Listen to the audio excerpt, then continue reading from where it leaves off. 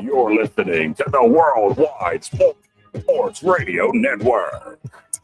The live NFL draft first round coverage. The Yankees say they're giving Juan Soto a big contract. Aaron Boone ejected for a strange fashion of umpire and discipline. I don't understand that. But and the Bengals Pro Bowler pass rusher has asked for a trade request.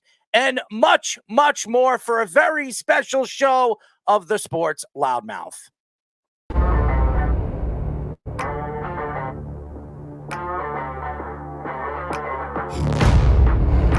Doc Rivers is going to have Damian Lillard run very fast out of town.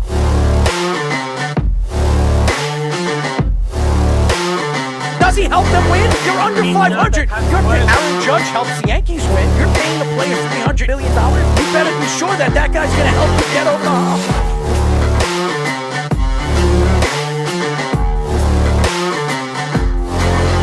For some reason, this guy is completely lost on calling plays. Maybe he's a therapist.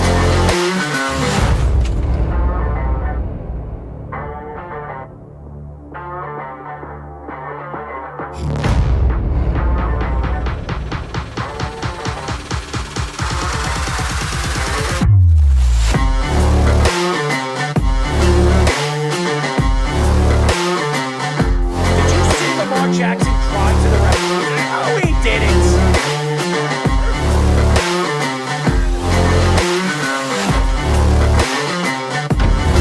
We are back for a new show of the Sports Loudmouth. I'm your host, Darryl Marks, my co-host, Speedy Petey.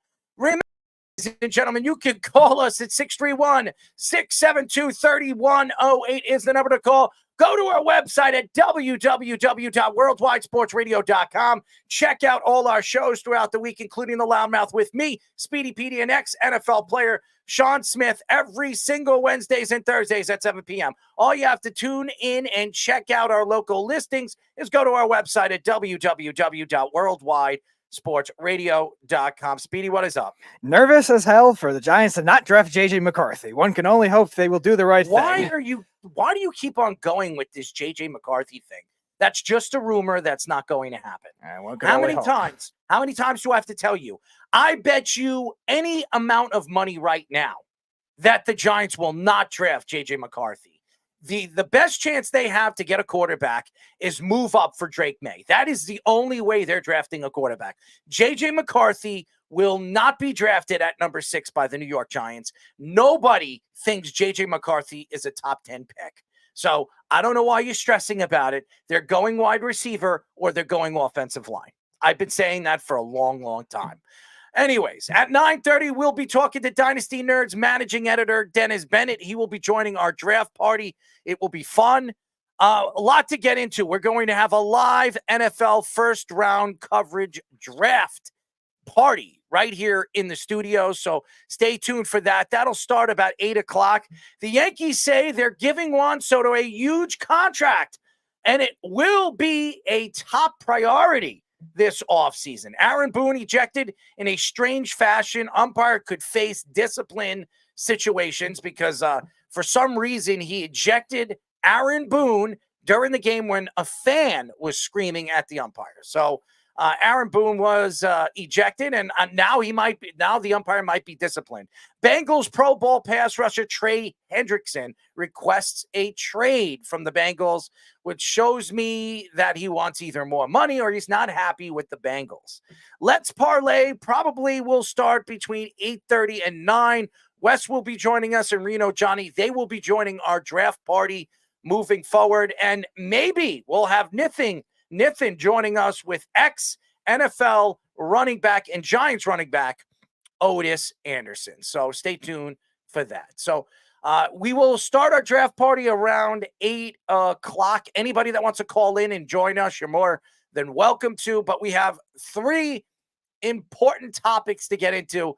And the first one, the New York Post, John Heyman reports that giving Juan Soto a huge contract will be the Yankees' top priority. Ken Rosenthal also reports that Juan Soto will get a lot more than $460 million of non-deferred money that Shohei Ohtani got because he will be 26 at the end of the season. ESPN's Buster Olney expects that the Mets to be the main competition to drive up the price for Juan Soto if he enters free agency. Scott Boras said a couple of weeks ago that $500 million will be the starting price of any negotiations. Heyman also added that the Yankees would be interested in Pete Alonso if the Mets are not able to keep him and sign Juan Soto. I've been saying that. Soto has a .319 batting average, a .995 OPS, 6 home runs, and 22 RBIs in 25 games, and probably right now is the lead candidate for the MVP voting for the American League. So everybody expected Juan Soto to be great with the Yankees. Yankee Stadium is built for his bat. He's a pull ball hitter. He likes pulling the ball to right field. He has, I think, out of his 6 home runs, I think he has 4 of them in Yankee Stadium. If Juan Soto stays healthy this year, Juan Soto's hitting over 50 home runs. Juan Soto's going to have between 130 and 140 RBIs. He's going to have one of his better seasons, maybe his best season as a pro baseball player. You look at the Yankees right now, and Garrett Cole is not healthy. He's making $38 million, and he's not even playing. He can opt out of his contract at the end of the season. I expect him to. I believe Garrett Cole will be back after the All-Star break. The Yankees will try to clear salary room for Juan Soto. Now, if they do make a move for Juan Soto and they do offer Juan Soto between $500 and $550 million, that would tell me Gleyber Torres is absolutely gone. Gleyber in the offseason, even though he's having a putrid of a season, he will get better if he hits between 25 and 30 home runs and probably scores about 90 runs and about 80 RBIs. Gleyber Torres is going to be asking for between $150 and $200 million. The Yankees' big offseason move will be Juan Soto. And I expect the Yankees to make a move for Juan Soto because of what Juan Soto is doing in this lineup right now. He is creaming the opposition. He really is. And you're talking about right now Aaron Judge, who's really not hitting the ball. He's not. We all know Giancarlo Stanton is up and down. Rizzo's up and down. This lineup is up and down. The only 2 guys that are really hitting at a clip is probably Cabrera, Volpe, and Soto. Those are the only 3 guys hitting right now in the lineup. So Juan Soto right now has been everything the Yankees believed he could be. A power hitter, can hit for average, can get on base. His on-base percentage is one of the best in baseball. He's done everything right. And right now, the Yankees are in first place in the American League East. For everybody that believed that the Baltimore Orioles were going to run away with this division, well, the Yankees seem to think otherwise. And I've been saying this, and Heyman comes out and speaks about Pete Alonso. I've been saying this for the last month, 2 months.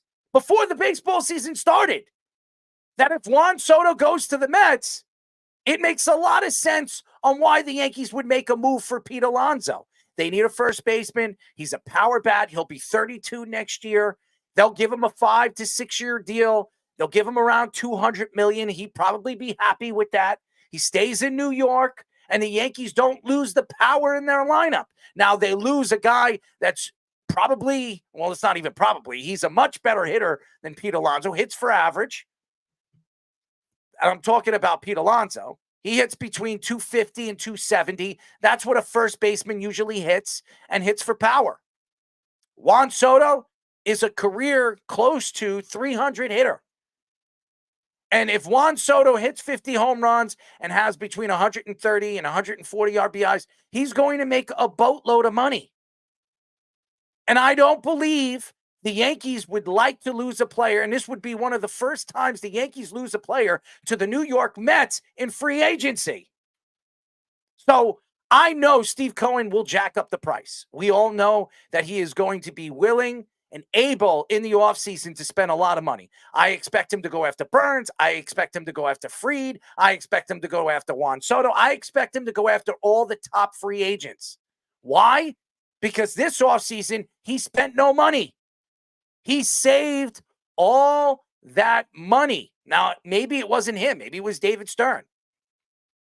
But I believe David Stearns is going to have the green light in the offseason to make a pitch to Juan Soto, make a pitch to all these top end free agents. I expect the Mets to land at least 3 big free agents in the offseason. Yeah, and you also look at the Juan Soto sweepstakes of him being such a young player, so durable. Like Ken Rosenthal was reporting that as being the main focal point of why this is like a harmless signing for like a free agent even too. Like we've seen big free agents in the past too that have a great Hall of Fame reputation still not do as well on their second teams. Look how long did the Angels, the Albert Pujols, to even be a competitive team, and they still really weren't besides maybe 2 or 3 years when he was there. And that contract became devastating. The Tigers with Miguel Cabrera, that long-term contract became devastating, even though they had a nice run with him. Like Juan Soto at 26 years old seems like the most harmless one you could get because there's not a flaw significantly in his game. There's no durability issues. He's a lefty. He gets on base.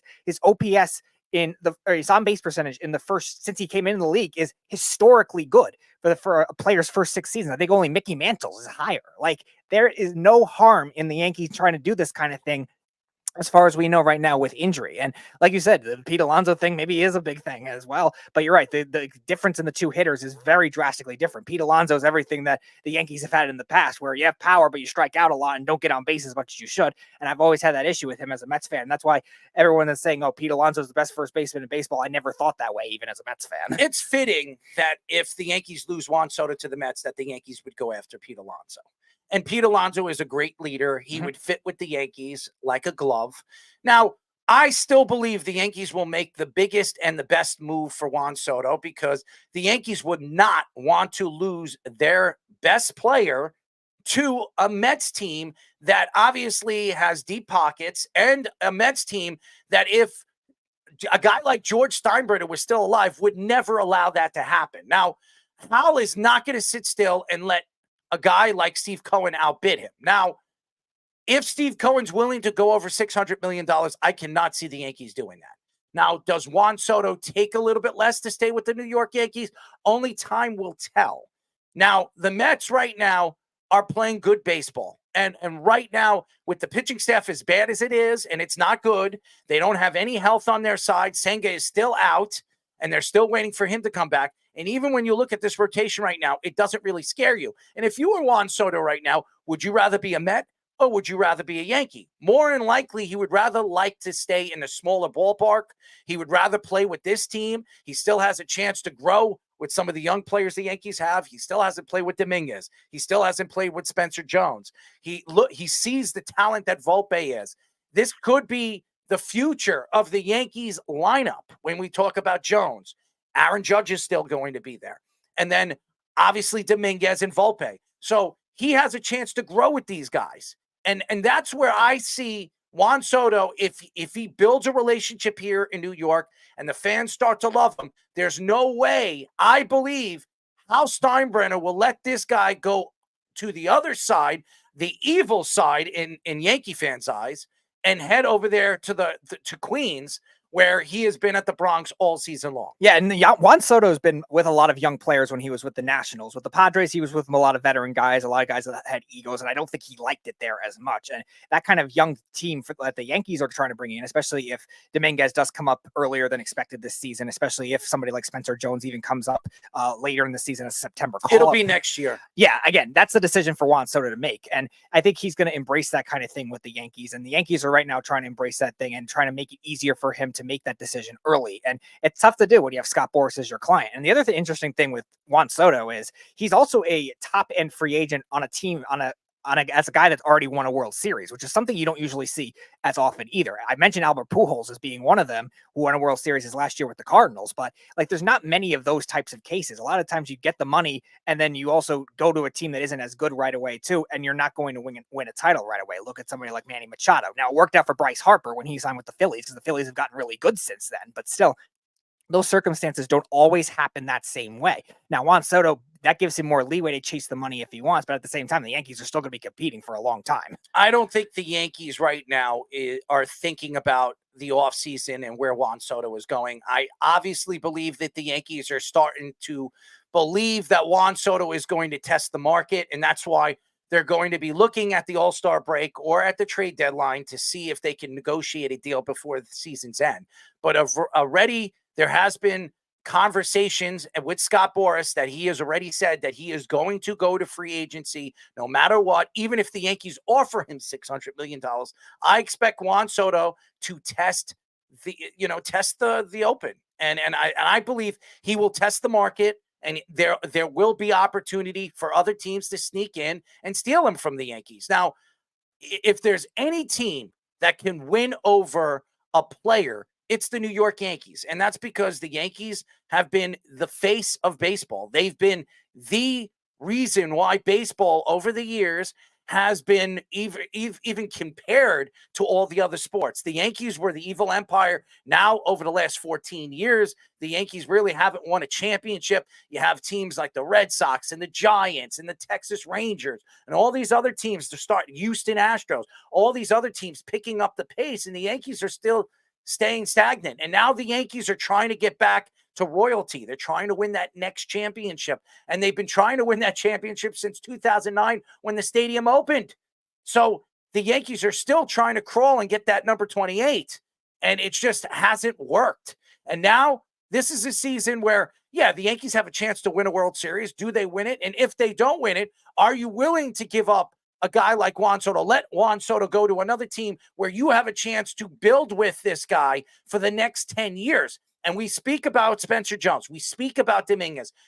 We already know what's going to happen.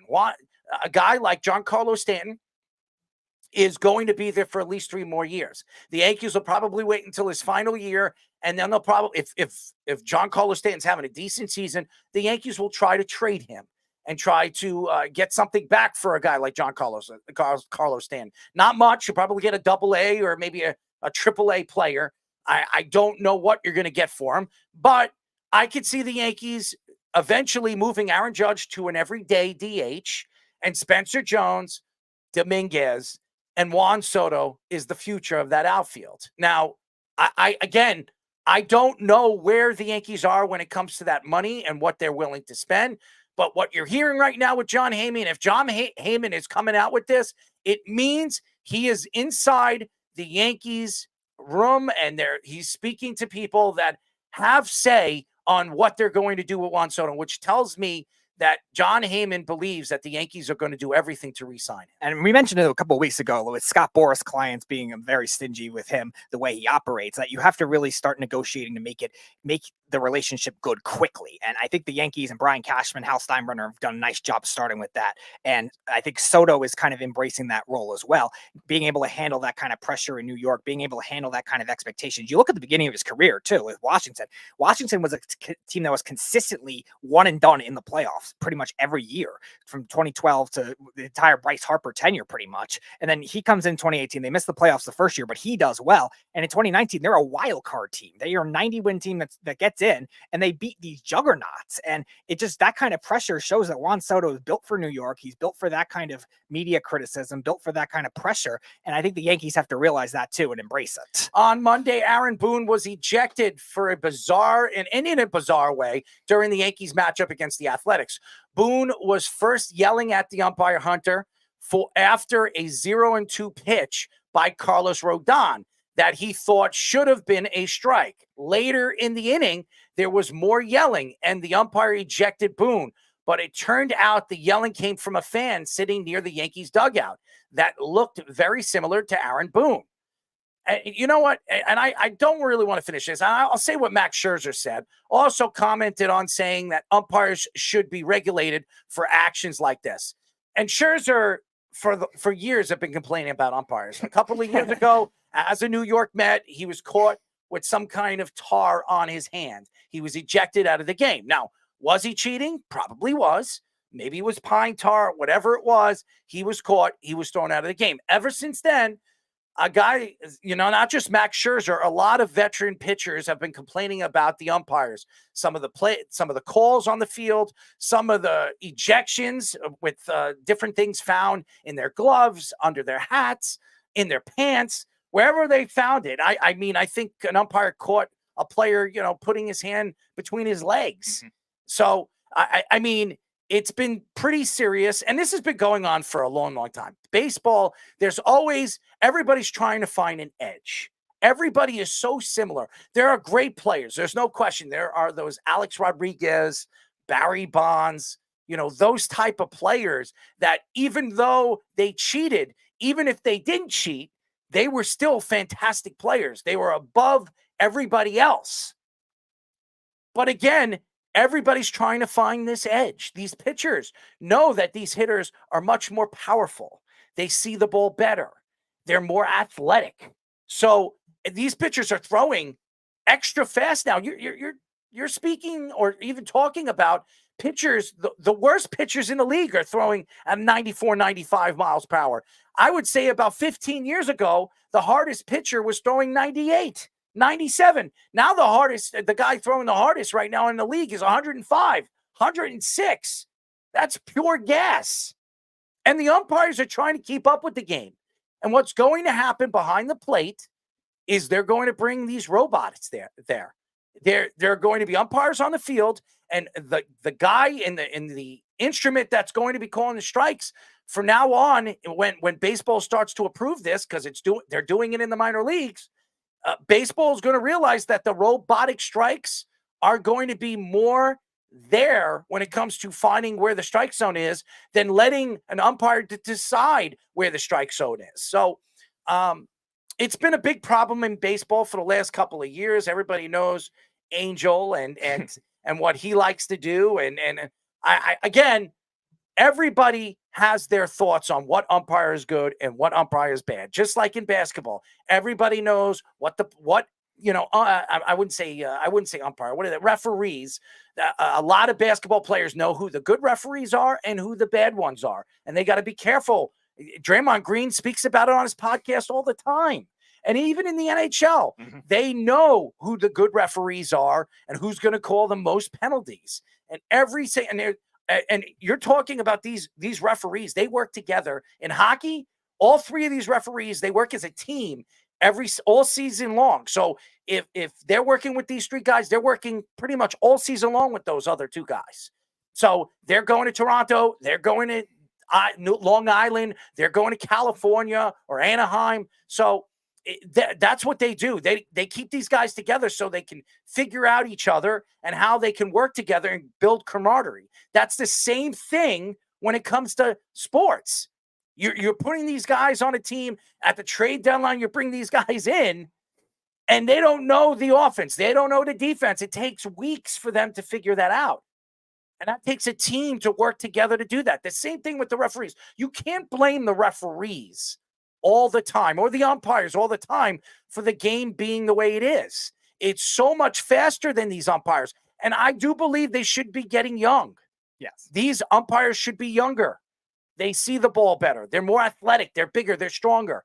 Some of these umpires are lucky they could still walk. And I was complaining about that during the Ranger game too. Like Wes McCauley is one of the older referees in the NHL, and he's still getting these playoff Referees games. and umpires are the same. Yeah, he's still getting these playoff games at this point, and he's had a lot of bad calls in that first period against the Capitals in game number 2. I know people were complaining about the Panarin one, but there were a lot of bad ones on the Capitals. But nevertheless, you're right. And the NHL and the NBA, especially when you have all this movement that goes on during the game, you're going to have to get guys that are going to be able to watch and just keep in shape with all that, not necessarily running back and forth with all of them, and at least enough to where the game is getting faster. The NBA, the NHL is based on transition points now, and the MLB is kind of the opposite. You have more data now, more available data to these people. I'm seeing umpire cards on Twitter. That was never a thing. I'm probably up until 2 years ago. Like, that's accessible to the public, how bad these umpires could be. And Angel Hernandez has had, I think, 2 different clips this year where he was under 70%. And listen, do I believe Wendelstedt should be fined? Yes, he should be fined. Yes. Should he be disciplined and obviously suspended? No. Okay. And I understand he made a mistake, and being disciplined, maybe you take a salary away from the game. Maybe you don't pay him for that game. That would be, he umpired for free for that game. But to suspend him for a mistake, people make mistakes. Umpires make mistakes. That's why they're trying to implicate all these different rules now. The pitch clock, they're trying to make the bases bigger. They're making the mound bigger. They're doing everything they can make to make the game more faster, more fun to watch, more and get the chance to see some of these athletic, gifted players in baseball. And baseball's been boring. I don't care what anybody says. And I know everybody there's a lot of baseball fans here in New York, and they love watching the Yankees and the Mets on television. As far as I'm concerned, I am not sitting for 9 innings watching a baseball game. I'm not. It is boring.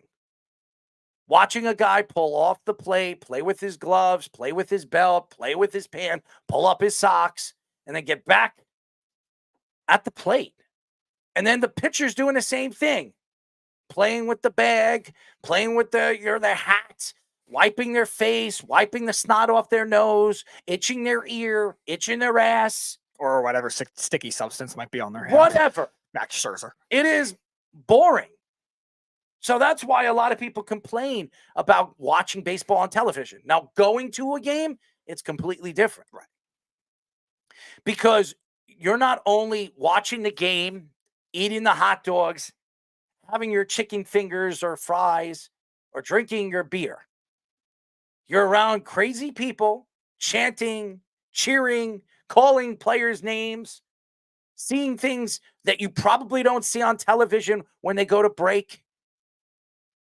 Those are the things that what makes baseball so fun to go and see live. Now, the umpires people complain about all the time.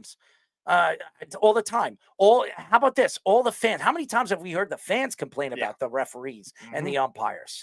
Especially baseball, because you have a bigger field. You don't always have the vantage point to actually see what it was realistically going to happen. So if you're sitting in right field, you're not going to be able to tell a ball or strike that well. I'm not going to blame Wendelstedt for throwing Aaron Boone out, because Aaron Boone has been thrown out more than any coach, any manager in baseball in the last 5 seasons. He has. Go look at the numbers. So what is the first thing this pair or this group of umpires do before the game? Watch the managers. Make sure that the managers don't disrespect you. That's the first thing that I'm sure the umpires are talking about when they're getting their cards from the managers. Make sure you guys understand the rules and how we're going to go with, calling the game tonight. They speak to the managers when they meet at the plate and shake hands. I don't know if anybody sees that, but they do that every single game. They do it a lot of in between innings too. Yeah. And I'm sure Wendelstedt was told by all the other umpires, if he starts to open up his mouth, give him a warning. After that warning, toss him. And that's what he did. He just made a mistake because he thought that the fan who looked like Aaron Boone was Aaron Boone, And he said, you know what? I'm not dealing with this for the rest of the game. I'm throwing him out in the first inning and getting him out of here. And that's what he did. Yeah, so. And Aaron Boone was still talking, so I guess that alleviated it more. And you're right, with the reputation last year especially, where he had a lot of ejections that were very, like, theatrical, too. Now, I don't think it's as bad as what it used to be with Billy Martin and Lou Piniella and Bobby Cox. Lou Piniella was the best. Lou Piniella was definitely the most theatrical of them all. But Lou Piniella would pick up the base and throw it. Mm-hmm. I've seen him take off his hat and kick it to the referee or the umpire. He'd go up to him, take his hat, throw it on the ground and start kicking it, or rip the umpire's hat off his head and start kicking it. Yeah. Kicking dirt at his shoe. I mean, you don't see managers do that anymore. No, you definitely don't see that. A lot of them, I guess, being a lot more being former players, I guess, maybe helped that cause. But even so, like, Lou Piniella was also a former player too. Like, there are still plenty of managers that back then that were like that. But still, I think just with the game being a more analytical game, you be more player friendly at this point. You don't get those Billy Martins anymore. I enjoy watching baseball when it's fast paced and the teams hate each other. And that's the problem with sports over the last couple of years. All these players are friends. They hang out in the off season. Their brother-in-laws, sister-in-laws, they're married to their sister. It's crazy. Because I remember sports in the 90s where everybody hated everybody. The Yankees hated the Red Sox. The Red Sox hated the Yankees. The Mets hated the Braves. The Braves hated the Mets. I remember when the Dodgers hated the Anaheim Angels because they were in the same vicinity. Mm-hmm. The fans hated each other too. Now it's a love fest. They love each other. I don't understand. Sports is supposed to be competitive. I don't know if anybody watched the Carolina and Islander game number 2. The Islanders were up 3-0. They lost the lead. They shot, I think they had 12 shots on goal for the whole game. They scored 3 goals. They didn't have a shot on goal in the first period. They didn't have a shot on goal for the first 13 minutes. And I will say this, at the end of the game, you saw they were humiliated. And what did they do?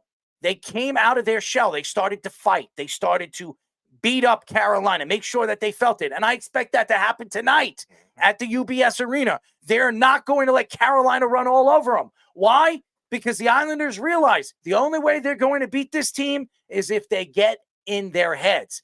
In professional sports, every team has done that. The Bulls did it when they had to beat the Detroit Pistons, when the Pistons were the bad boys. They had to get over the hump. What did the Bulls have to do? They had to become the bad boys. Look at the Lakers and the Celtics in the 80s.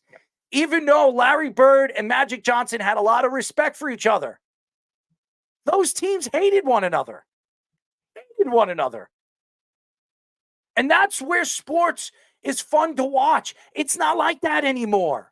And Keith brings up a good point in the comments section. Some of the umps are on power trips, though. It's more about the money now, not intense anymore. And I think that's the same way with the players. They care more about their brand, and they care more about that kind of stuff over the fact that, I have to hate each other because it's the Yankees and the Red Sox. It's the Dodgers and the Giants. Come on. All these rivalries. Speedy, it doesn't bother you when you go and watch a baseball game and you sit there and during the breaks, you see both shortstops hanging out, throwing the ball. The other guy's in the batting box. He's about to get up, and the shortstop for, I'm just saying, the Yankees and the Mets are playing, and Lindor and Volpe are having a nice conversation on the field. Yeah, I think that would be more of an issue later in the season. But yeah, earlier in the season, I guess wouldn't be a big deal. Later in the season, in playoff intensity. Yeah. First of all, this has nothing to do with it.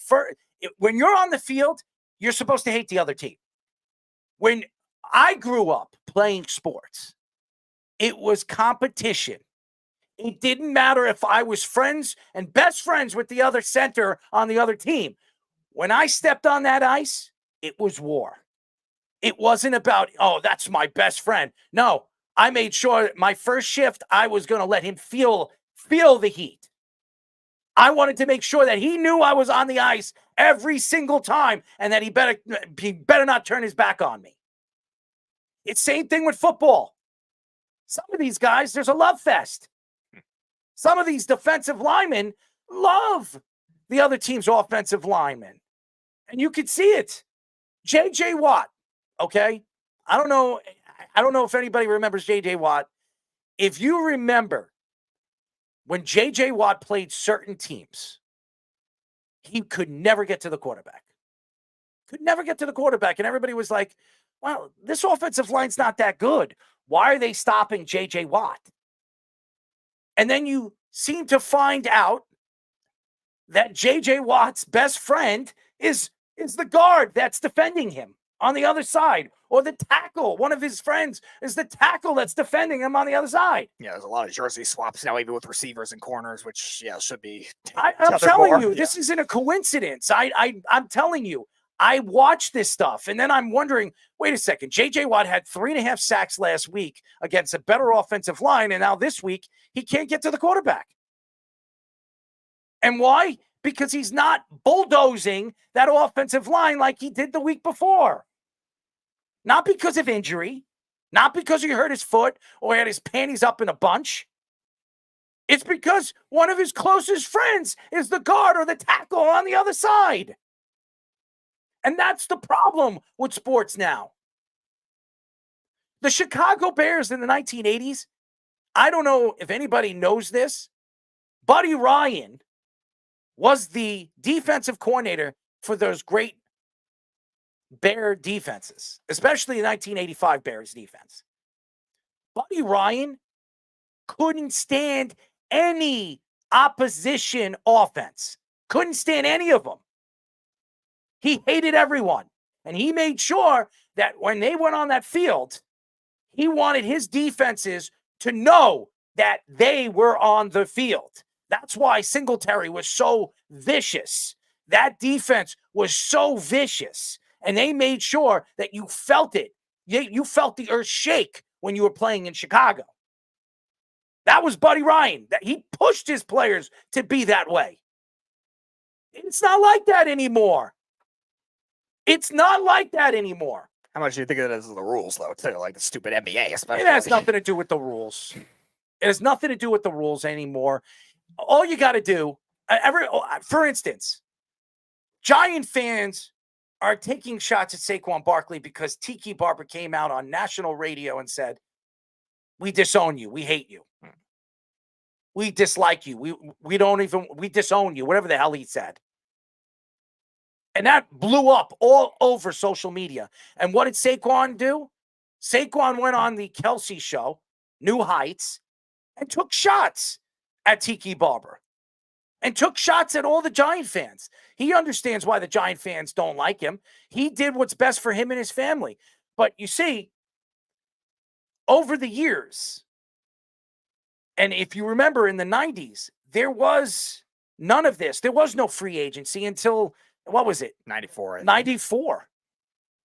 So if you were drafted by those teams, you were with that team for your whole career. There was no free agency. There was no trading. There was none of that.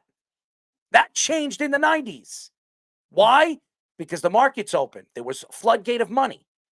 And obviously, it gives these players an opportunity to see other cities, grow in other places if it doesn't work out for that specific city.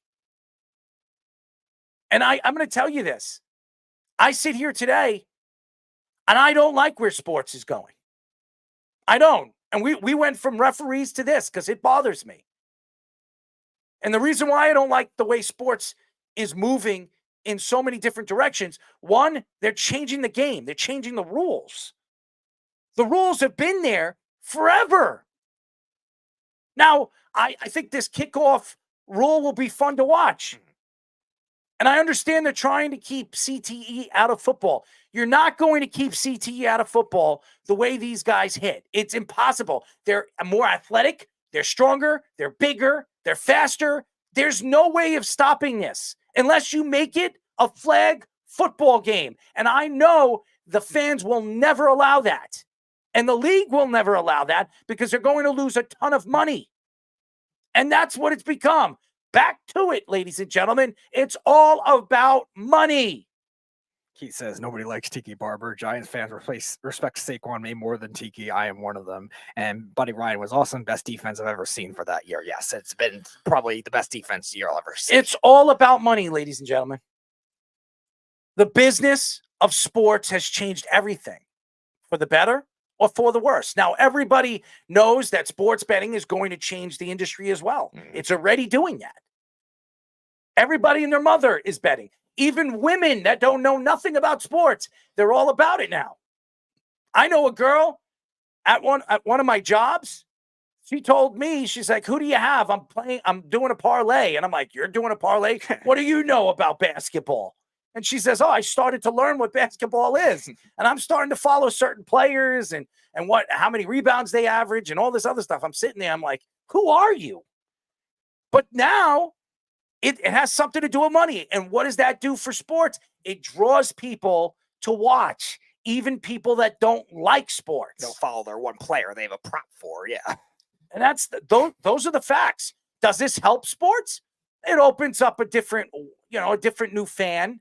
And maybe one of those girls or some of these other kids that wouldn't be interested in football or baseball or hockey because they're from a different country and they're interested in European soccer or whatever, European football. Maybe because of that and because of betting, it will open up the floodgates and it'll get them more interested in coming to the United States and playing professional football or playing professional baseball or playing professional hockey. And even if you're not a fan, you're at least following the league. So you're getting the knowledge of it where you could eventually say, all right, I can actually embrace this when I end up seeing that kind of thing in person. That's why I think when it comes to sports, and I know me and Jeff speak about this all the time. Whenever we have a conversation on the phone and we speak about the growth of sports and sports betting, it's only going to get bigger.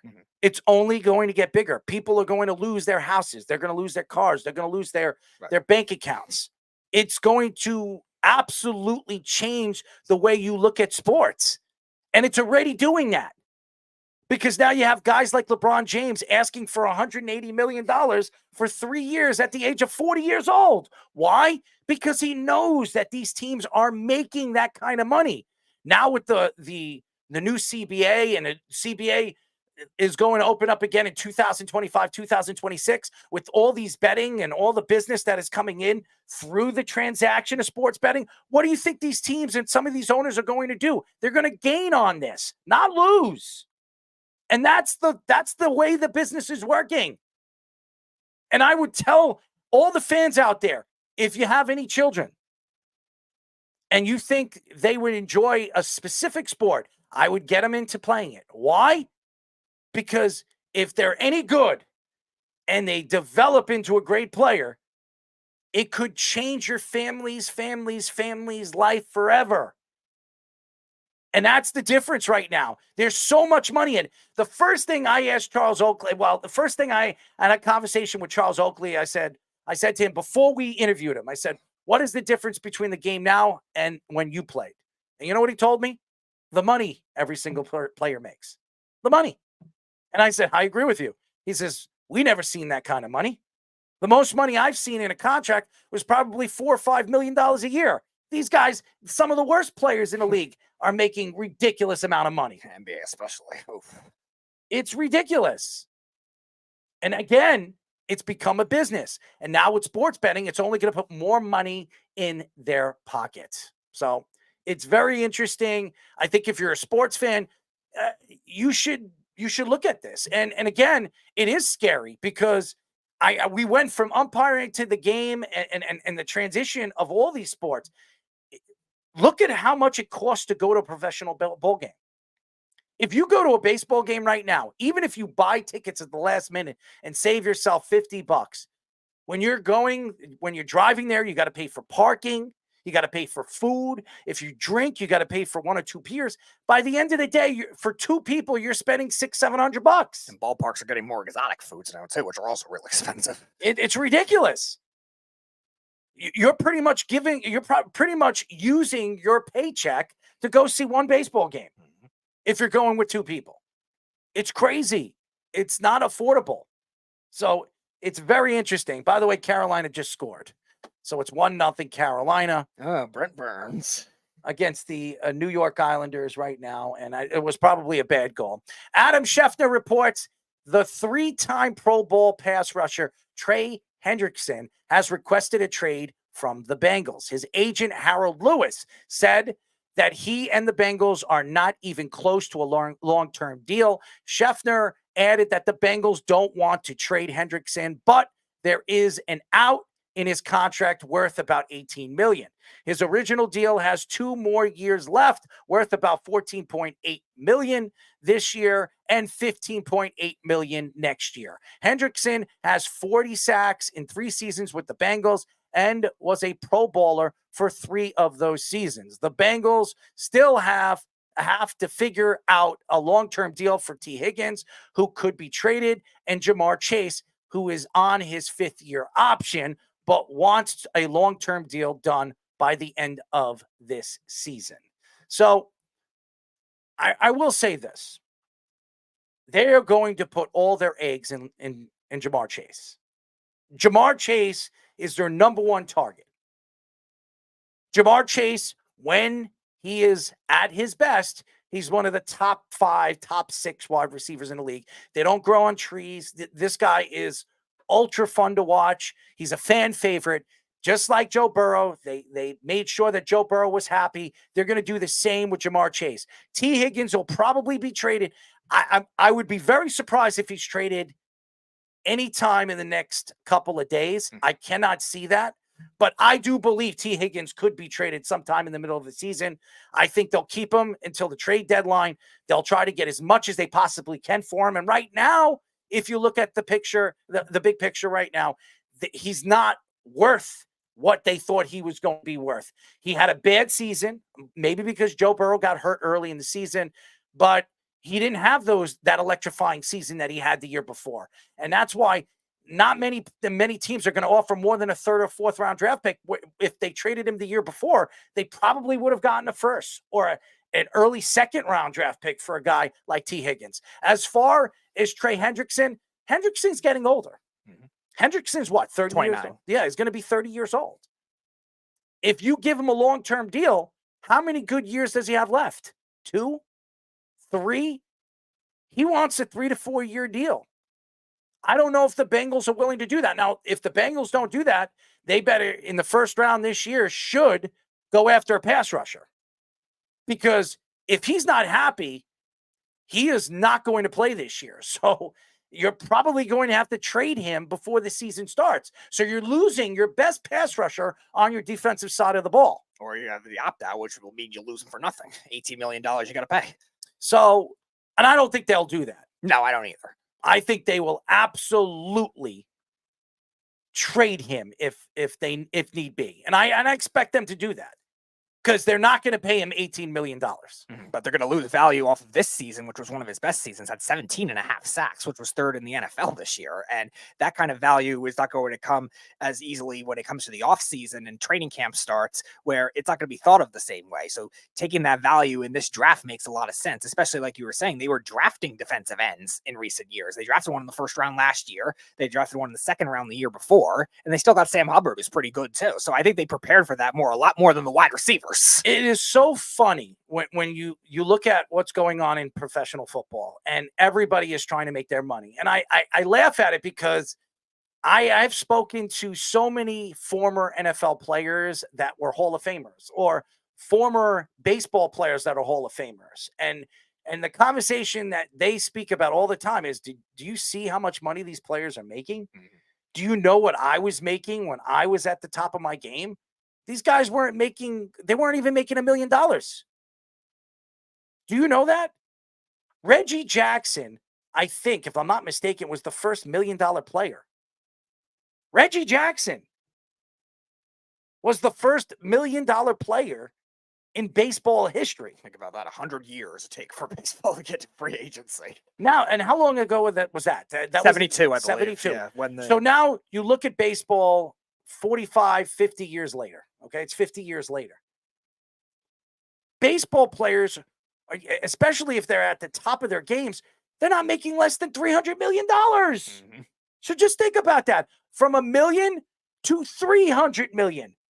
That's almost 300% in 50 years. What's going to happen 30 years from now. And what's going to happen also when the NFLPA gets a better committee for them? Because we talk about it all the time, like they don't even get enough guaranteed money, but at the same time, they're still making a lot of money per year. And especially when you look at these premier positions with corners, wide receivers, quarterbacks. And that's what's making this decision for the Bengals very difficult, trying to maneuver Jamar Chase and T. Higgins. And they went through the same things as what the Jets did this year, where they tried to make it where Joe Burrow's contract started with less money this year, and Joe Burrow got hurt this year, so now the money gets pushed back again. That's going to make it even tougher to try to do that. So now they might have to do that with Jamar Chase, where they're going to have to either put most of the money in the middle or in the back of the contract if they want to keep T. Higgins. Otherwise, you're going to lose T. Higgins too. It's so interesting when you look at the NFL, and now you have the draft, and you see some of these kids, what they're making. It used to be 10 years ago, you could pay anybody, any first-round draft pick, whatever you wanted. I mean, yeah. I don't remember what quarterback it was. I think it was St. Louis drafting him. Is it Sam Bradford? Sam Bradford, yep. Sam Bradford made like $40 million off his first deal or something. That sounds right, yeah. Some ridiculous number. Now you see these number one picks. They're not making $40 million. They're making a little bit less, So it may be because football is completely different. The CBA is different. But after that, after they're done with their rookie contract, these guys are making ridiculous money. Lamar Jackson just got a $250 million contract. Jalen Hurts got a $200-something million contract. Joe Burrow got a $200 million contract. Pat Mahomes got a $500 million contract. Josh Allen got a $230 million contract. Deshaun Watson, who hasn't played football for 2 years because he was doing other things behind closed doors or whatever the hell he was doing. The Browns gave him guaranteed money of $230 million. Fully guaranteed money. I mean, and that's another thing about football. It makes no sense. Baseball, it's guaranteed money. Basketball, it's guaranteed money. Hockey, it's guaranteed money. But for some reason, football, it isn't. I don't understand that. It doesn't make any sense. It's just as dangerous as hockey, probably more when it comes to head trauma. Why aren't these football players, when they're getting these contracts, guaranteed that whole contract? I don't understand that. Why would you offer them $200 million if you're not giving them $200 million?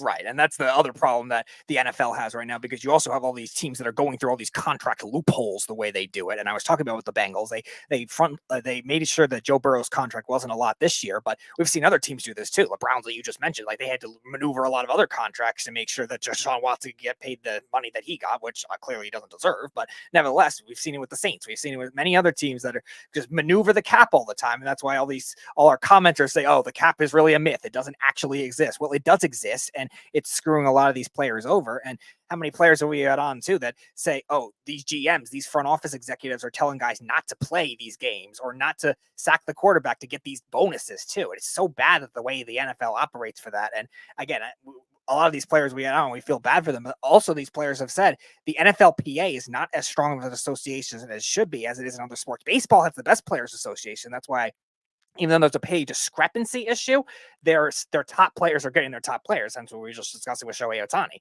And hockey, I think, is getting better, but still not great. And that's why their players are still getting underpaid too. But I think that also has to do with TV deals. And the NBA, forget about it. Like, I'm watching what Kyle Lowry did to Dante DiVincenzo. That was a flagrant foul. Mm-hmm. That is an absolute flagrant foul. He smacked him right in the face. It was intentional. Look at that mark on his forehead. Look at that mark right by his eye. Yep. Cut his eye. Cut his eye. That is a flagrant foul. If they don't call that a flagrant one or I don't think you throw him out of the game. I guess that's flagrant one. Yeah, that would be a flagrant one, right? Yep. So I don't think you throw him out of the game, but that's definitely a flagrant foul. I don't know how they don't call that a flagrant. I mean, what happens if he poked him in the eye? Right, that's what I'm saying. Like, they could have easily gotten his eye out and cut his eye and make it hard for him to see, or it's like that's going to impede you for the rest of the playoffs. Nevertheless, this game too. Like, I would say that he didn't intentionally try to hurt him, but he definitely intentionally tried to hit him. Mm-hmm. So that's a flagrant foul. I would call that a flagrant foul. Did he call it a flagrant foul? It says no. I don't know if it's a flagrant foul. Was it? I couldn't read the lips. I don't know. I'm looking at it right now. Was it? Yes. Foul. Okay. It is a flagrant foul. So, and he missed the foul shot. You know why? Because he can't see out of his eye. Yeah. He can't see out of his eye. How do you expect him to see? I wouldn't let him shoot the ball. Does he have to shoot the ball? He does, unfortunately. It's ridiculous. The contact was on him. Well, yeah, they're doing it's 2 free throws with possession. That's what a flagrant one is, but it has to be that. The technical fouls where you get the choice of who gets to shoot the free throw. So it's a rule loophole that doesn't, you're right, it doesn't make a lot of sense, but we've seen other guys have to play with it before. They should change that rule, I agree, but they're not going to do it I think that's one rule that they have to change. I mean, if they're getting hurt, let's say he stubs his knee and he can't stand up straight, but he wants to stay in the game, And by the way, Hartenstein's playing great basketball right now. He really is. He is earning himself a lot of money in the offseason. The Knicks are going to have problems signing him and OG Anunoby. I don't know. But Hartenstein probably stays with the Knicks. He probably takes less because if he goes – and that's the problem too. These guys get a lot of money. They decide to go somewhere else, and they're not the same players. Sure. Because he fits this Knicks team. He fits as a role player, so – I don't know if he fits if he goes over there to the Pelicans and starts to be, he's their starting center. Yeah, maybe they'll trade him for Zion. Who knows? What did Joel Embiid hit him? Now they're looking at Joel Embiid with a flagrant. What the hell is going on? Maybe the referees should just stay there the whole time with this rate. Add more referees. Why not? We're talking about the umpires having issues with seeing the ejections too. Maybe just add more of them so there wouldn't be as much of the pace of play issues. You know what it is? I think that a lot of these 76ers, that's a foul too. What? Now he flopped. Now he definitely flopped, but he went at him. And again, I expect Philadelphia to go hard at them tonight. I expect Philadelphia to do whatever it takes. And the 76ers are playing dirty. Yes. There's no question that they are, because this is win or go home. If they don't win this game, they're not winning this series. They're not coming back. Nope. Because they're not beating the Knicks if the Knicks they're up 3-0, they're not coming back and winning 4 games in a row. Nope, no team has ever done that in NBA history. I don't expect them to do that. So they need this game more than anybody does. And the way they're playing, it shows you that they're very frustrated and they're going to do anything to try to win this game. Mm-hmm. And they're going to be chippy because they know that, there's this referee controversy now because there's a grievance filed to the NBA. Well, again, I don't believe, and I'll say this again, I don't believe the NBA is going to sit still with this flopping thing. It's been going on for the last couple of years. It started really, I would say, with LeBron James. LeBron James was him and James Harden. Those two guys, they love to flop. And now every single player in the NBA does it. Mm-hmm. Every single, even Julius. I think Julius Randle is the biggest flopper for the New York Knicks. Yeah. He's the biggest flopper for the Knicks. And I understand that's part of the game now, but it's so boring. I listened to Michael Jordan. He did an interview a couple of months ago, and I was on YouTube and I was checking out his interview, and so I forget who was interviewing him. I forget his name, but he asked him, he says, "What do you think about the game now than when you played?" And he said, "Well, the game when I played, you knocked me on my ass. I'm going to the foul line. I'm going to shoot 2 shots. Now, if you try to knock me on the ass, I'm flopping and there's a flagrant 2 and I'm getting thrown out of the game." Unless you're Draymond Green and just do vicious things anyway. But they did that in the NBA in the 90s. Bill Laimbeer used to choke people out. And Dennis Rodman used to do just as bad. I remember when Dennis Rodman played for the San Antonio Spurs. He was there for like a year? He had all the different color hair. Dennis Rodman did some dirty, dirty things. He did some dirty things, and he got away with it. Even Greg Popovich embraced it. Well, Greg didn't embrace it, but Greg knew the talent that Dennis Rodman is. It was worth it. I will say this. The Bulls never wanted Dennis Rodman. As a matter of fact, Scottie Pippen couldn't stand Dennis Rodman. Couldn't stand him. They couldn't get along. And one of the reasons why he was a part of those bad boys, the bad Pistons, the bad boys. And Dennis Rodman was actually a nice guy when he played for the Pistons. It was, yes, I agree with you, Keith. Rick Mahorn and obviously Bill Laimbeer. These guys, they were vicious. They would not let you, they had the Jordan rules. They would not even let you get into the paint. He would be flattened. Do you say Dennis Rodman was a deceptive identity on the Pistons, then took it to the Bulls? No, I think Dennis Rodman, he started to become mentally challenged. I would say that could be a way to put it. I would say he started to become mentally challenged. But why don't we go to a quick break? We have scoops here. And when we come back, ladies and gentlemen, we are going to get into it. We're going to have our executive producer joining us. We'll have Fish. We'll have scoops. And we're going to start our draft party, and we will get into it when we come back. But first, scoops with our Sports Minute. This is the Sports Loudmouth Sports Minute. Are you ready to get loud? With Tommy Scoops. That is right, ladies and gentlemen. You already know what time it is. It is the Loudmouth Sports Minute Report with the man Tommy Scoops. Top of the hour for you guys. And for today's report, starting off as appropriately for the NFL, the Eagles announced that Pro Bowl wide receiver A.J. Brown will be signing a 3-year deal for $96 million with $84 million guaranteed. Switching over into the MLB, Oakland A's second baseman Zach Galoff is placed on the injury reserve list. An MRI showed a low-grade left oblique strain. However, he will be reevaluated in 10 days from now. Over in college basketball, Miami Hurricanes guard Keyshawn George is declaring for the NBA draft. Projected first-round pick, he is foregoing his eligibility to go into the 2024 NBA draft. And finally, in the NBA, Steph Curry is announced the winner of the Clutch Player of the Year award, beating out Shai Gilgeous-Alexander, DeMar DeRozan for the second overall winner of the award. Now going over into the scoops and scores, where I'm going to give you a quick rundown of the NBA and all sports scores going on currently right now. As in the NBA at halftime, Orlando has a 61-45 lead over Cleveland and New York and Philadelphia, with New York having an 18-15 lead over Philadelphia.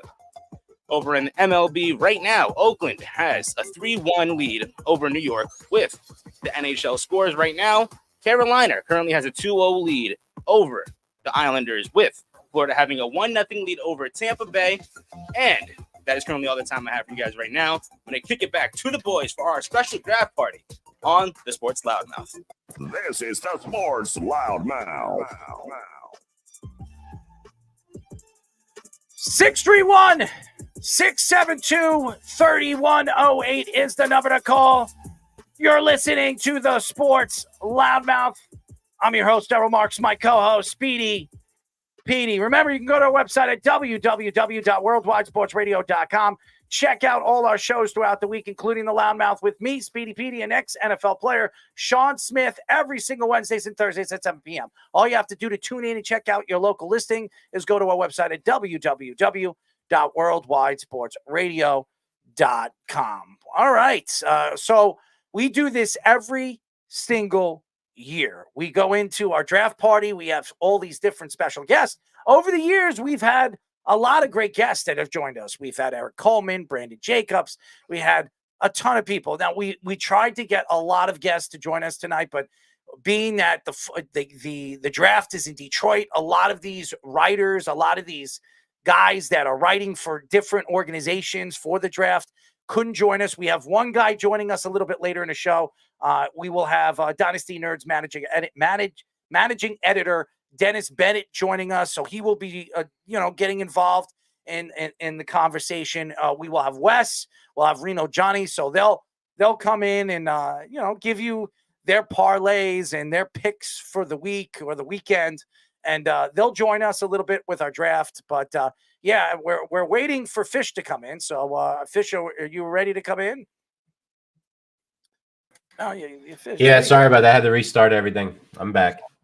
All right, so we're gonna go. Obviously, the draft is about to start. It's 8:05, and I don't like the NFL draft outside. Okay, I don't. And they did this for I think Vegas. Yeah, they've done it. They've done it for the last couple of years. It's been outside. Even in Tennessee, they did it. Oh yeah, that's right. They did it in Tennessee. They did it in Vegas. Now they're doing it in Detroit. And Detroit, it must be cold still over there. Oh yeah, it's definitely got to be about 30-something, 40-something degrees over there. It's all the way up there. I don't know if anybody's been to Detroit. It is cold in the wintertime. It's not winter. It's about springtime. I think it's spring now. I'm a spring baby, so it is spring. But you're a Taurus. Yeah, so it is spring, but it doesn't feel like it. Like this morning, it was like 38 degrees, 36 degrees out over here. It was 5:30, and it was cold. I like the weather, so I don't think it's cold. But people looking at me with obviously short sleeve shirts, and I was wearing pants today, but I usually wear shorts, so I don't find it to be that cold. I really don't. But yeah, the NFL draft is in Detroit. This is the first time it's ever been in Detroit, and I think the fans are excited. I think if you're here with the Giants, if you're hearing what the Giants are, some people believe they're going to do. I've been hearing that the Giants are trying to move up with New England to get that third spot. And if they do move up to that third spot, Drake May would be their pick. I think that's where they're gunning if they're looking to move up or they're looking to draft a quarterback. If it's not Drake May, and I've been saying this over and over again, JJ McCarthy is not going to be a New York Giant. I've been saying this over and over and over again. So I understand that fans sitting here today are worried about what the Giants are going to do at 6. The only place the Giants jump is 6-3. If not, they're sitting pat at 6, and I expect them to draft a wide receiver. And here comes Roger Goodell. He's up on the stage. Eminem's joining him on the stage. Of course, it's Detroit. So he's there, and he's enjoying himself. As his Detroit Lions last year had one of the better drafts. Oh, yeah. Adding Laporta, who I think is going to be the best tight end in football in the next couple of years. But Eminem's on the stage enjoying himself, wearing a Lions sweatshirt. The same sweatshirt he was wearing in the NFC Championship game. Yeah, well, I mean, he probably smells. He's probably been wearing it since. I mean. he's got to do that after eating his mom's spaghetti. Well, I want to go check out. I want to go check out that place. Mom's Spaghetti. Yeah. I heard it's a very very nice place, and the food's really, really delicious over there. It's in Detroit. It's right by 8 Mile. He opened up over there, and I've heard that he wants to open up locations all over the country, and even here in New York, I've been hearing. So very interesting. He's an entrepreneur now. Eminem is all about his food. The chef he is. But yeah, so the clock has just begun, or is going to begun right now. Who's on the stage? Oh no, it's not begun. They're inviting. I guess some of the Lions players. Yeah, the Lions. Hutchinson. Why are they there? Because they're embracing the city for the first time, hosting a draft. Well, I do believe they're my favorites to come out of the NFC this year. I do think they're going to be as dangerous as any team right now in the NFC. Everybody's coming back, and they have a chance now this draft to really fix up that secondary, which they've had problems with over the last 2 seasons. Mm-hmm. Now, I believe, who did I pick them to go after? Was it Kool-Aid? I think you had them get with Kool-Aid, yes. If they can get Kool-Aid in the 20s, that's a steal. Mm-hmm. That is a steal. Well, he was going to fall because of his injury risk because he was originally going to probably be more like a top 10, 15 pick originally, but he had some unknown things with the combine, some mysterious injuries. Is that St. Brown? It has to be St. Brown dancing around, singing. I don't know, but he's over there. But yeah, I think that's him in the suit on the podium. He definitely is smiling and he's happy. He just got a $120 million contract. I'd be happy too. Mm-hmm. Keeping their own happy. I'd be dancing. Give me $400,000. I'll be dancing. I'd be dancing on this table naked right now. Yeah. I could care less. You probably would. Just don't do that. Just don't do that at the. Speedy, would you be shaking draft. your ass? No, I wouldn't be shaking my ass. I mean, if we had a live chicken here right now, and you had it in it, would you cradle it like a dog? No. Why? You don't spank it. There you go. I think it would be fun to watch. I really would. You know what I'm going to do? For one of these shows, I am going to bring a farm animal here. And we're going to hang out with a farm animal for the whole show. What do you think, Speedy? I have no idea what to think. You know what's so funny? I'm going to tell you guys a story. And by the way, I think is it going? No, there he is. He's just going to open up the room now, and he's going to open up the room, and then we'll get into it, and we'll go through where we think they're going. We all know they're going with Caleb Williams, but I actually today I was at work. I'm going to tell you guys this quick story. I was at in St. James, and I was getting out of my car, and I turned around, and for a split second, I thought there was a dog behind me. Okay, I thought it was a dog.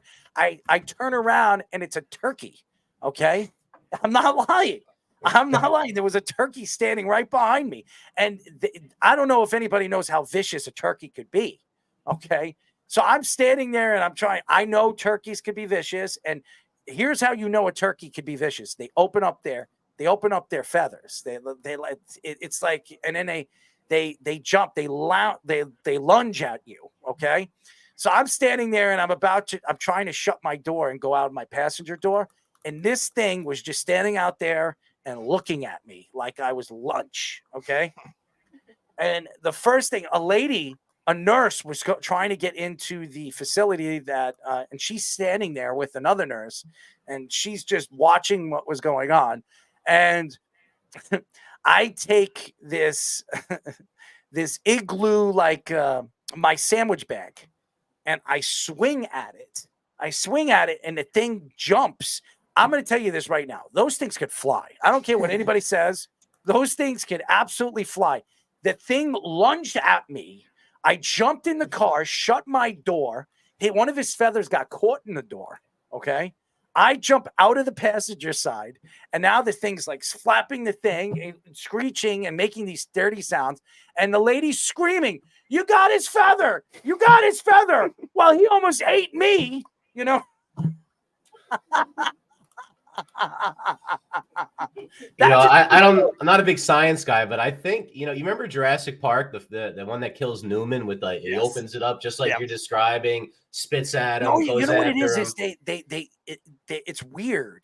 The way they get vicious and they lunge at you and they open up their wings. It's like you don't even know they have wings because it doesn't look like that. They just have the back, the beautiful. Look how beautiful a turkey, look how they look, and then all of a sudden they lunge at you and they're vicious.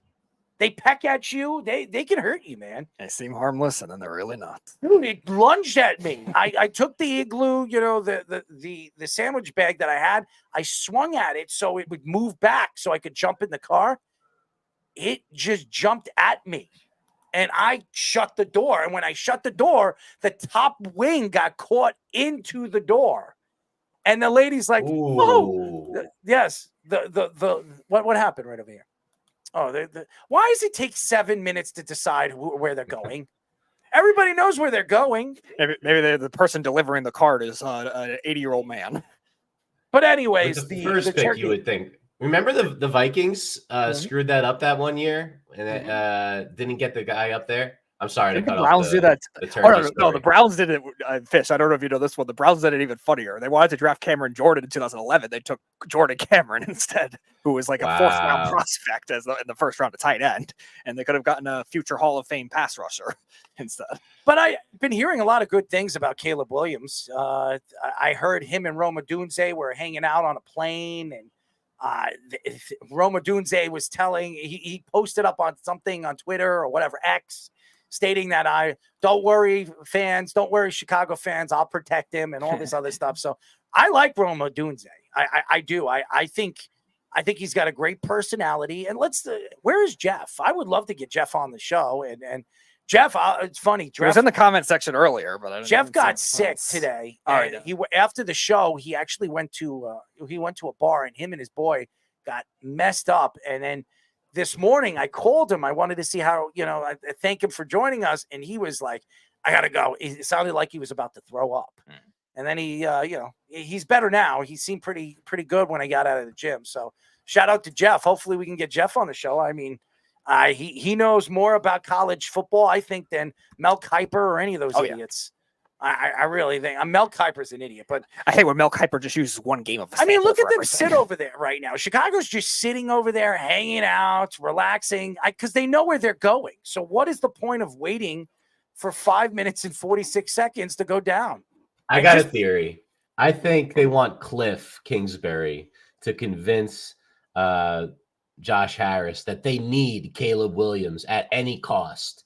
And if they're dumb enough to send them the Godfather offer to move up to 1 from 2. That's not going to happen. No, I don't think it is, but I don't know. Oh, huge alley-oop, heart to Robinson. Keith Gonna says put in the that one comment up later. section, I have a sheep for little Bo Speedy. Keith, I'll give you that. That's a good nickname. We have turkeys. We get turkeys, a family of them last summer. They were a nice family of turkeys because we fed them every day. LMAO. Well, just don't bring them to Errol. No, it's not just me. A lady, and here's the crazy And the thing. other lady. Okay. Here's the crazy thing. After I opened up the door and the bird went away. She went, whatever it was, male or female, went into another parking lot and almost attacked another person. It wasn't just me, because when I came back outside of the facility, she said she was talking to one of her girlfriends, and she said, "Did you see that turkey? It almost attacked me." So it wasn't just me, Speedy. It would have attacked you too, you skinny little bastard. I believe that. I'm not disputing that. I mean, keep him away from Errol. You would be talking about it too. I'm going to send him after you. Anyways, we're still waiting for Chicago to call out their pick. I mean, again, we know where they're going. So what is? Oh, there it is. It's in. So finally, I can only hope. Oh, they're going right now. What is it? 9:52. So the pick is in. All right. Oh, hold on one second. I'll tell you when to go in. So we're going to have it.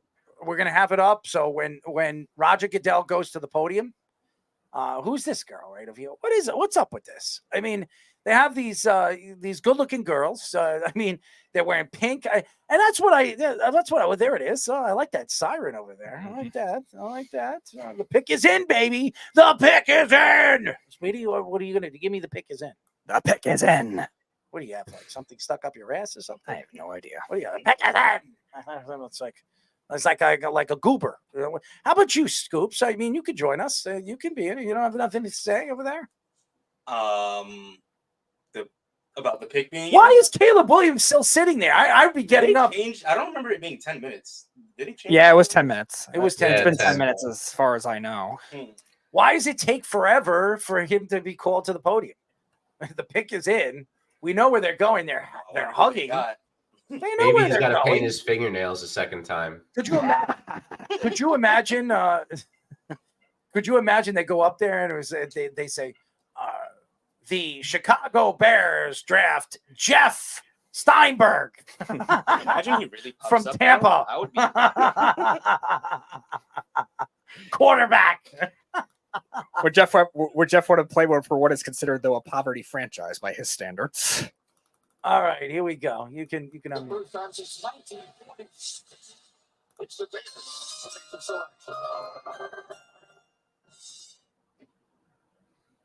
the first pick in the 2024 NFL Draft, the Chicago Bears select Caleb Williams. And there you go, ladies and gentlemen. Caleb Williams. There you go. The number one pick as predicted 3 years ago. Thank you, Errol Marks, for making that assumption. And there you go. I was right. Where are my guys that how many people told me that Caleb Williams was not going to be number one in the NFL draft? How many guys told me that? At least two that I could remember. Yep. Well, there you go. It is Caleb Williams, the 2024 number one first round draft pick, goes to the Chicago Bears, and I believe a superstar in the league. And I think it's all about development. I don't trust Eberflus, and I think this could be Eberflus's last season as the head coach of the Chicago Bears. Your thoughts? Yeah, I think it wasn't iconically special his second year, even though he did some things with the defense. But yeah, if now you have a franchise quarterback that's supposed to be this generational talent, you have to do everything you can to make sure, one, you keep him happy, because we heard those issues with Justin Fields, but we also heard that he's not having good relationships with these other players too. And that's why they lost their pretty much entire defense now. So yeah, they better make it work. But obviously Caleb Williams can't miss prospect. I don't have an issue with his off the field stuff. How about you, Mr. Fish? What are your thoughts to Caleb Williams going number one to the Chicago Bears? I mean, we talked about it before. It's probably not going to be Eberflus much longer over there unless they can turn it around right away, because now they're giving him all the offense. They got pick 9 also coming up in a little bit. He's got DJ Moore, who I thought had a pretty good year. Now he doesn't have, now he's got the quarterback to go with him. They're going to be able to be a lot better. They're still loading up. They're on the right trajectory. It's kind of crazy that they gave up on Fields, the way they did. They must just really think Caleb Williams is second coming of Mahomes. It's the only way that you can justify it, I guess. They did get very little for him, so maybe we'll see some revenge games coming up where Caleb starts crying. His emotions. I like everyone that loves about everything.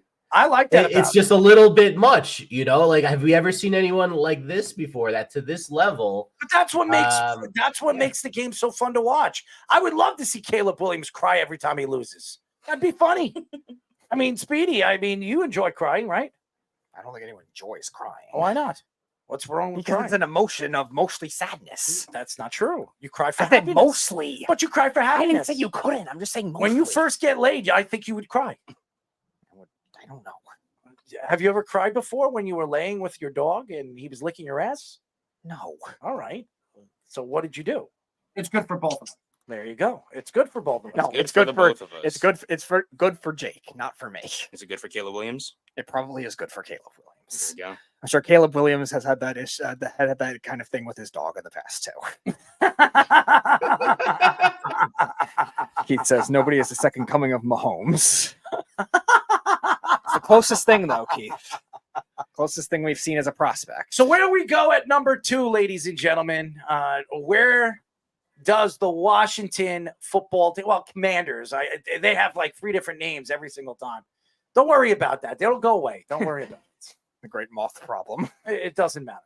It's touching the TV. It'll just ruin the lens on the TVs. Right. But where do you go if you were Washington? Do you trade out of this pick or you go with Daniels? I think they go with Daniels. I think they will. A mobile quarterback, a guy that can get in and out of the pocket. It's so funny because I spoke, and by the way, you're putting up the Caleb Williams, things again, the graphics now. But the thing about Daniels that really sticks out to me, and I'll say this again. Daniels, I never got a chance to watch at all this year. I've heard a lot of great things. He won the Heisman Trophy. He had 2 fantastic wide receivers in Thomas and Malik Neighbors, 2 guys that are going to be first-round talents. What I heard about him is he is the prototypical Lamar Jackson, just a better arm than Lamar Jackson. What are your thoughts to that? Yeah, no, I definitely better deep strength, I think, when it comes to his arm talent. I even liked him at Arizona State when he was converting a lot of these deep balls when they had a lot of really bad teams at Arizona State and they were behind in games a lot, and he made a lot of really good intermediate throws. So I think his ceiling definitely is Lamar Jackson. I don't know if he's as good of like throwing on the run consistently as Lamar Jackson, but I agree with you. Bigger arm, bigger on intermediate throws than him. And I can see that kind of thing, especially in this scheme. If he does end up going to Washington, which I do think he will go to, and Keith says in the comment section as well, they keep it. And he also says, I like Jaden Daniels more than Caleb Williams. Interesting. I disagree. I like Caleb Williams. I think Caleb Williams is the best quarterback. I think the best NFL-ready quarterback is Drake May in this class. That's why a lot of people believe that the Giants will do everything they can to move up at 3. I don't think they're going to trade enough to move up 3 spots. They're going to have to give a significant amount. I know everybody thinks, it's only 3 spots. That's a significant amount. Jumping from 6 to 3 to get your quarterback and your future quarterback, you're probably going to have to give up. I wouldn't say a first, but you're going to have to give up maybe 2 seconds and a third. Right. So, and the Giants, like we talk about all the time, are not close to that kind of thing talent-wise. Gedfish, what are you saying? I actually think it's a mistake to take Daniels by Washington, and it's not because he's not going to be good. I just don't think he's going to be good there. He's a little slight in frame. He's tall and lanky. He's had, they showed that thing with the weird elbow in his throwing motion. He gets hit a lot, takes big shots, and we know Bobby Johnson is now the offensive line coach of the Washington Commanders. And if anyone's going to get a quarterback killed, it's that guy.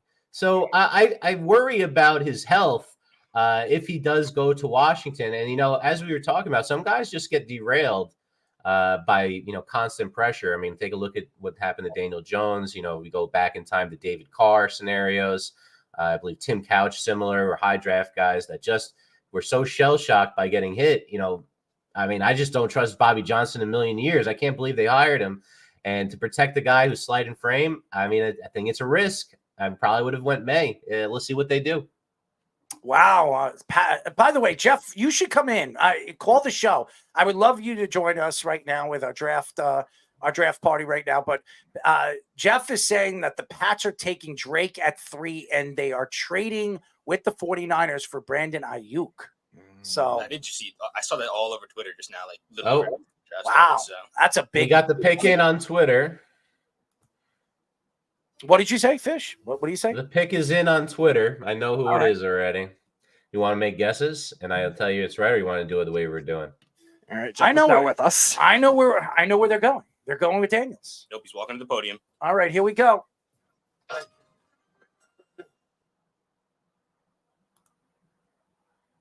With the second pick in the 2024 NFL Draft, the Washington Commanders select Jaden Daniels.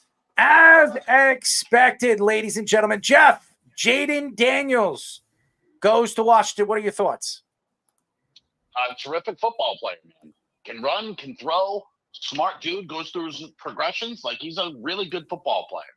Like, better arm than, not as good as a runner as Lamar. I can see why everyone does the Lamar Jackson thing, because he kind of looks like him, Mhm. But, like, not as good of a runner, probably a better thrower.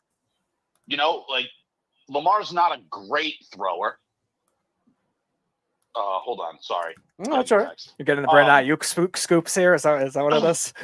Well, I will tell you this, Speedy, because I do not out my sources, but you do know I have a source with the Patriots. Mhm. I was the one that told you a month before Julian Edelman was retiring that he was gone. Mhm. Was I not? Yes, you were. And no one knew that, correct? Correct. The Patriots have a deal in place right now for to trade 34 for Brandon Ayuk. That's pretty good. The trigger will be if the receiver that the 49ers want is at 31 and they take that receiver. Ah, interesting. That's a big move for the New England Patriots. I mean, you get the quarterback, you get the wide receiver, which they've been craving for the last couple of years. They get their number one guy. And by the way, I don't know if anybody's seen Daniels' mother. She's pretty hot.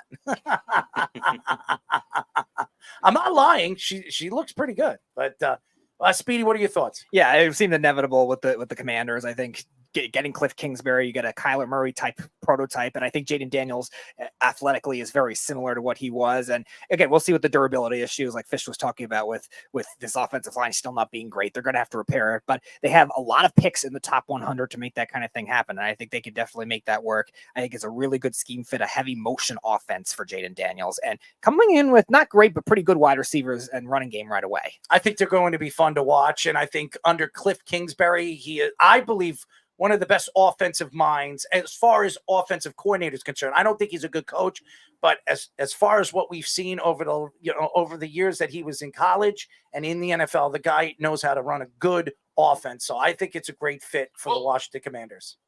Well, that's why, he's the guy that made this pick make sense the entire time, right? Like, that's really the comp. I get that he looks like Lamar and that's what everyone does, but the comp is like stacking one Kyler Murray on the top of another Kyler Murray. Mm-hmm. Like in the cartoons where it's like one dude in the trench coat, but it's two dudes stacked on top of him. Like, that's what it is, right? Like, that the offense that he runs, that he had with Kyler Murray, like, that's the guy that they want, like the prototypical, like, can move, can run, can throw kind of dude. It's going to be fun to watch. I think Washington is going to be dangerous. It's going to take about a year or two for him to figure things out, the speed of the game. But I think he could change the team even off the bat. I think that Dan Quinn is a great defensive guy, and then you bring in a guy like Cliff Kingsbury, who's a great offensive guy. And that's the thing we've seen. If you look at 49ers, it's worked for the 49ers. Kyle Shanahan was the offensively sound mental guy, and then he brings in a Robert Saleh. He brings in all these different defensive coordinators that could run the defenses that he wants to run. So I think it's a great move for Washington. I think Washington now adds their franchise player. Fish, what are your thoughts? Like I said, I think it's a risk, with the guy's frame, with the offensive line coach, who I think is the worst of all time currently after my experience with him on the Giants. I just don't know if it's going to be the difference maker. I think you want a sturdier guy like a Drake May. He's got more prototypical size and strength. He's a really good runner as well. Yeah. May, maybe not at Daniels level, but I don't really think it's I don't think it's a home run. I think it's a real risk. But what makes it any different? Like, honestly, from what you just said, what's the difference? Your concern is the offensive line coach. He's dog shit, like the whole thing. So who cares who's behind it if the offensive line is going to stink? Well, that guy's a little, he's not very big and strong, like May is a lot bigger and stronger, could take the hits a little bit better. So you just worry a guy like that can't survive it. Different than Jaden. Why would Drake May be so much better? Your concern's the offensive line coach. So what would it matter? For long term, you're taking a guy at number 2. You don't want him to only last like one contract. You're expecting him to be a 2 to 3 contract guy. If he's so beat up that he can't really do it anymore at the end of the first contract. Run away from the pressure, different than a guy that could run away from the pressure. Jeff, I'm answering your question. You keep saying the same thing. I said he's slight of frame. That's all I'm saying. I'm saying that they'll both get lit up, but I mean, a lot of people had complaints about Lamar Jackson, about his size. If you remember, he's too skinny. He's going to get hurt. Blah blah blah blah blah. His feet aren't going to. His knees, his feet, his Achilles aren't going to hold up in the league. The game's just so much faster than college. And look what Lamar Jackson has done. And, we got the pick on line. Is the offensive line coach no good, or was he just working with dog shit? Because the guy they took from the guard they took from UTEP, I think it was. Here we go. Jeff, the pick is in. We're gonna. Yeah, it's Drake May. Don't worry. In the 2024 NFL Draft, the New England Patriots select Drake May. There it is. Jeff called it. It is Drake May, ladies and gentlemen. Go ahead, Jeff. I'm sorry. So does the offensive line coach stink in Washington, or was he just working with dog shit? Because Nate Solder was no good. I think Hernandez was a UTEP kid. Yeah, that's where he was from, right? Like that whole, he wasn't working with anything. Like everyone on that offensive line stunk. So is it the coach, or is it because he just couldn't work? He had nothing to work with. I mean, Andrew Thomas was on that line, and he's one of the best in the league. So I don't think it. I think it's more when you watch them mess up, it's a lack of communication. And as a guy who coaches line, it's about a lot of what the line coach does is work on that communication, not just physically, but you audibly have to communicate. And sometimes guys get a little too cute with their schemes. I've seen guys have the tackles read the secondary. Maybe Neil just isn't that kind of a mental player if he's doing that. I can't really speak to it. I don't know what he's doing, but I know it doesn't work because they're not being able to pick up stunts. You can pick up stunts in fucking high school. I'm saying, sorry, in high school. Sure. You can pick them up in high school. If you can't do that at the NFL level, it's not because you're not athletic enough. It's because something is screwed up in your scheme. And that's what I see. Look, I'm not disagreeing with you about the coach. Maybe he stinks or maybe he doesn't. I don't know if the coach is good or bad. But I do know the players for the Giants were abysmal. If you're not working with anything, it's just not going to work. No matter who the coach is, you could have Dante Scarnecchia, widely considered the best offensive line coach in the history of football. And if you have dog shit up front, you're not doing anything. It's so interesting. By the way, the Patriots get Drake May, and Drake May to me is the best ready quarterback in this class. I think he's going to make a huge difference for the New England Patriots. He has a great arm. We've seen him play for North Carolina all season long. I know, Jeff, you loved him all season. You said that you're hoping that the Patriots don't lose out on Drake May and they get their guy. And now they don't deserve him. All the Boston people, they're all racist. They suck. Terrible people, right, Errol? That's what you say, right? That's right. No, it's true. But listen, as a Patriot fan, you should be happy. Hopefully who's a Patriot fan? Stop. You're a Patriot. Mikey sees a Patriots fan. No, go Jets. I despise the Patriots. Well, I like winners. Then the Patriots are the winners. I mean, that's never win. We have the best quarterback in the league, Aaron Rodgers. Well, he's not the best quarterback in the league, but and we're about to get the best tight end in the draft in Brock Bowers. Stop. I hope not. I know everybody can't wait until they could be laughing in my face if it is Brock Bowers. No one would be laughing because your reasoning is fine. No one knows what these people are doing. You know what I'm saying? Yeah.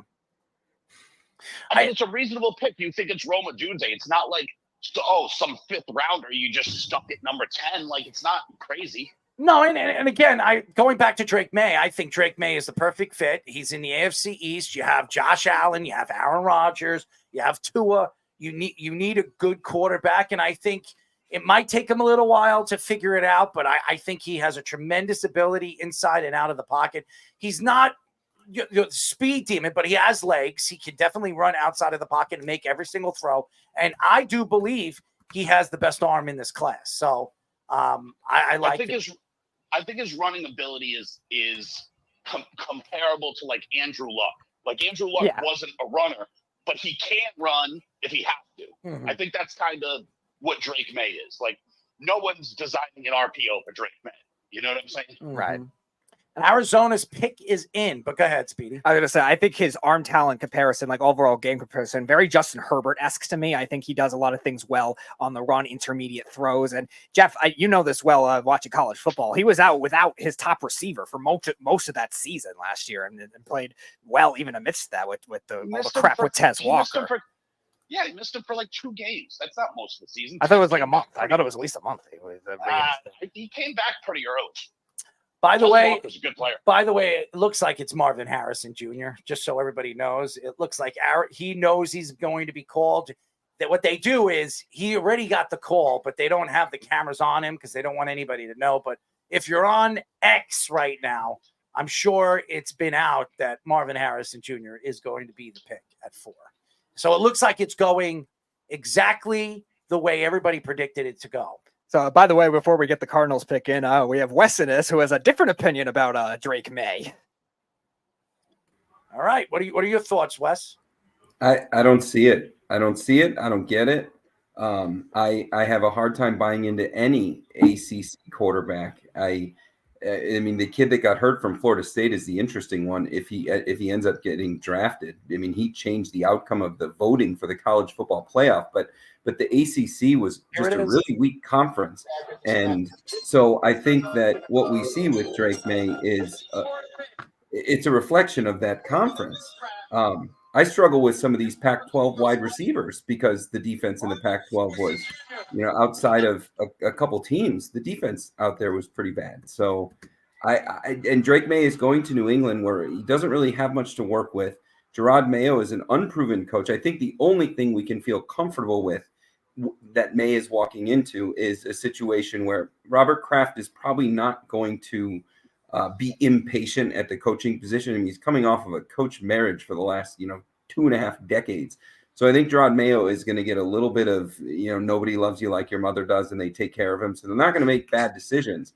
But we don't know what kind of coach this is. We assume he's going to be defensive minded, but what does he have to work with on the offensive side of the ball? And what is that coaching staff offensively? I don't think he's going to the right situation. I wasn't high on him as a prospect. And every year we have this. We have these Wes, quarterbacks. Did you just hear that it came out that they're making a move for Brandon Ayuk? Okay, it's a wide receiver that's going to demand a lot of money at some point. And I mean, what is the wide receiver market now? 30 plus mil.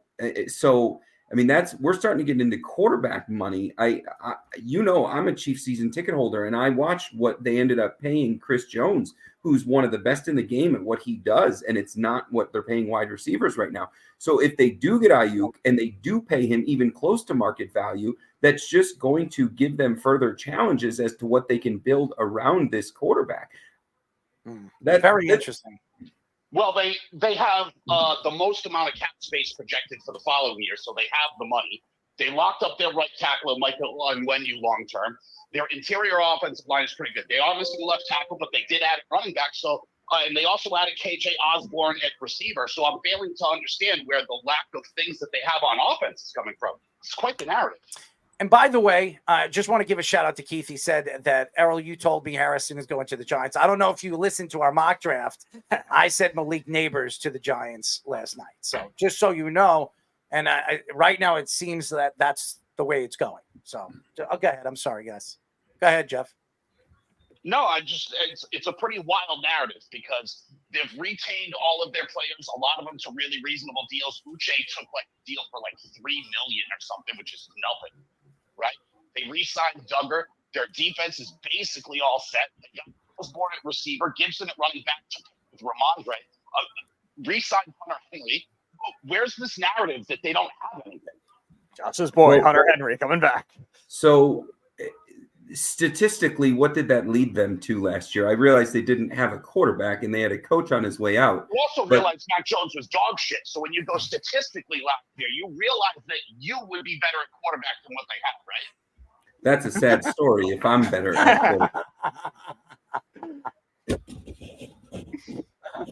Yeah. I don't hate the pick for them. I just don't think it's going to change the franchise. You want to hear something funny? Jeff, you know what Wes's last name is? No idea. Go ahead, tell him, Wes. Boston.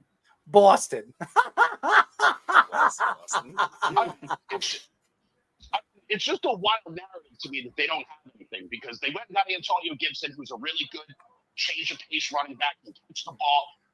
J. Osborne's a pretty decent receiver. They re-signed Hendrickson. They re-signed Hunter Henry. They re-signed Onwenu, who was widely considered the best available tackle in this year's free agency class. I have zero idea where this narrative is coming from, because they've actually had pretty decent offseason. You have a point with the coaches. They're all unproven.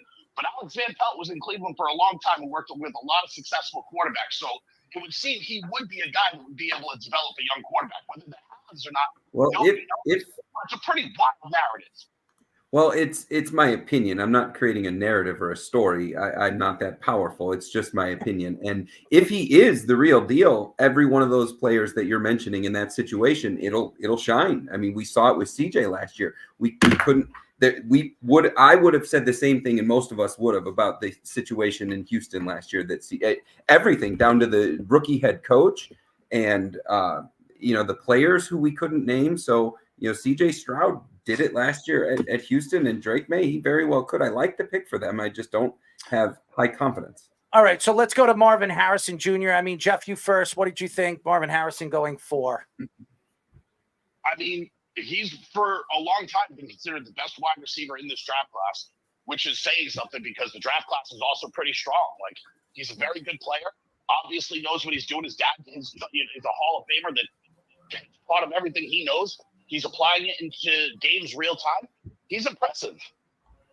How about you, Speedy? What are your thoughts? Yeah, no-brainer wide receiver. Best receiving prospect we've seen probably since Julio Jones. The Cardinals, after all this craziness of, they're going to screw this up because they're the Cardinals. They draft unconventionally. They do the right thing. Kyler Murray's there long-term now. If you're going to pay him that money and not trade his contract, they're going to have to make it work. So this was the best move they could have done. I think this is a good move for Marvin Harrison Jr. Obviously, going to Arizona, he is the star. He's going to be the face of that organization. Him and Kyler Murray, I think they're obviously going to grow as teammates, and obviously something that Arizona hasn't had in a very long time. So, I mean, they had Larry Fitzgerald and then obviously Anquan Bolden. They don't have that anymore, and now they have the guy, the playmaker that they needed. So hopefully this year it'll be different. Gannon looked pretty good throughout the season. They were very close, and early in the season they were playing very, very close, and the problem with them is they had no weapons. They had no wide receiver that can make plays down the field. And now they have one of the better young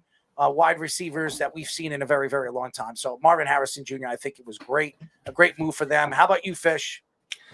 I mean, you look at that guy. He could do everything on the field. He goes underneath. He can go deep. He can beat you in contested catches.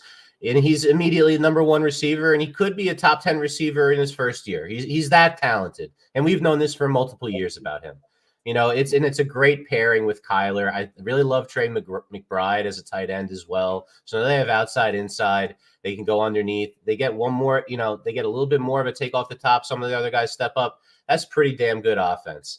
I did want to say something real quick. Apparently, Giants and Vikings tried last minute to get it to number 3, according to Ian Rappaport. McCarthy might end up slipping to the Giants. The Chargers are not trading their pick. I told you, and McCarthy is not going to the Giants. Here's the thing, though. Do the Giants now do a deal with the Vikings if they're afraid to get it? Because the Giants, going back to 11, maybe Shane has been doing his magical smoke screens that I've been hoping that he's just smarter than everybody, and he's waiting till today to show that he's so smart. Speaking about the same Joe Shane, who I believe has just been absolutely putrid. I don't care what anybody says. I was listening to WFAN today, and everybody was making excuse after excuse for Joe Shane. Oh, he didn't have anything. Pick his in. I mean, They had a good offensive lineman. They had a good running back. They had some good players. They had Dexter Lawrence, one of the better defensive linemen in the league. For anybody to say that Joe Schoen didn't have anything when he went over there is ridiculous. And again, you sit here today, I don't believe the Giants are drafting the quarterback. They're going wide receiver. And Daniel Jones will be their guy this year. I think they look next year for a quarterback. I believe that that's where they go. If there's a quarterback of their liking, this next year's not a quarterback class, but who knows where the Giants are going to be, and who knows? What is Schefter saying over here? What is he saying? Pick is in. Giants might get their wish. They're not getting McCarthy. No. What you thought might happen, because guess who's going at number 5? Who do you think it is? It's all Joe Alt. Most likely. It looks like it's Joe Alt. It's going exactly the way. Pretty chalk. Go ahead, put it on. Not going anywhere. The Giants will have an interesting decision to make in just a matter of moments. But first, let's see what direction the Chargers went. There were several highly touted offensive tackles. They could be choosing between Jim Harbaugh. And we knew Jim Harbaugh was going offensive tackle. I expected that. With the pick in the 2024 NFL What drugs draft, is he on? the Los Angeles Chargers select Joe Alt, tackle. There you go. That's a pure Harbaugh pick. I mean, it makes sense with everything he does. Well, what? I'm 5 for 5 in our mock draft, though. What's up? I think I'm 5 for 5 too. Yeah, you two are both on the. It always is. It's and really Errol- neck and neck with me and him. Errol, I gotta say, Yourself and predict 1,000 trades they're doing. I didn't predict any trades, by the way. Go ahead, Neither Wes. did I, yeah. I was did. going to say I feel differently about next year's quarterback draft. I think it's a good one. I think there are some good quarterbacks at the top. I think we're going to be looking at. Who do you like besides Shador Sanders and Quinn Ewers? Well, at the top, I like those two better than the two at the top right now. And then it's dog shit. So unless you're a top 2 team, it's dog shit.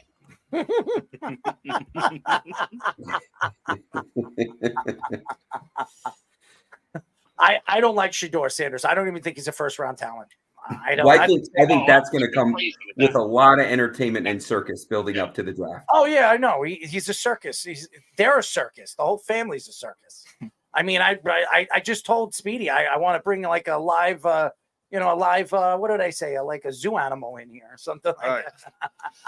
Oh yeah.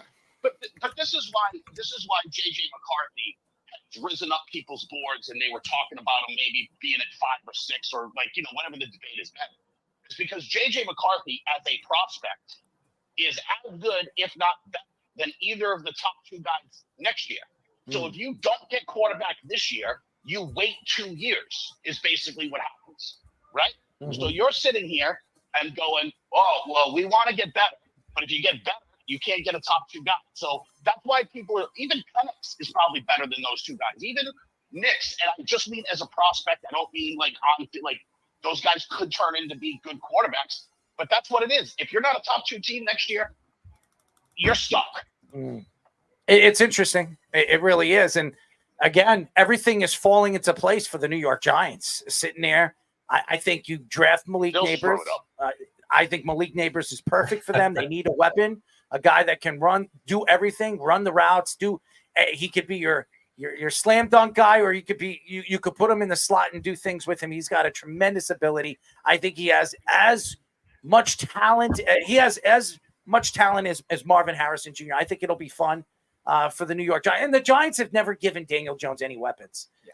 So this guy is a weapon. He's from LSU. These LSU wide receivers always become stars in the league. I mean, go look at the list of right now in the NFL. How many LSU guys are stars? So, I mean, Justin Jefferson is the number 1 wide receiver in the league. Where is he from? LSU.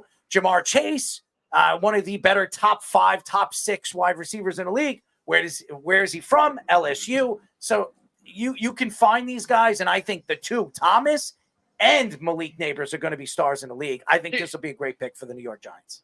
Here, I just want to highlight how big of a dog shit class it is next year, right? You got Shedeur Sanders and Quinn Ewers at the top of the class. Here's the rest of the quarterbacks that are so good. What a good Drew Allar from Penn State. Oh, he's amazing. Yeah, I think he had a game with like 80 yards passing this year. Terrific. Carson Beck from Georgia. They were thinking about benching him. He was so bad this year. Riley Leonard at Notre Dame. Smart kid. He'll never play. Right. Riley Leonard. Right. Jalen Milroe at Alabama, who only ran, couldn't throw a pass. That's why Alabama sucked. Will Howard, who's going to Ohio State, but he was the QB at Kansas State. He stinks. Tyler Van Dyke, the former Miami quarterback, now at Wisconsin, he's garbage. Cam Ward from Washington State, he's pretty good. Almost came out this year until he realized he's no good, so he transferred to Miami. Cam Rising, he might not even get that job. His backup was better. Graham Mertz. I forgot it still existed. Graham Mertz can't even throw a football. No. Right? Dylan Gabriel, who transferred to Oregon. I didn't like him. All right. Yeah, he's just small. all right. KJ Jefferson, who'll be at UCF, but was at Arkansas. What did they ever throw for? All right, the pick is He's in. injury prone. KJ's injury prone. Here we go. Wow. The most explosive player in the position in the draft. The Giants received from the state. Here it comes. With the sixth pick in the 2024 NFL Draft, the New York Giants select Malik Neighbors. As predicted, ladies and gentlemen, it They were is 6 for 6. Let's go. 6 for 6. Let's go, Errol. We're taking down everybody in this draft. Wait until we get to 10 and Brock Bowers. That'll be the deciding factor. I got Roma Dunze, man. That's what I have. But You anyways, can have whatever Roma Dunes that you want. It's going to be Brock Bowers. And at 9 with the Bears, I have Jared Verse. No one else had Jared Verse. who did I have at 9? I had Latu, right? You had Dallas Turner to the Bears. Dallas? No, I Which didn't. is- Oh wait, no, you had Dallas Turner to 8. I Yeah, had Yeah, you had Dallas Latu Turner- at 9. I had Latu at 9. Which is basically like me picking Jared Verse. You had defense too. So like that's kind of the same pick. You just chose a different guy. That's 1A and 1B there. Okay. All right. So, Wes, what are your thoughts to the Giants getting Malik Neighbors? We got to unmute him. There we go. Wes, you're muted.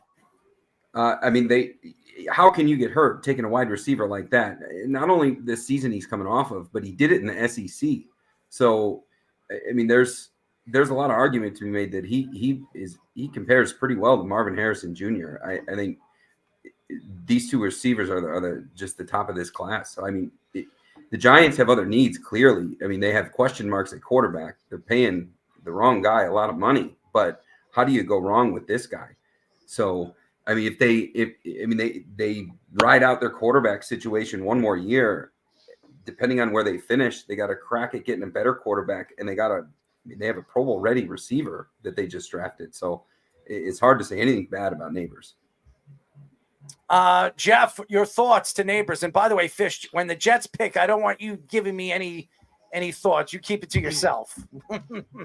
Yeah, Neighbors is good, but I want to highlight the number 3 quarterback in next year's class. What a gem we have. He cracked 200 yards passing 6 times last year, but couldn't get past 80 yards twice. He threw for 70 yards against Michigan and 79 against Rutgers. What a prospect. I can't wait till he gets to the NFL. But the reality though is half of the names that are on that top 10, we won't even be thinking about them until probably week 4, week 5 of college. And some of them are hot prospects out of high school. Some of them are going to be first-year starters. You got to look at Tennessee quarterback. I mean, I can agree with you about Will Howard. Now I'm an Ohio State fan. Will Howard was a good move on paper until they started making other moves to buy other quarterbacks. But Drew Allar is considered the number 3 prospect this year. He threw for 70 yards against Michigan and 79 against Rutgers. Is there a list? I don't know your athletic ability, but you're in, pal. Strap it on and let's go. Is there a list of what that top 10 list was like for this draft at this time last year? Because I think it would be interesting to look at how many names weren't on that list and how many names we're calling number 1 right would now. not have been on that list, but Caleb Williams and Drake May have been on that list for 2 years now. Yeah. People have been waiting for Caleb Williams since that run at Oklahoma his freshman year, which won the game against Texas. Yep. Yep. I think Penix was lower on that list going into the season. I mean, JJ McCarthy, there was never a point throughout the college season where I said, wow, that's a first round talent. Wow, one of the best quarterbacks in the country. Like I never at any point thought that about that quarterback where he has climbed in this list of popularity and conversation. That one surprises me. And I don't think he would have been on that top 10 list going into the season last year either. Right, but I think your point is valid. But I think the list expands depending on what happens in the NFL, though, because the list has gotten bigger to include Penix and Nix, even though they're not in the top. And why did that happen? Because Russell Wilson was dog shit. But Grayson McCall is good. When they found out he was dog shit, they were like, "Oh, I guess we got to find a quarterback." Yeah, Grayson McCall is an interesting one to look at. He's played a lot of football. He's a big body. He makes good decisions. Not really playing against the greatest talent. But if you look at some of the quarterbacks in the NFL up until the last 5 years or so, some of them don't come from huge name schools. I like Grayson McCall as a prospect too. I don't know where he's going to end up next year or in these rankings, but is he even still in school or did he come out this year? No, he's still at school and he's still at Coastal.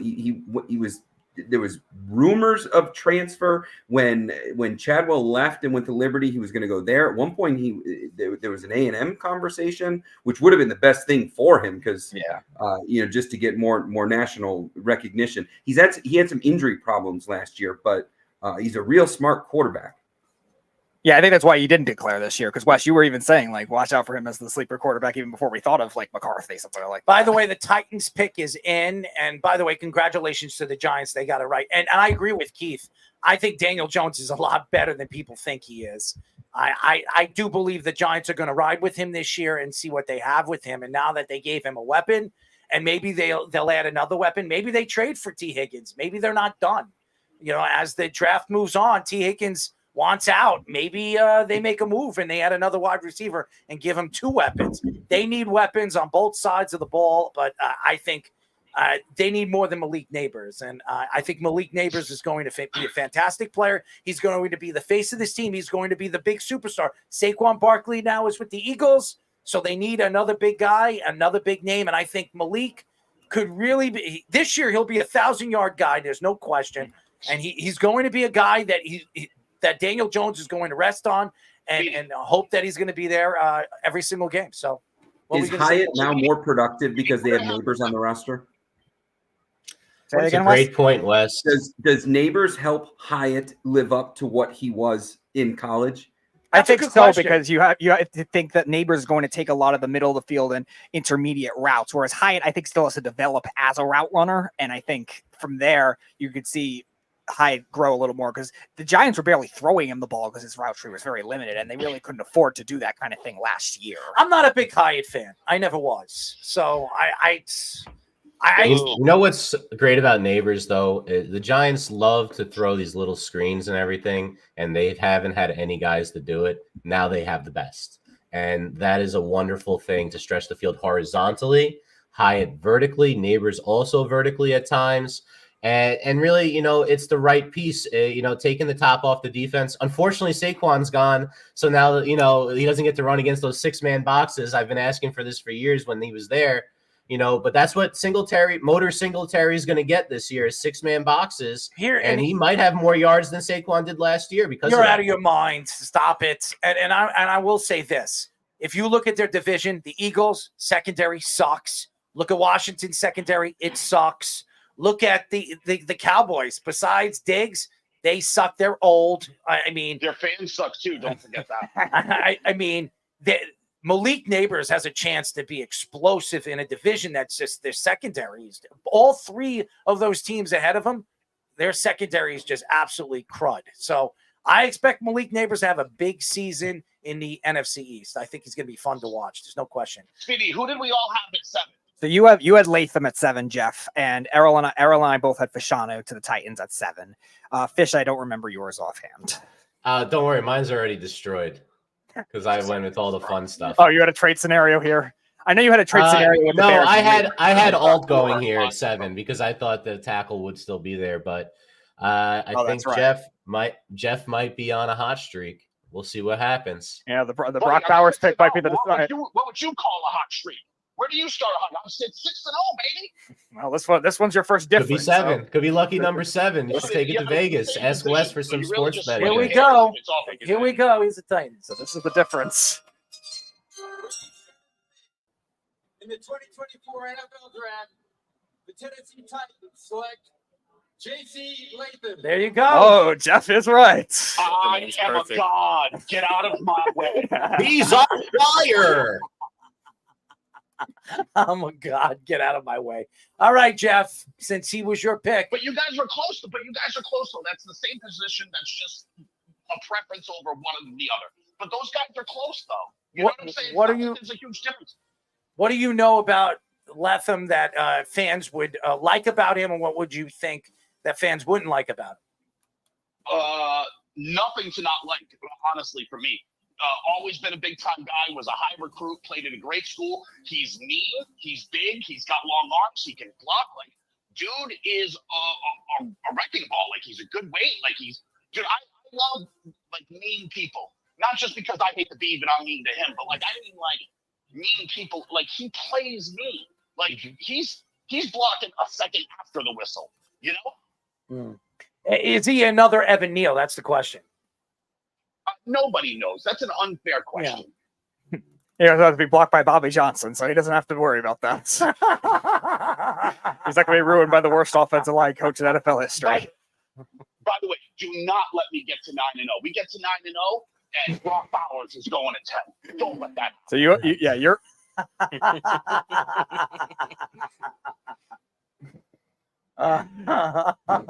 Who do I have at 7?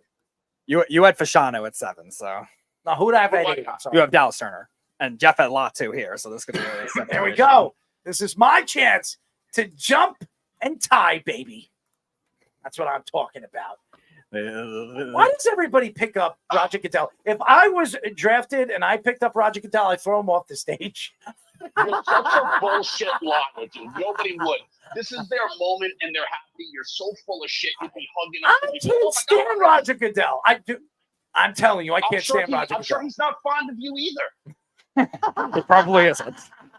Errol has a bunch of hate mail towards the NFL. That's true. Yeah, who cares? Like, this is a happy moment for all of these guys that get to walk on stage, get a jersey. They're a number 1 draft pick.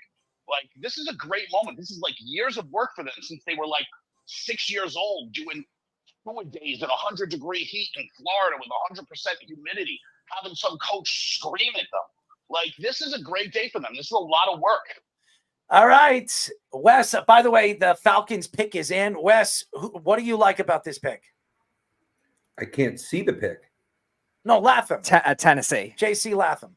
Oh, it's a good move. They need to protect their investment at quarterback, and they certainly it doesn't hurt the run game. I think it's a great pick. Bama O linemen usually work out. This is a big body.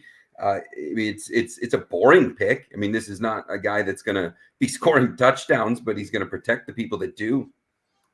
He's a Bama lineman that isn't Evan Neal. Fish, stop telling people what's going on. We want to know. We don't want to know. We want to see, and we want to be surprised. Okay. All right. So let me find a different way to go about this. I'll just make a face, and I won't say a word, and that's it the whole time. So this one is my for this pick. That's not good. All right, Atlanta's taking a quarterback based on that. That's not good. Oh my god. Jeff made a reaction too. So oh my god. It's clearly something Yeah, I'm being honest, I like that. out of the box. This is wild. What is it? Nobody knows this one. We gotta wait. Yeah, I'm not saying. He told me not to say. I think you know what it is too, correct? Michael Penix? This is clearly out of the box. So it looks like the Falcons are going to take a quarterback. They're going Michael Penix. That's my prediction. It's got to be. Oh, new offensive coach, a Rams type offensive coordinator. So, call that name. What a cool pick this is. Who is it? Now I don't want to spoil anything. And now we have to alert to the surprise at this point. You guys, stop looking at Twitter. Stop doing it. It's Tala Tagovailoa. Killing me here. You're killing me. All right, Did you just say Tua Tagovailoa? Baby Tua. Tua train coming in, Wes. Dolphins are not moving up. Everybody knows what it seems like it's Penix. That's what my prediction is. It's got to be. You know what's crazy is, and you're right, Errol. Who cares? Who cares? We all know. We've all been talking about. Jeff, you ruined it. Maybe this is a trade because someone traded up for this. They might be taking him, but there might be a trade in the works. That's true too. That could happen. You see that in the NFL a lot, or you see that more in the NBA. They don't usually trade for it after the fact. If this sticks, No, they do because the trades can't be finalized. This is an absolutely brilliant Chiefs drafting Mahomes, Packers drafting Jordan Love type move, and it is really smart if this sticks, and this is what they want to be doing. All right, here's Atlanta's pick. Here we go. Hey, Kirk Cousins, $2 million guaranteed. Let's see if the stunner is about to take place. Here comes Roger Goodell to announce the pick. The 2024 NFL Draft, the Atlanta Falcons select Michael Penix Jr. Wow. It's like the fans didn't know how to feel. All right, Jeff, let's hear the craziness. Yeah. Ironically enough, this is actually funny. I'm happy for the kid. One of my very good friends, Anthony Davis, used to play for the Tampa Bay Buccaneers, an offensive lineman, blocked for Carnell Williams. He coached Michael Penix at Tampa Bay Tech here. So, like, there's a little bit of connection, and I look, no hate. I hope he does well. I don't see it. But, they signed Kirk Cousins, so maybe Fish is right, and this is a Jordan Love situation. I almost said Caleb Love. That's weird. Jordan Love situation where they sit him for a few years, and it could be good. I mean, look, you don't get to this point without talent, so let's see what happens. Well, obviously, they believe that Penix is going to be sitting the bench because Kirk Cousins signed an extension of 4 years. So they're only going to keep him probably for 2, and they're probably going to get rid of him. That's what I believe. They're going to give Michael Penix at least 2 years to sit the bench, learn the offense, learn his strengths and his weaknesses, and fix whatever his weaknesses are, which he has quite a few of them. So I'm very surprised that they went up. He went all the way up to 8. I really thought he was a second-day quarterback. I did not think he was a first-day quarterback. I'm surprised. Yeah, it was surprising based on the recent draft rumors between the injuries, between the accuracy metrics that a lot of coaches didn't like. But I think in this type of scheme, it definitely can work when you're bringing in a coordinator from the Rams. We've seen that offense work in other places in the NFL. And I think him learning for Cousins behind 2 years makes that kind of situation work. Now, I think that they have to make sure they keep all these skilled players intact. They have to make a difference with Kyle Pitts and guys like that this year for a lot of them. And that's where I think the Falcons have to figure it out with a new front office. But still, I think the upside is still there for Penix. He's good at intermediate throws, not overly mobile, but intermediate throws can make it work. Let me ask you a question. Do you think they do this if they didn't have Kirk Cousins? I wouldn't. No, I don't think so. I think they did this strictly because they knew Kirk Cousins was there, and they're giving the kid at least 2 years to learn. Right, but what did they give Cousins? Is that a 2-year deal or a 3-year? 4-year deal. 4-year deal. It's a 4-year deal. Yeah. Right, but they could throw the end away. After the second year. That's the idea. Right, right, but he's getting right. But he's right. So it's 2 years basically, and then they have an out. Yeah. And this goes back to what I was saying before about the quarterbacks. We have a direct comparison now between Michael Penix's prospect this year and Quinn Ewers' prospect next year. And Michael Penix it's Quinn Ewers in the national semifinal this year. Like there was a clear difference on who was better. Right. But I do love the talent of him once it gets to that level too. And I think this at least the offensive coaching staff, I'm not sure about Raheem Morris, but at least the offensive coaching staff is a good fit for that kind of growth as a pocket quarterback, an intermediate thrower, which he was at Washington and really grew his game, even in Indiana at certain points. By the way, this is the first time in NFL history 4 quarterbacks were drafted in the top 10. That's the first time it's ever happened. And who would have thought the 4th guy was going to be Michael Penix? Everybody was saying it was J.J. McCarthy. And where does J.J. McCarthy fall? Does he go to Minnesota now? Yeah, I mean, the Vikings they have no choice, or they have a trade back situation. I don't know. That's weird. Well, if I'm calling Chicago. J.J. McCarthy there might not have to trade at all to get their guy. Go ahead, Wes. What did you say? I think McCarthy falls where he belongs, which is in the 2nd or the 3rd round. Maybe I'm looking at maybe I'm looking at this all wrong, but JJ McCarthy was never in a situation playing for the team up north where he had to outright be the reason they won a game. He did not have to face a ton of adversity. He played in the Big Ten, which is pretty soft. There was never a point in his playing career where we would say this man is one of the best in the country. I'm not saying he's bad. He just doesn't belong in the first round. I think that the 4 that have been taken already are so good. And I think Bo Nix is better than JJ McCarthy for sure. I mean, the tape shows it. The defense that Michigan had never put him in a bad position. I mean, we watched Bama quarterback after Bama quarterback get drafted. Hold on, here it is. In the 2024 NFL Draft, the Chicago Bears select Rome Odunze. Oh, it's gonna be Bowers. Damn it! They just got Caleb Williams and Rome Odunze back to back. That's pretty damn good. And they were hanging out on a plane and hanging out as butt buddies. And now they're going to be playing as butt buddies over in Chicago.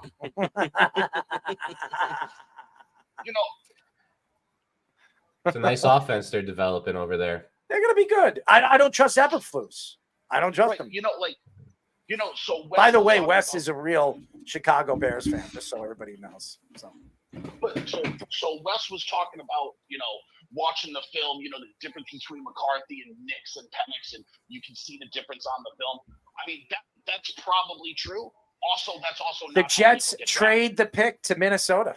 Oh, so they get back one. They're obviously getting a second. They obviously know JJ McCarthy is going 10. And the Jets are going to get their second round pick. Yeah, so somebody must have said the Raiders or the Broncos must have said, we want to take McCarthy. They probably said no. Because there were other teams reaching out to the New York Jets and probably saying, what do you want? And the Jets probably got a second round draft pick. And by the way, shout out to Josh. Josh said the Jets were going to do this. They were going to move down maybe 1 or 2 spots. They're still going to get their guy, and they're going to get their second round draft pick, which they lost by trading for obviously Aaron Rodgers. So does Minnesota have 10 and 11? Because my all right. So I have the trade details here for you. The Jets get 11, 129, and 157. Give the Vikings 10 and 203. So they get some better mid-round picks. Wow. Looks like a 4th and a 5th. So they don't get a second round pick. No, they get a 4th and a 5th. They get a 4th and a 5th for like a late 6th. And the Jets have already 2 4th-round draft picks, so this is a 3rd 4th round. So you know what the Jets are going to do with those 3 4th rounds? They're going to move up and get into that second round, which I expected them to do. They have now 3 4th-round draft picks in the what is that? The 3rd day? I think it's the 3rd day. Day 3 is the 4th round. Yep. Mm-hmm. Right, and if they want Bowers, why not trade back 1 pick while the other team gets the quarterback? Mm-hmm. No, it was a good move. This is a good move. That means 5 in the top 10 if it's McCarthy. 5 in the top 10. And now the Jets have 3 4ths and 2 5ths. And wait, so who did I have the Vikings taking? Who did you have the Vikings? It's not in yet. Let's see. No, I'm trying to. Jeff had because you had the Patriots with May originally. So I think you would have had McCarthy. I think you had Bo Nix to Denver. I think that if so I'm going to get this right only spots, dude. It's like I see into the future. I think you're an idiot. I think Rome Odunze. If Rome Odunze was sitting there at 10, I think the Jets draft him. They don't even move back. I do. We'll never know. No. So now they're going to move back, get Brock Bowers, and I'll still get my guy. You're an idiot. You're going to go buy a Brock Bowers Jets jersey, Jeff? Never. He'll never buy 10 of them. He's never give them all to my friends. Get the hell out of here. All your friends can't stand the Jets, so that would be funny. All my friends are Jets fans. We all converted. How do tight ends perform with Aaron Rodgers? I'm sorry. Like, who's the best tight end he's ever had? I'm not quizzing. I'm legitimately asking the question. Oh, he's had Martellus Bennett maybe for the season.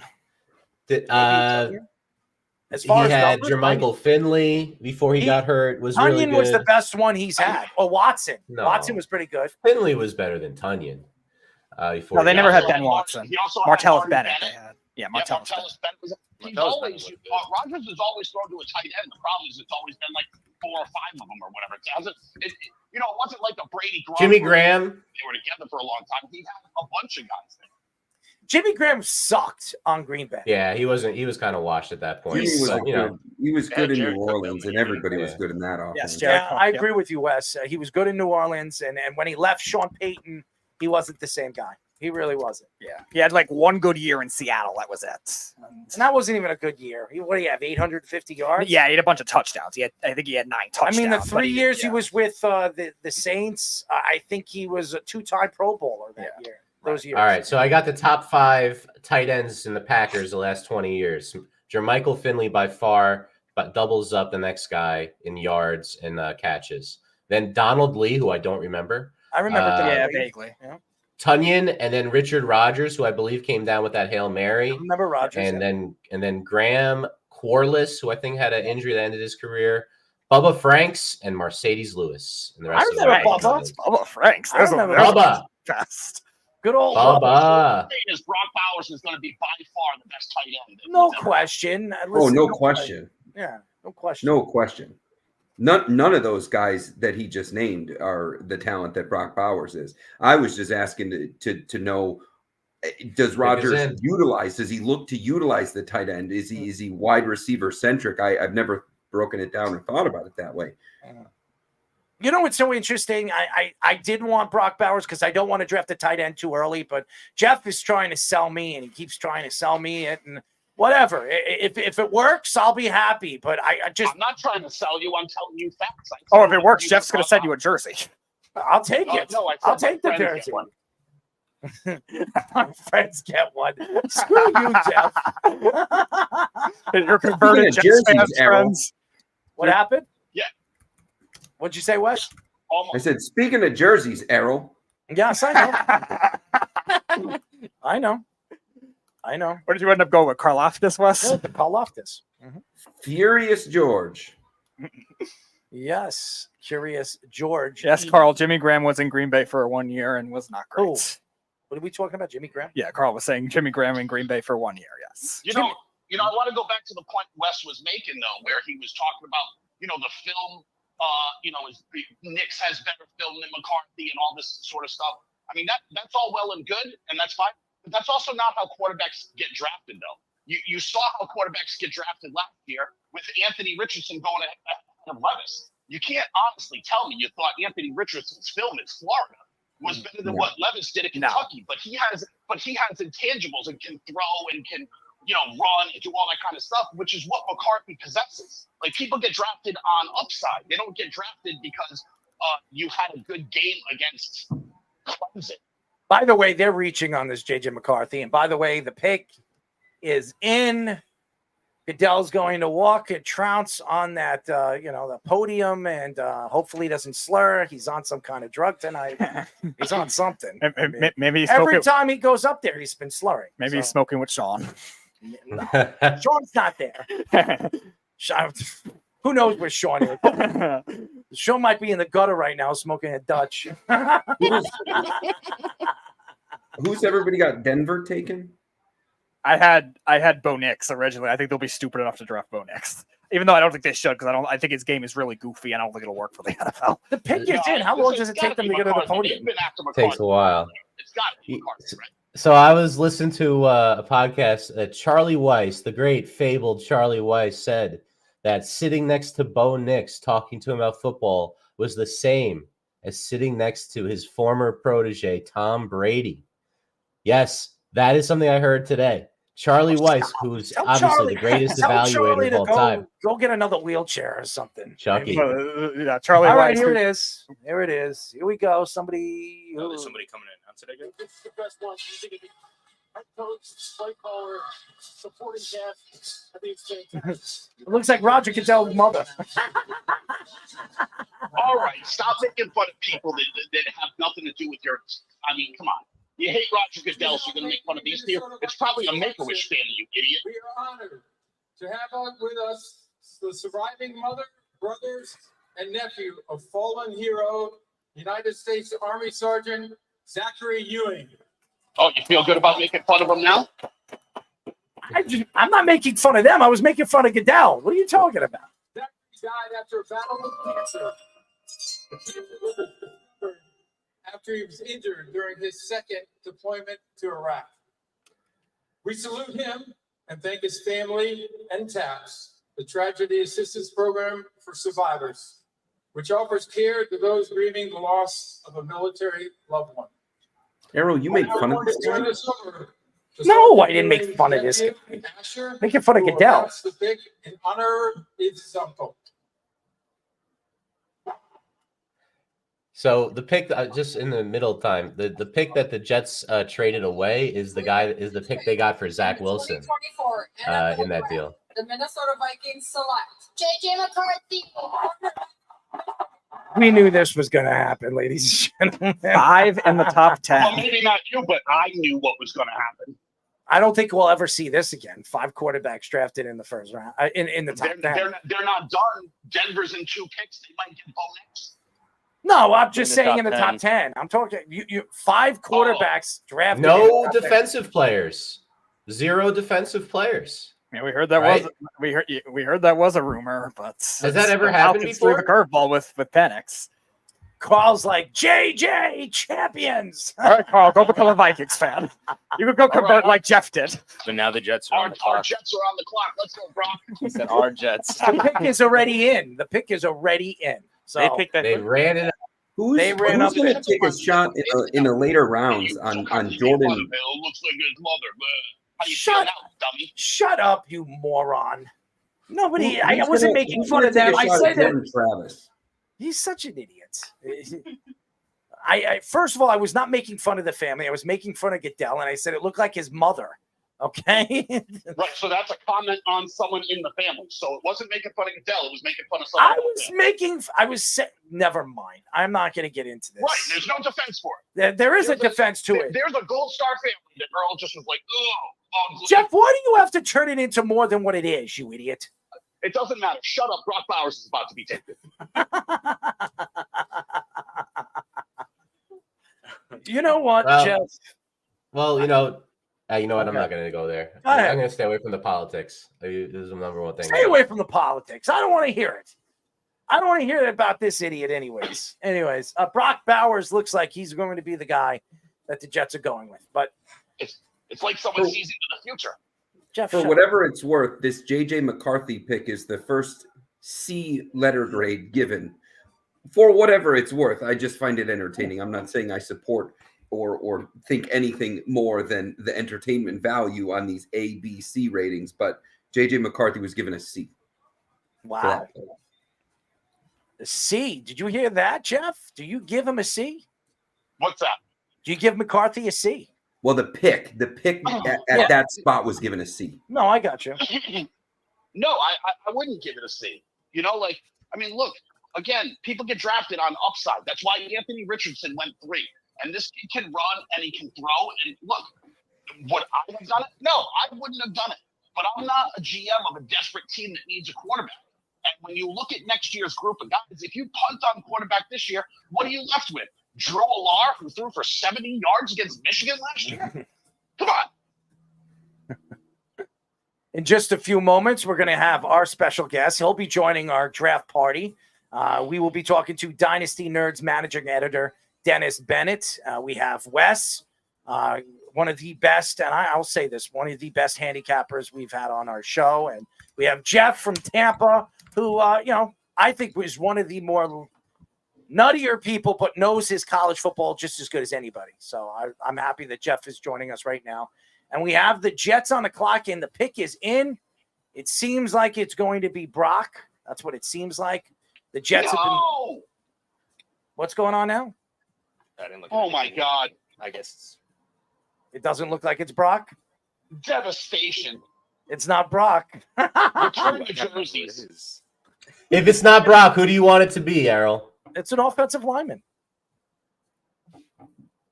It's an offensive lineman.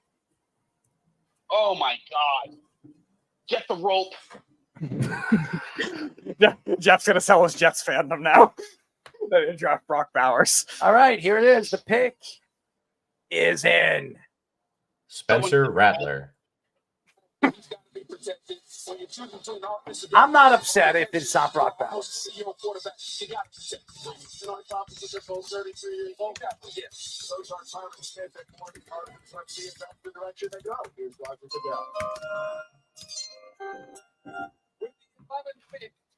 In the 2024 NFL Draft, the New York Jets select Boone. I expected this. He fell to them. I think this is a good pick for the New York Jets. Can't go wrong. No, this guy was over the last year. Everybody said he was predominantly a top 3 pick.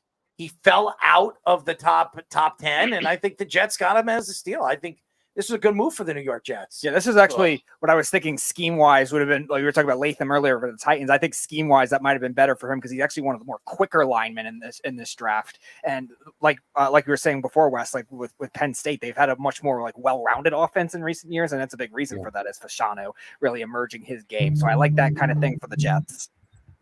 I think when you sit here and what the New York Jets are trying to do, they want to protect their asset. Their asset is Aaron Rodgers. They don't trust that Tyron Smith is going to stay healthy. Morgan Moses is usually healthy. He stays healthy usually. But these guys are old. And if one of these guys go down, their season is over. They need to make sure that they have protection over there on the side. Obviously, Jeff's favorite player, Mr. Fat Man himself, the big ticket, is no longer a part of the team. So the Jets needed to go and clean up. And I told you, Jeff, I did not think Brock Bowers was going to the Jets. This pick is baffling to me. Honestly, baffling to me. They're in win now mode, and they just spent a first-round draft pick on someone that won't even see the field. Well, he's going to see the field. He'll play right tackle this year, and they'll move Morgan Moses either inside if they need it, or he'll be the swing tackle. He's only getting paid like $4 or $5 million. He's coming off a pec injury. I think what the Jets should do is have him sit for a little while, let him learn behind Tyron Smith. How does that happen? How does that help you with win now? You got to play because him. one of these guys are going to go down. None of them are going to. The Jets have had more injuries at the offensive line than any team in football in the last 2 years. Okay, 14 guys have gone down. So you're going to tell me this year it's going to be different? It's not going to happen. You could plug him in. Hold on, Jeff. You could plug him in at guard. You could plug him in at tackle, and he's young. This is a young offensive line. You have Elijah Vera Tucker, where you're going to have to extend him if he stays healthy. You have Tippmann, and now you have Fasano. This is a great move for the New York Jets. I don't think it is a great move for the Jets, but because also, by the way, Joe Douglas has proven that he has no idea who he's taking with offensive line. None of the offensive linemen he's taken have been any good. Well, so what makes you think this is a good pick? Terrible drafting linemen, right? And if those linemen get healthy, is Vera Tucker going to play ahead of it? I don't know, Jeff. I do remember before the season started, everybody had Fasano as by far the best offensive lineman in this class. It's not even close. No, they had Alt as the best lineman. No, they didn't. Not when the season started. Fasano, I'm telling you, Jeff. In the beginning of the season, when the season started, Fasano was everybody said was a top 3 pick. The list I'm looking. You're not looking at the list I'm looking. I'm not saying he's a bad player, but Joe Alt has been terrific for a long time. Joe Douglas has no idea what he's doing. This should have been Brock Bowers. Veto this pick. Well, how many plays into the season was the Jets' season over last year because they couldn't protect the quarterback? I mean, this is a responsible pick. Mm-hmm. I think it's a good pick. I don't know what Jeff is talking about. Yes, Brock Bowers. Dude, they have get linemen later. You can't get a guy that could be the biggest game. They have Jeremy Rucker, who everybody said has looked every time he's on the field, he looks really, really good. He could block, he could catch, he could do everything. Now this is his chance this year to be that second tight end. I don't understand why they would bring Brock Bowers in when they drafted Jeremy Rucker 2 years ago in the 4th round. I expect Jeremy Rucker to be their future tight end for this organization. I think Jeremy Rucker is more than efficient at the position at the tight end. So I think he's going to be good. Jeremy Rucker, while he's not a bad player, is not even in the same. I understand that, but you need to protect this guy. That's what you're trying to do. You want to make sure that Aaron Rodgers is going to be on his 2 feet all season long. Right, if one of these guys go down. So Fashano's going to protect him while he's holding up the Gatorade bottle on the sideline? What are you going to do when if Tyron Smith has never been healthy for a full season? Then Never. we shouldn't have signed him. They signed him because they signed him for 1 year, and this guy is an all-pro player. So they brought him in, but there's no guarantees he's going to stay healthy. And knowing the Jets, their season would be over if they didn't make this move. This was a good move for the New York Jets. It makes it like Wes said, this protects the Jets' asset, who is their asset? Aaron Rodgers. Their asset would have been Brock Bowers if they had taken him. Oh, my God. Anyways, why don't we bring in our very special guest? He'll be joining us right now. And we also got Reno Johnny in his car. And Reno Johnny in his car. And by the way, we're very happy to have him on. We are now talking to Dynasty Nerds managing editor, Dennis Bennett. Dennis, what's up, buddy? And I'm watching the draft, and it couldn't have started off more chalk. And then it was like back in the days, like in college, where like I'm having a couple drinks, things are going good. You know, then about pick 5, then Joe Alt goes. That's a couple picks early, and then it just kind of got off the rails. And now I'm on a full-on bender, and it's just I'm not sure how these next 20 picks are going to go tonight, but a lot of crazy stuff happening. Good stuff for fantasy. Oh, absolutely. Dennis, your thoughts? Obviously, we're here in New York. Malik Neighbors going to the New York Giants at 6. And at number 11, the Jets trade down, which was expected. And they go after Fashanu, who I think was a great pick for the New York Jets. So the Giants need a number 1 receiver. Malik Neighbors is in that, like the new prototype receiver is that 6 foot, 200-pounder. And Malik Neighbors sits right in there. I like Jalen Hyatt for what he does. I like Wan'Dale Robinson for what he does. But nobody stepped up to be the number 1. My concern for the Giants is they need offensive linemen way worse than the Jets do. I know that Jones is coming back and Locke may start the season. They should spend a couple more picks, early second, third rounders, getting offensive linemen to the Giants. As far as the Jets, There it is. Bo Nix. And 6 quarterbacks in the top 12. That's Bo crazy. Nix. I think I'm having a flashback. So Now the quarterbacks drop off quite a bit. you know the thing with the Jets, a lot of their backups are street free agents. They need talent on the offensive line. And as much as I love peak Tyron Smith, we haven't seen that for 6 seasons, maybe. Like you'll get it occasionally. It's like Toby Keith. He's as good as he once was. But I forget how it goes. He doesn't do it consistently anymore because of the injuries. So you have to have somebody that can step in when Smith goes down. Moses, I agree with you, could slide into that swing tackle role if Fashanu takes over at right tackle. Vera Tucker seems like he's on the right track, and Tittman on the interior. But they need depth and they need talent on the offensive line. Brock Bowers would have been a fantastic pick. But we haven't seen Aaron Rodgers consistently use a tight end. He'll use them occasionally, and Robert Tonyan had a good year one season. But it's going to be Garrett Wilson. He's going to get the majority of the targets. And you've got Breece Hall, who's going to command the ball from the backfield. So Bowers seems like, while a good pick, would have been kind of a luxury pick. And based on Rodgers being almost as old as me, I think the offensive lineman was the right move. Oh, I think it was a great move, and I agree with you. And I know Jeff isn't happy because he wanted Brock Bowers, but to me, as a Jet fan, I'm a Lions fan, and I'd like Brock Bowers too. you got a pretty good one in Laporta, so I know. You're not going to be crying about that one. I mean, that guy's going to be the best tight end in the league in the next 2 years, but if he's not one of the top 3 right now. But I do believe the Jets had to go offensive line. If they lose Tyron Smith or Morgan Moses or any of those guys on the offensive line, their season is over. They don't have a guy that's going to be able to fill in. And what do you need to do? You need to build from the trenches. You have Fashanu, You have Tippmann, who I think is going to be a sensational center and talent moving forward. And Elijah Vera Tucker, if he can stay healthy, he's one of the best offensive linemen in football. You look at his numbers, it would tell you. I think he's only given up, in the games that he's played as a professional, he's only given up 1 sack. And I think in 13 or 14 games in his career. That says a lot about what Elijah Vera Tucker is. He just has to stay away from Denver. Stay away from Denver, and he'll be fine. He won't be tearing anything anymore, because it seems like that is what do they say that is poison? So right. He can reunite at Denver with Zach Wilson. That's true. I stay away from Denver. That's all I'm going to say. But stay away from Zach Wilson. Stay away from Denver. Seems like a good mantra. Now, listen.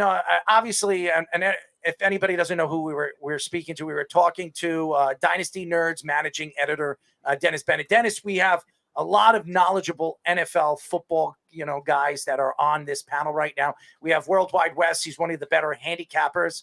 He's fantastic. We have Reno Johnny. He's really, really good. So you're meeting, and Jeff, believe it or not, a guy that bets on college football more than anybody I know. And by the way, he makes more money through college football more than anybody I know. Raiders pick is in. All right, here we go. Brock Bowers. There it is. Wow. Yeah, hold on. What? Didn't they just draft Myers? Michael Mayer last year, Brock Bowers this year. They're going two tight ends. Michael Two tight Mayer. end sets. That's crazy.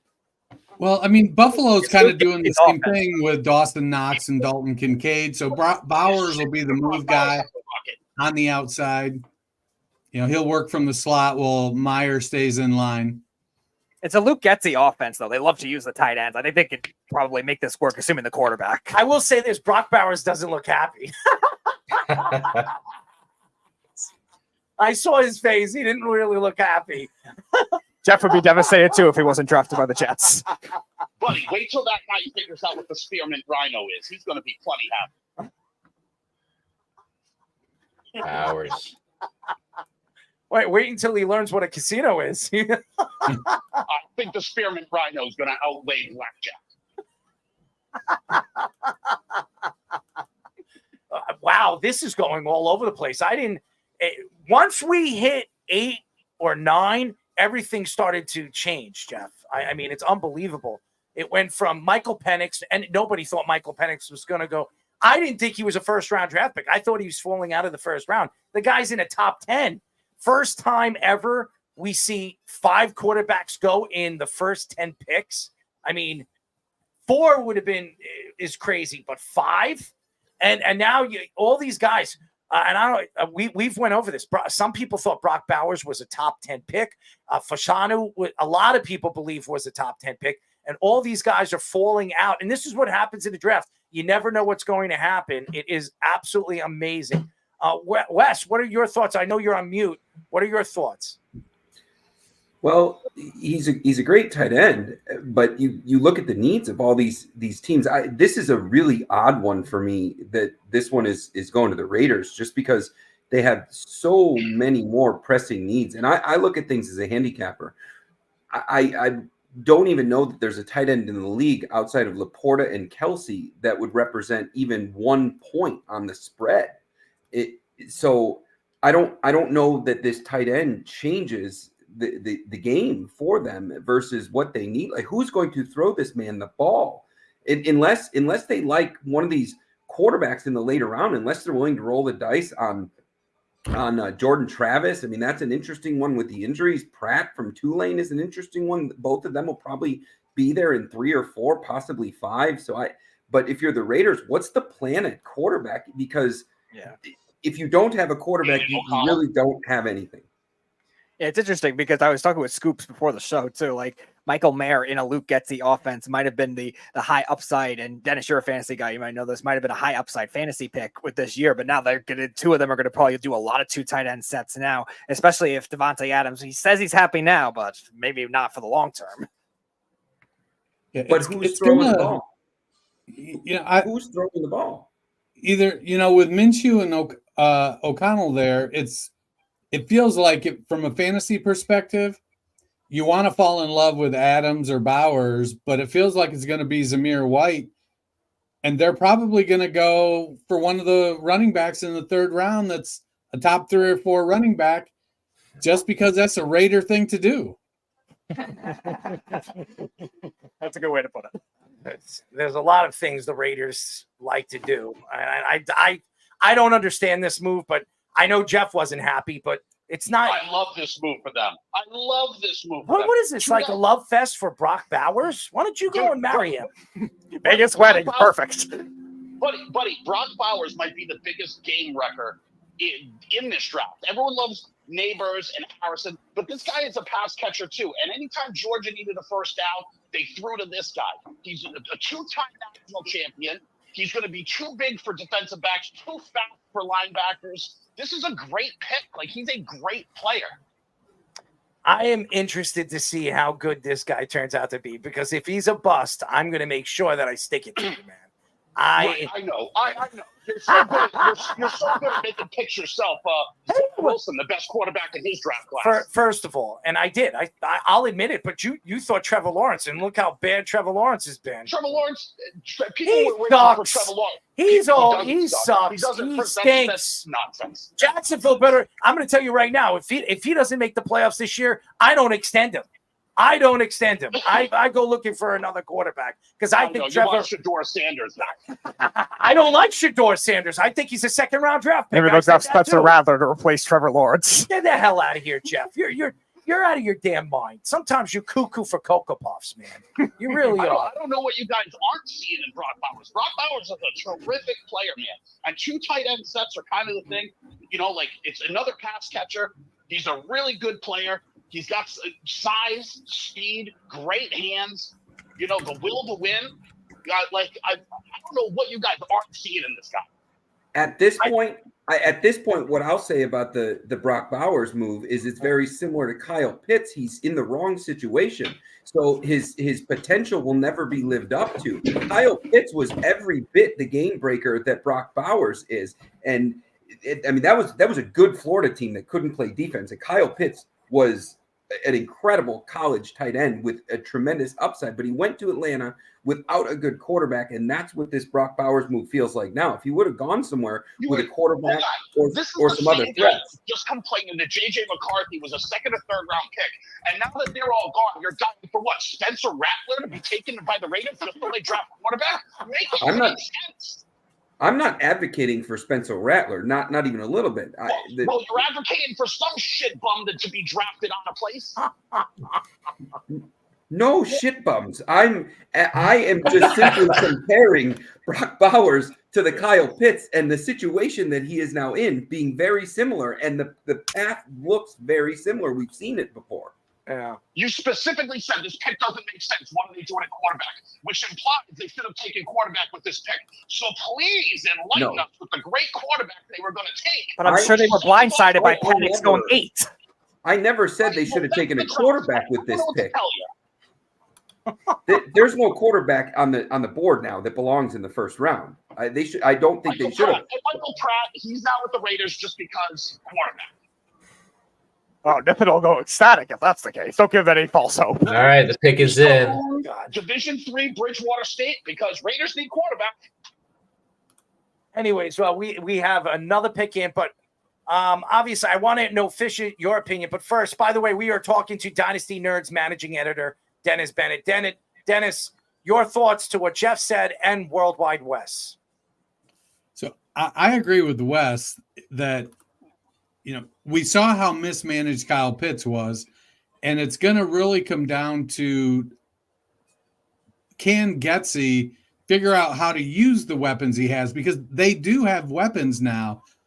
And, we've seen bad teams win, or good teams with bad quarterbacks win because they have a lot of talent at the other positions.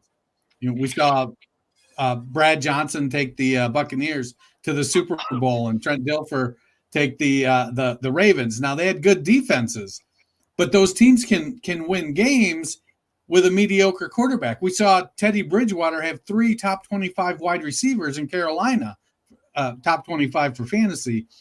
So weird things can happen, and I think the Raiders like Aiden O'Connell. I don't think they like him as like their quarterback of the future. I think they think he's a guy that works hard and can execute what they're trying to do.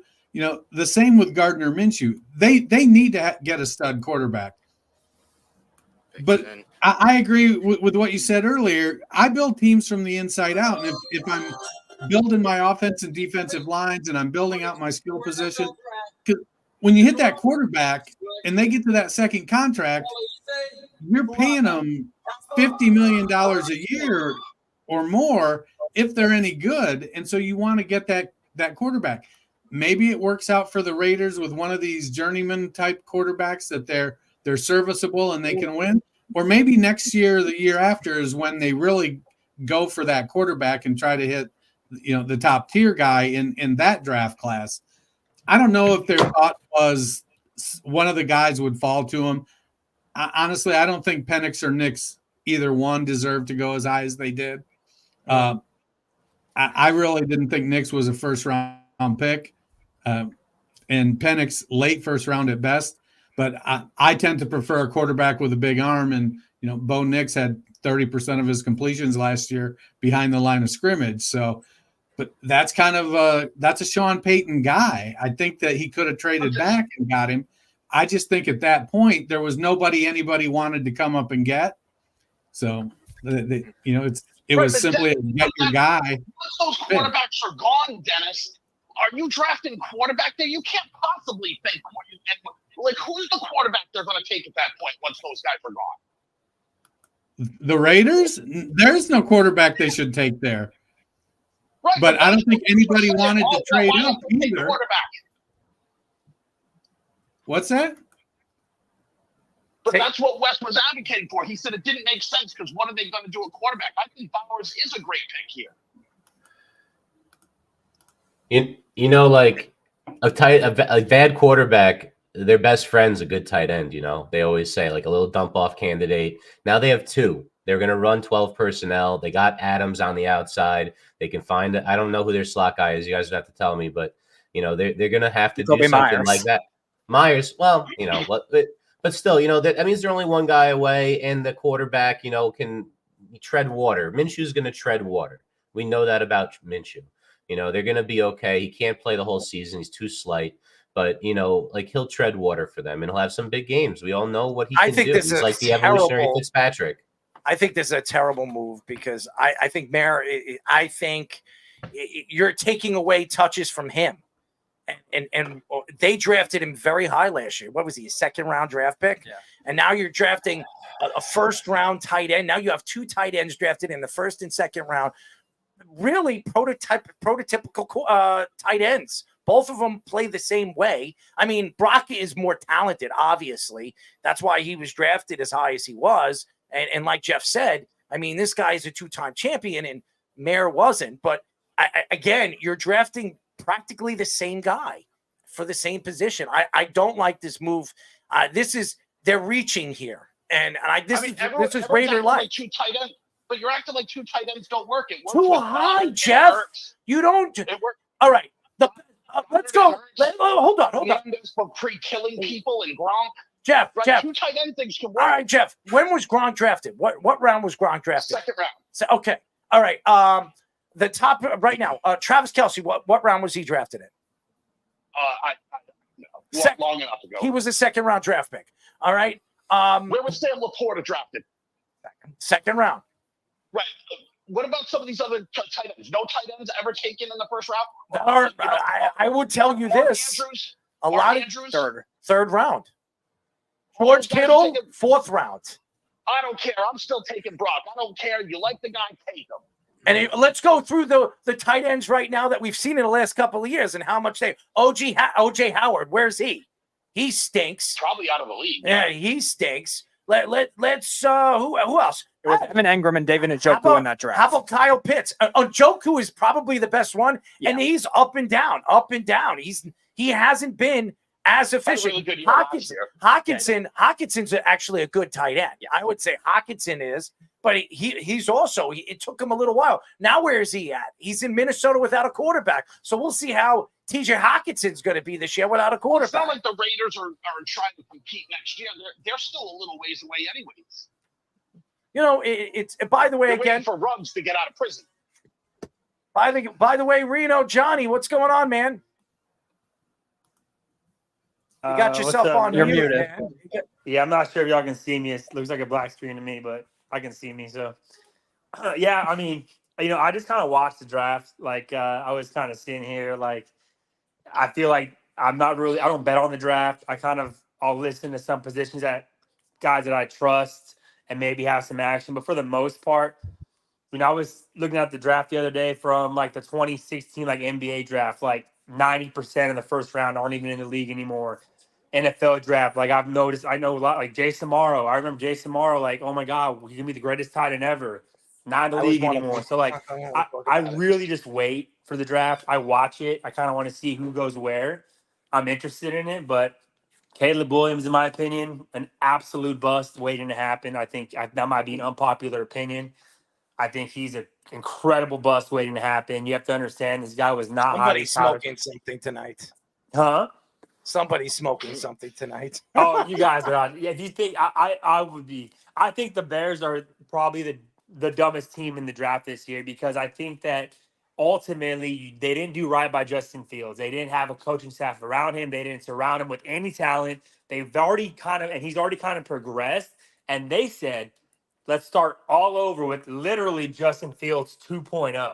I think Caleb Williams is a bust. He's coming in thinking with a huge ego, right? He already seems like he's going to be incredibly difficult to work with. And he hasn't proven anything. He had some success at Oklahoma, some success at USC, didn't win a national championship, didn't smell the national championship. And you think this guy's going to turn around a franchise that's really been in the toilet for the last 20 years? So, There's no way. Johnny, if you were the Bears, how would you have played the first overall pick? So I would have actually probably traded it away and with somebody that could have maybe helped Justin Fields. I think the coaching staff has – and again, they didn't want him. They were very adamant the first year that they kind of took over. Like, I would not have drafted Justin Fields. Like, he has not really been given the opportunity to succeed in the NFL. I think if I were the Bears, I'd probably trade it away, get some help either on the line or a playmaker that can help Justin Fields. But I think what you did was let's trade Justin Fields away, keep the number one pick, and you're basically restarting with the same quarterback. And so I think it's a terrible move. The Bears are going to be in the toilet for another 10 years. Like they are so long away from being competitive. Stop. Roma Dunze is a good wide receiver. You just added, I think, a playmaker a lot of people loved. And I disagree with you. I think Williams is going to be fun to watch. Now, I do agree with you. I would have not traded Justin Fields. I would have kept him on and made him challenge Caleb Williams. And that's what I would have done. And whoever won the job, I would take the other one and I would have traded him. That's what I would have done. Yeah, see, but the biggest Bears mishandling, question mark, red flag, call it, whatever cliche you want, is they only have Eberflus under contract for one more year.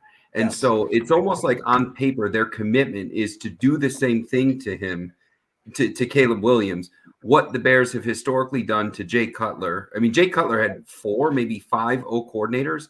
I lived through that as a Bears fan. Justin Fields, same scenario. So on paper, the commitment is win to keep your job, Eberflus. And so now Caleb Williams is possibly going to have a second coaching regime next year. I don't think they do it. I think that defensively that team is in a good place, but it's just an odd handling of the coaching situation when you're drafting first overall. I mean, if this is a Joe Burrow type move, you don't mess that up at number 1 overall. All right, Tommy Scoops, he has a couple of things to say. I mean, what are your thoughts so far in the draft? Unmute yourself. No, he's good. He's already I'm been unmuted. With the Caleb Williams situation, you guys are kind of already mentioning it though, but with the Caleb Williams thing, this is kind of like the reset button. Like, I mean, you already saw what Matt Eberflus did with wide receivers, with certain games to his arsenal. Now with Caleb Williams, now with the weapons given to his quarterback, this is kind of the reset button for him, saying, okay, now this is how you could show what you have in store. And if he flunks out, that's going to be it for Eberflus. So, I mean, you have to look sort of how Caleb Williams is going to be adjusting towards the future if he's going to be your franchise quarterback. And it's really a lot of the pressure is really on Eberflus. No, it's on Caleb Williams. He took over for Justin Fields. Justin Fields was pretty much thrown away for a 6th-round draft pick. It's going to be on Caleb Williams. This is the number 1 pick. He's going to start. They brought Keenan Allen there. Now they have weapons for him. Now they gave him a Rome Odunze. They were hanging out on the plane together, and that's why they brought Rome. They're doing everything they can to make Caleb Williams happy. That's what they're doing. So my question for that is this. Why didn't they do that for Justin Fields? I agree with you. I would agree with you. He's been in the league for 7 years, and all they've done is said, you don't win enough, and the coaches have talked crap about him. They've never brought in anybody for him. And all of a sudden, Caleb Williams, the guy that's more worried about the color of his fingernail paint than playing quarterback, now you want to surround him with the talent, and he's got to go through a rookie year. I think that's a disaster. That's my point. I think Justin Fields is right now the far and away better quarterback with more talent, better arm strength than Caleb Williams. But they didn't do anything by him. By the way, we are talking to Dynasty Nerds managing editor Dennis Bennett. He's joining us. I know he's a busy man, as tonight is draft night. But Dennis, what are your thoughts to all these arguments? So I live in Columbus, Ohio, and I love the Ohio State Buckeyes. And I think Justin Fields got the shaft.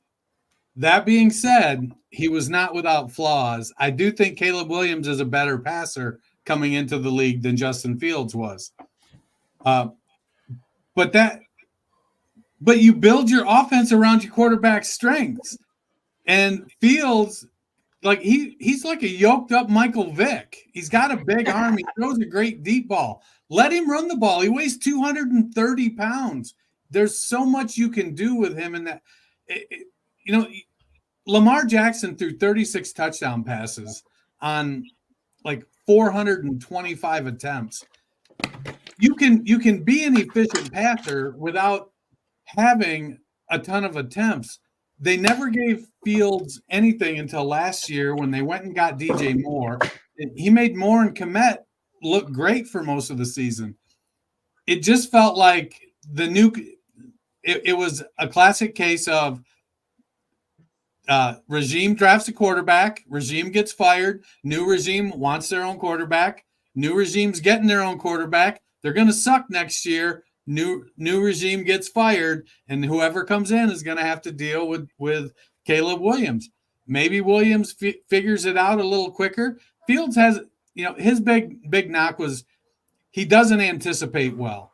He holds the ball too long, and he's a classic overthinker. He thinks he can make a better play all the time, and so he would not pull the trigger on plays that he should have. It is what it is. It's who he is. So you scheme up things that work for him. That's what a good offensive coordinator should do. I mean, they could have traded that first-round pick. I don't know that you bring in Williams and Fields and have them compete and then trade whichever one doesn't win, because all you're doing is diminishing the value of the other guy. But here's you get a whole lot of value for Fields to begin with when you traded him. So, maybe. But I'm sorry I cut you off, but that's where I don't get this. If you're not going to do this or you're not going to do that, why would you trade him for a 6th-round draft pick? He was worth more than a 6th-round draft pick. I agree. Pretty much tossed him away and said, here you go. Here, Pittsburgh, you can take him. We don't want him anymore. And I'm going to tell you right now, Russell Wilson is not winning that job. I'm telling you right now, Justin Fields will win that job one way or another in the preseason. I think he's the better quarterback. I think he's a better leader. Nobody likes Russell Wilson. You can ask any one of his teammates. He will be out and about, sitting on the bench, eating Twinkies by the beginning of the Justin's got a better shot at success in Pittsburgh. Mm-hmm. Yeah, well, I thought Tomlin already came out and said that he was very adamant that Russell Wilson is a starting quarterback. Yes, right now. But you're going to see, and the same thing. Hold on one second. The same thing Pete Carroll said about Matt Flynn, if you remember. Matt Flynn signed, and they went after Russell Wilson. They signed Matt Flynn for a 4-year deal. He got an extension because he took over for Aaron Rodgers when he broke his collarbone. He goes over there to Seattle, and during the preseason, who looked better? Russell Wilson. He looked like he can run the huddle better than Russell Wilson. I mean, better than Matt Flynn. So what happens? He starts. The same thing with Justin Fields. I think Justin Fields, DJ Moore did not want him to go. Half of those players did not want him to go. They wanted him to stay there. He is a good person. He's a good person in the huddle. I've heard by many people say that this guy, he's got a good personality and everybody loves him. Nobody likes Russell Wilson. I don't care what Tomlin says. That's the problem with Tomlin. Love him as a coach, but he can't. The problem is he has all these different personalities. Antonio Brown, he's an idiot. Le'Veon Bell, he's an idiot. We could go down. Juju Smith-Schuster with his stupid TikTok. This is the problem with that organization. They got a tremendous amount of talent, but for some reason, Tomlin doesn't know how to control his players. So I disagree. I think Russell Wilson will not win that job. I don't care what Tomlin's saying right now. He's trying to make Russell Wilson happy because he's a little baby. That's what he is. He's a little brat. So what Tomlin said, though, he didn't say Russell Wilson is our guy this year. He said Russell Wilson's resume has earned him the right to be the QB1. And Justin, when it's time to compete, Justin's going to get a chance to compete.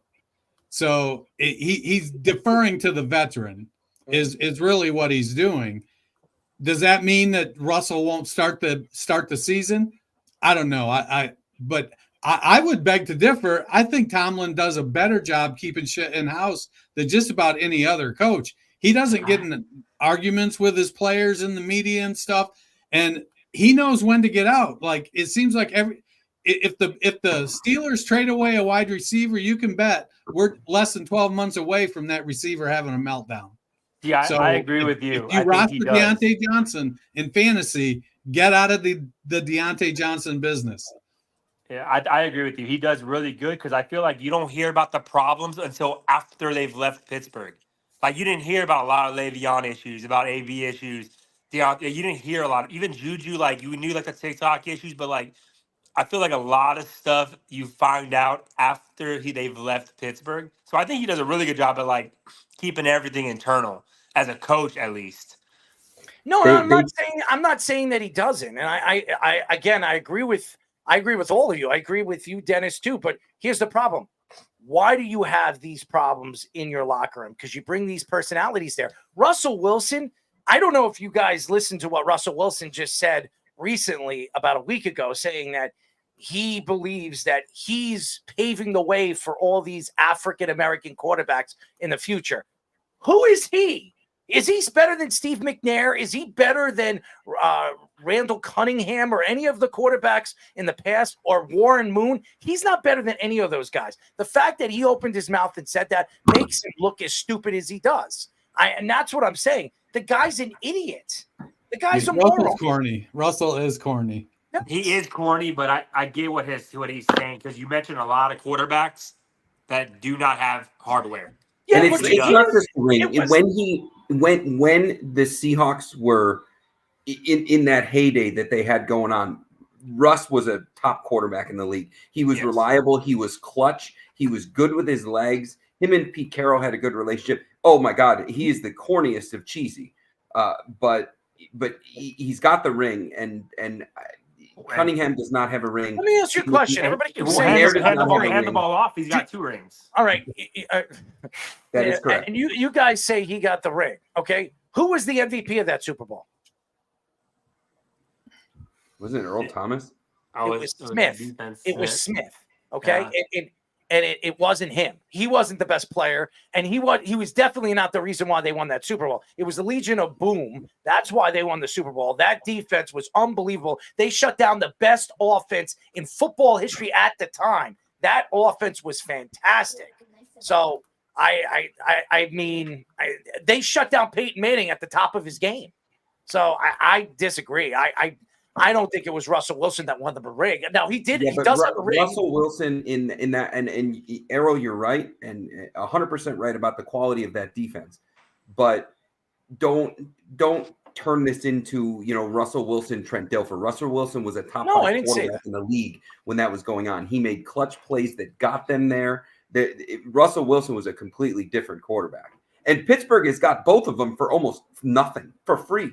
I think they're paying under $5 million for both of them on the roster total. Oh, they have a better chance of winning with the quarterback play they have now than what they did last year. It's horrible. And George Pickens, it's amazing. George Pickens had a great season with nobody throwing him the ball. Now he's got two guys and two quality guys, and that defense is fantastic. TJ Watt is fantastic. I think he's the best. And by the way, Jeff, you're still here. Jeff, what is your thoughts to the whole conversation right now that we have with Caleb Williams? Well, I would have attacked that differently. I would have, if I'm the Bears GM, like whether you like Fields or you like Caleb Williams or whatever, it doesn't matter. No one's blocking for him. So, like, I would have traded back as well, kept Justin Fields, got a lineman, got a receiver, and move forward that way. Because no matter how many receivers you have and how good they are, and they are good, I like DJ Moore and I like Odunze, that's fine. Who's blocking? And as far as Russell Wilson goes, dude, come on, man. I wouldn't pay any money. The only way I'm paying to see Russell Wilson if he's on pay-per-view amputating his own arm so I never have to see him throw another pass. That's it. Got to trade, guys. By the way, Seattle drafted Latu. I like that move. No, Colts drafted Latu. Seattle drafted Byron Murphy. Oh, the Colts? Colts took Latu. Byron Murphy. The Colts drafted Latu. I thought I saw Latu. Vikings just moved up. Traded with the Jaguars. The trade is 17 to the Vikings, 23, a fifth this year, a third and a fourth next year to the Jaguars. And it looks like they're trading up for Dallas Turner. There's going to be 3 straight defensive linemen coming off the board after none were taken in the top 14. Lineman. I'm surprised. I'm shocked that Turner fell this far. I think we all had him in the top 10, right? Yeah, I think everybody had him in the top 10. How about you, Dennis? Are you shocked that Turner fell as far as he did? Yeah, I thought Turner was going to go to Atlanta at 8, and that's kind of where I had him pegged. Once they didn't pick him, then it got a little. Then it was kind of picking and choosing to see, well, who wants to take a shot at the best defensive lineman in the draft. So. Bo Nix, Denver could have used him, that's for sure.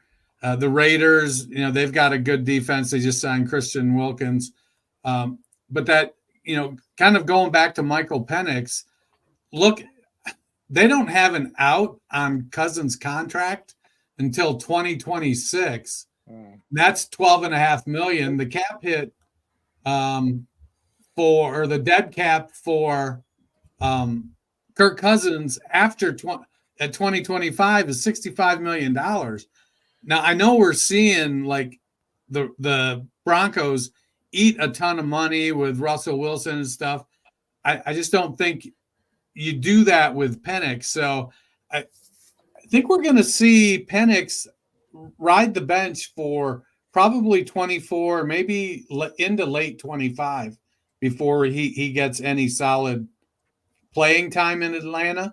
Unless Atlanta feels like they can move Cousins to somebody that needs a veteran because they're contending.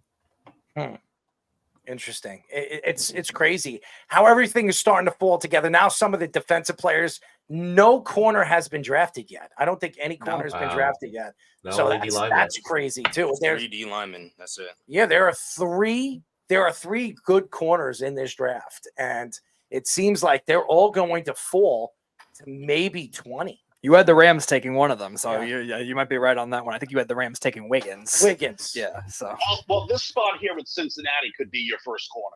Could be. They could also still go offensive line though. Too. We were talking about the good interior guys, Jeff, that could be available. Dennis, Dennis, who did you have Cincinnati drafting? I had him drafting Johnny Newton out of Illinois, big defensive tackle. That's a good pick. Yeah. You know, it's so crazy when everybody has a mock draft. I'm surprised. I would love to see who has something around the mock draft that we're seeing, the draft that we're seeing right now. Nobody thought Michael Penix was going 8. So that was a shocker. I think that definitely ruined everybody's board. I don't know if anybody thought the Jets were going to trade. I'm sorry? I don't know if anybody thought the Jets were going to trade either, like move down. A little bit, but yes, we did. Yeah. Actually, Josh told me yesterday. That's why I mentioned him. Josh told me yesterday that the Jets are going to try to get back into the second round because they're looking for certain talent, and they have 3 4th-round draft picks now. So what are the Jets going to do in day 2? I guarantee you they're going to take 2 of their 4th-round draft picks and move up to the second round to get the player of their liking. That's what they're going to do. That's why they made that move. They only went one spot. They knew that J.J. McCarthy was going to Minnesota. They put themselves in a position to move back into the second round to get the player of their liking. So I think I expected the Jets to do that. And they got probably a better offensive lineman than they thought they were going to get sitting there at number 11. I mean, did anybody think Fashanu was going to be there? No. You know, good Fashanu's stat. He's had 1 sack his whole career at Penn State, given up. 1. None in the last 2 years. So better than what you've had before over there in Jets land. No, we had the big ticket or the little pain in the ass. Big meal ticket. Well, he eats a lot of meals, that's for sure. I'm sure he was hiding McDonald's in his pants while he was playing. Yeah, his pass protection was so good. Drew Alar was able to throw for 70 yards against Michigan. What Yeah, don't we love Jeff? Dennis, don't you love him? He's definitely a Dennis loves that he's an Ohio State fan. It's true. Jeff, I'm trying to bring the positivity, man. He's so amazing. He threw for 79 yards against Rutgers. What a quarterback. We're not talking about it. We're talking about the tackle, dude. Dennis, go ahead. No, I was just listening. No, you don't. How much I love Jeff. Jeff is an interesting personality. You'll get to love him because he doesn't hold back his feelings. And like I said, if there's anybody knowledgeable about college football, it would be Jeff. I mean, the guy watches it religiously. He bets on it. So I love when Jeff comes on the show when it comes to college football and college basketball because he knows it just as much as anybody. Dennis, I got a question for you. When was the last time you've seen a team so shitty they could only manage 79 passing yards against Rutgers? You know, I don't recall. That's 1937. I don't know. No, that might have been Rutgers' heyday. That's when all the New Jersey schools were going to college football. Right. The great Big Ten. They're softer than The McCourties would have held them to 70. Go Iowa. The McCourties. I'll tell you this, Jeff loves one of them, that's for sure. Both of them, they're both great players. Jason McCourty, Devin McCourty, 2 great guys. Devin McCourty was a great player. Jason was okay. Yeah. Must have devastated you as a Jets fan, Jeff.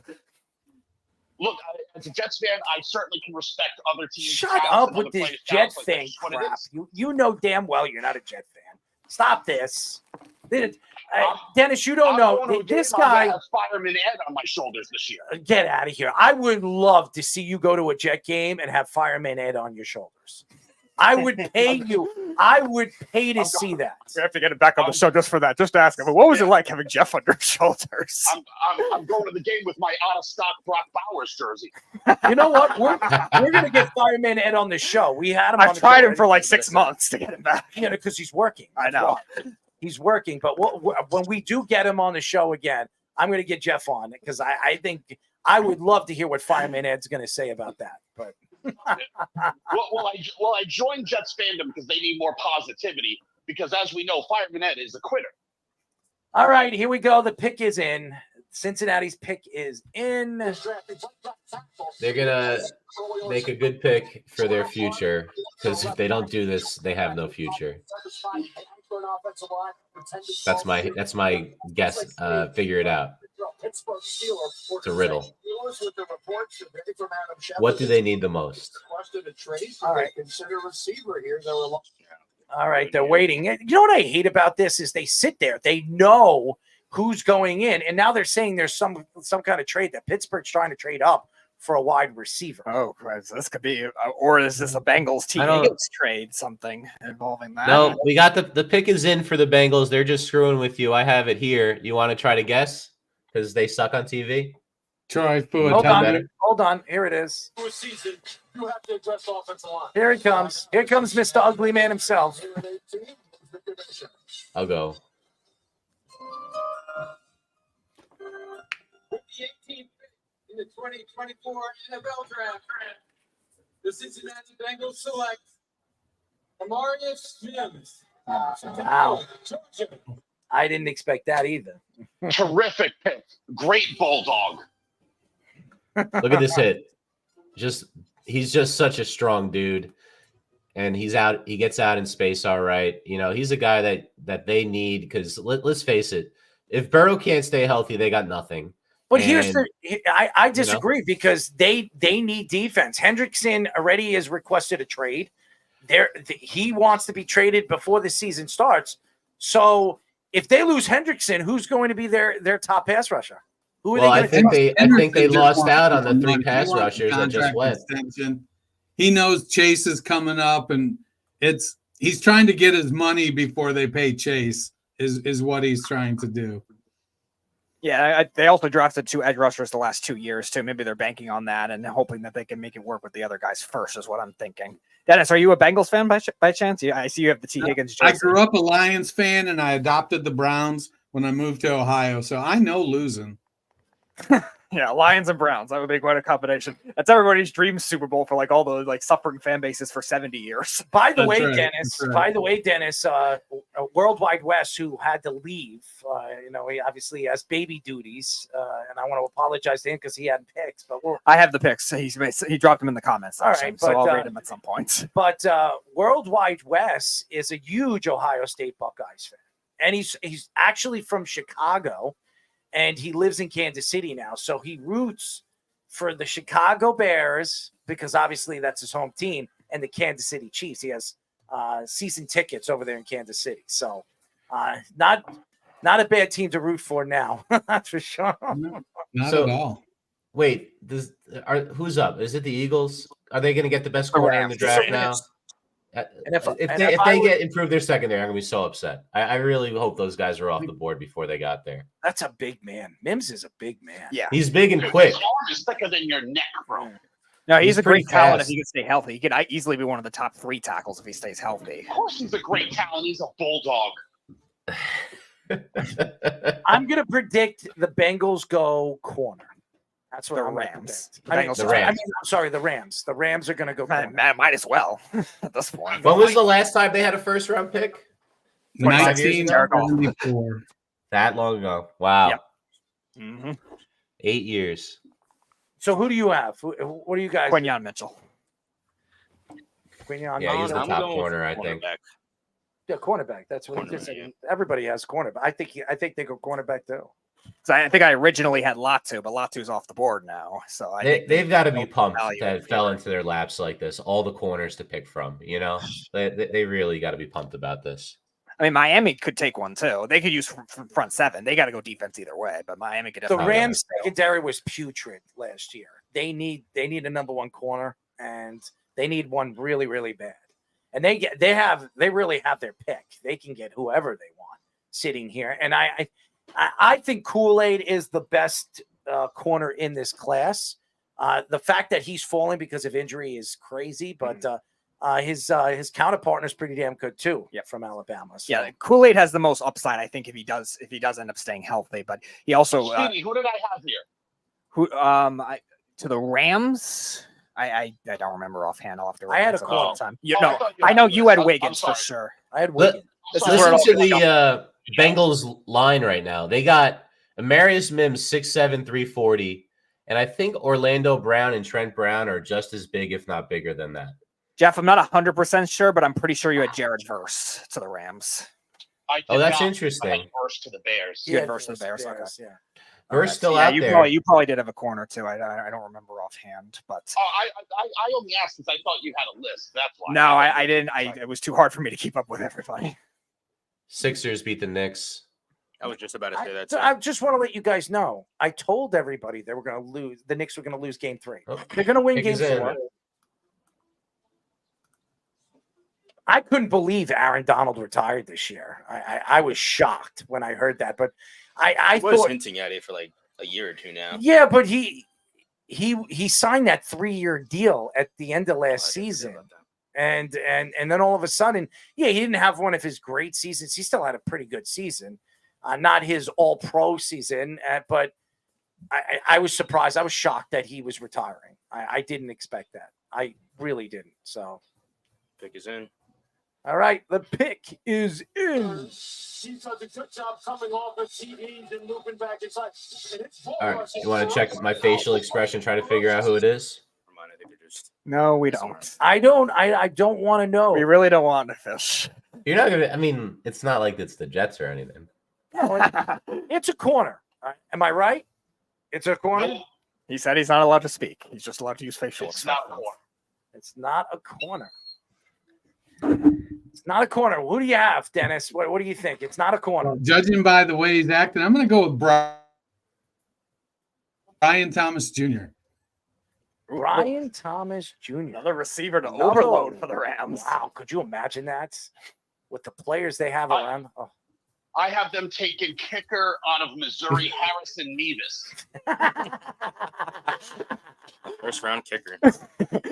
First time since the Raiders long ago with Sebastian Janikowski.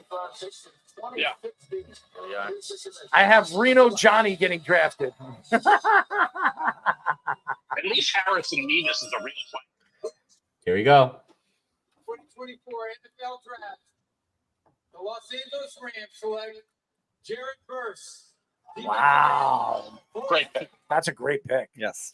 That's a great pick. Mm-hmm. That is we talked, Errol, when the Giants traded for Brian Burns, we were talking about like how come they're spending so much money. It's because that's the most important position on defense. You could have a shitty corner, and if the guy's under pressure, he's going to throw up balls that a shitty corner can still make plays on. And I think that's just how it is, like you got to take the edge rusher. But I disagree. The Ernie Accorsi method, I'm not paying Burns $140-130 million when you had other positions that you needed to fill. Burns was overpaid. He played on a Carolina defense. He had 8 sacks last year. Great.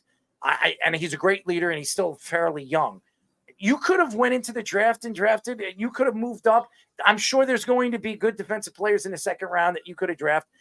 You better hope that Burns is the player that you think he's going to be in this defense, because if he isn't, and by the way, you don't even have a defensive coordinator you could trust, because Wink Martindale was ran out of town thanks to your coach, Mr. Dable. So, but nobody wanted him either. I think it speaks a lot that he had to go to college, that no professional team wanted Wink. So, maybe it really was on Wink, all the problems last year and the disconnect, and maybe the Giants are just going all the way to the championship this year, baby. Yeah. What kind of? I will say that's funny. I do think Malik Neighbors was the perfect pick for them. He's going to feel right at home. Baton Rouge smells like shit. The Meadowlands smells like shit. Nothing like being at home. Reno Johnny's leaving. So, Reno, what are your thoughts before we let you go? Nothing. Yeah, I had some action on that Knicks game tonight. Took the easy over 201. I gave my plays in the chat for the weekly picks. Other than that, I'm just gonna put on the rest of the draft and see what happens over the next couple of days. But again, I take so little stock in the draft, and I'm probably one of the few, because I love football. I love to bet on football. I watch a ton of college. But when you look at people that like bet on sports, watch sports, handicap sports, I feel like I'm one of the few that just does not put a lot of stock in the draft. I just gotta wait, man. I gotta see what happens. We appreciate your hot take on Caleb Williams. Caleb Williams. I just think the ego throws me off a little bit. You're walking into a league expecting ownership, like you haven't thrown a pass, and you may not. Who knows what happens, right? So the ego to me, I think, is what threw me off. But some interesting picks in terms of what I feel like teams need and the route they went so far. So, this is round 1. So we'll see what happens over the next couple of days. But Johnny, my picks go take a shower. Go take a shower, man. That's what I'm going to do right now. Man, you look like a giant sweat ball, man. What are you doing here? I can was smell you from over here. I was hooping, man. We were in I gotta stay in shape somehow, and I get into a little Thursday night, beer league, and try to play some basketball and shoot a couple threes and get some rebounds. Stay in shape. There you go. You should invite Jeff. I mean, Jeff would have flew over there. I mean, he's 6'3", right, Jeff? 6'3", baby. There you go. Although I ain't getting reborns. I don't play defense and I don't get rebounds. I'm the guy. Yeah, I'm the guy that like pretends he plays defense, but I'm gonna hang out at the logo just jacking up Steph Curry threes. We have enough of that on this team. I'll tell you that. But I'll see y'all next week, guys. Reno Johnny, thank you, buddy. Thanks Thank you for joining us. Reno Johnny, Worldwide West. And by the way, we still have on our very special guest. Thank you for joining us as always. And you can stay on as long as you want, my friend. We are talking to Dynasty Nerds manager editor Dennis Bennett. He's fantastic. I don't know if you guys have checked out some of his stuff. His guys, these guys are as good as anybody in the industry. Dennis, it's crazy. Everything. And now the Steelers are sitting there. Do they go wide receiver? Does Thomas go here? Makes a lot of sense. I don't know if they will, but it makes a lot of sense. I mean, does Arthur want to throw the ball, though? He's got George Pickens, who's good. He's got Freiermuth in Washington. It feels like Najee Harris is going to have a renaissance to me. Like he's like a dirt cheap fantasy sleeper you can kind of grab, and you may luck into it like you did with James Conner when he landed in Arizona. So the opposite Arthur Smith trend. I like it. I do need to hop off at the bottom of the hour. Yes. I got a mock draft article. Yes. I have to edit and get set to publish. I really appreciate you guys having me on. I love the NFL draft. I play Dynasty Fantasy Football, so it's like being the general manager of a football team. And so, like, I'm preparing for my own rookie drafts. I have drafts that start Sunday. So we'll be drafting. I'm in 17 Dynasty leagues. So I'll be drafting starting Sunday, probably through August. 17? Yeah, 17. That's a lot of leagues. Like, how do you keep track of that? I'm a licensed professional. That's right. No, I try not to get on too many platforms, and I have a routine. Monday Night Football, I'm presetting my lineups. Tuesday night, I'm doing waivers. It just Thursday Night Football, I've checked. Did anything happen I have to be aware of? And then Sunday morning, I do a start-sit show for Dynasty Nerds in our Discord. And so I make sure I end that with enough time to do a final reset. And then I just watch football on Sunday. And because I work in the industry, my wife thinks I really have to watch football all day, Sunday, Monday, Thursday, Friday, any other time it's on. It kind of works out good for me. From Dynasty Nerds, Garrett Price has been on our show a bunch of times, and he's actually to be on next week on Thursday as well. Right on. Well, we're heading up to Chateau de Nerd up in upstate New York. Garrett and Rich and Jared are already up there. We have our annual meeting draft weekend up at Rich's place in upstate New York. So I'll be hopping out of work at noon tomorrow and driving up. So we watch the draft. Bears. Stay away from the Bears over there. Yeah. Don't go petting any of them.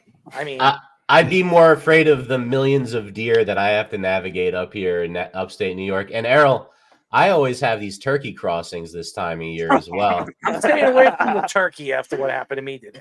Watch out for the turkey crossings, Dennis. I grew up in north central Michigan, where like you turned off of a dirt road onto the small dirt road I live on. And I had it felt like 6 years in a row my dad hit a deer. So wow, I'm used to it. Thanks for having me, fellas. You can find me over at dynastynerds.com, on the Fantasy Football Roundtable podcast, at culture_coach on the Twitter machine. Talk to you soon. Thanks for joining us. I'll be back anytime. Bennett, ladies and gentlemen, fantastic Dynasty Nerds managing editor. He's fantastic. Go check him out. He does great work. So does his guys. We've had a bunch of them on our show, and they're great. They really are. Here's the next pick. Yes. Mark on their NFL career. There it is. Striving to make an impact on the field. I know I had the Steelers with Graham But their Barton. impact Let's hope this will is be Graham far Barton. beyond their field, but in their communities. No one embodied that more than Walter Payton. Fits what Bennett was saying, the Najee Harris resurgence, build through the line type of an idea. Award presented by Nationwide recognized his lasting legacy. Tonight, This guy makes $55 million a year, and you talk about a guy that can't read. NFL Man of the Year, winner Cam Hayward. I love Cam.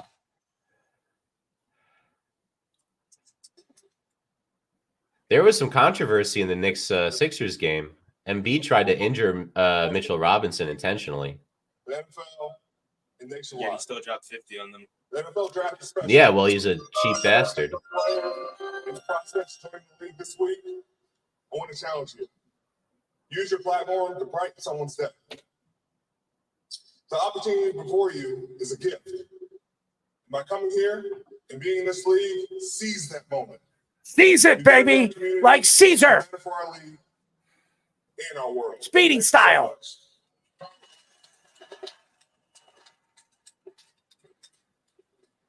Nathan sends us a picture. He's in the back. In the 2024 NFL Draft, the Pittsburgh Steelers select Troy Bartano, tackle, Washington. Makes a lot of sense. Another tackle, man. Well, he's going to play guard for them probably. He's played all 5 spots on the line, they say. He can play everything. So this is a guy that, and he's a tough dude. He's a mauler. He sounds like a Pittsburgh Steeler. It makes a lot of sense for them. Yeah, they got the right tackle. Okorafor was already pretty good. And then there's Broderick Jones, who struggled at the beginning of last year, played better in the second half of the season at the other tackle position. So, yeah, I would imagine. What did we predict? Jeff, what did you predict? Did we predict? Jeff and I both had Graham Barton, and you had Jackson Powers Johnson, the center. Yeah. Oregon center. Well, he could play a little center, too. That's possible, so. It's crazy. This draft, and we expected this. Everything. I'm so surprised how much talent fell the way it did. I mean, just because of the quarterbacks, so much talent fell, and that's with the Patriots. Remember when the Patriots last year drafted Gonzalez? The way he fell to 17, I was surprised he fell. Yeah, that middle of the first round was really weird as a whole. It wasn't even really just the quarterbacks either. I love Gonzalez, Jeff. I think he's going to be a sensational player. Terry is what happened? He's no good. Yeah, okay. He looked great before he got hurt. Yeah, he did. He looked great, and he's going to look great. Yeah, he did. No, he didn't tear his ACL. Oh, you're going to do that to Mikey C and his Patriots? What did he tear? He didn't. No, he didn't tear anything. He rolled over and dislocated his shoulder. Oh, was it the shoulder? Oh, I didn't even know that. Yeah. I thought he tore his ACL. I thought it was his knee. Yeah, looking at the middle of that first round, though, besides after the Titans pick, they took an offensive lineman, Skoronski. The Lions taking Gibbs there was you weren't expecting it that early. Then it was the Packers and the Jets both taking edge rushers, and then Washington, instead of taking Gonzalez, taking Emmanuel Forbes was very weird. I'm interested. And a mistake. I'm interested to see where Philadelphia goes at number 22. Oh, they have the it's corner. It's corner. Bulldog on the board because that's probably what they'll do.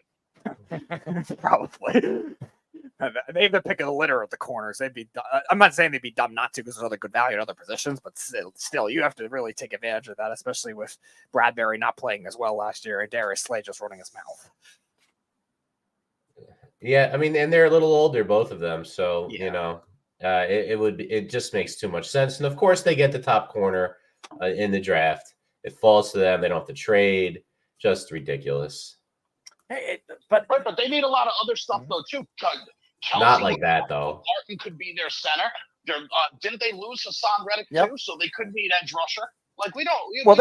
They replaced those inadvertently though in other drafts. Though Landon Dickerson can play center. Well, the Nebraska kid Juergens they drafted a couple of years ago could play center. I think they had that in plan and set. And Josh Sweat played really well last year. They moved from Hassan Reddick to add Bryce Huff. That's what they did. So Bryce Huff went to the Eagles, and Hassan Reddick went back. He went to the Jets. He's so it's kind of like good without Robert Saleh.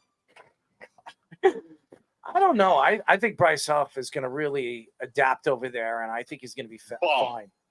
Yeah, I don't think he's a bum. I think Hassan Reddick is going to grow. Robert Saleh made him. I think Hassan Reddick is going to be unbelievable on that Jets defense this year. I really do.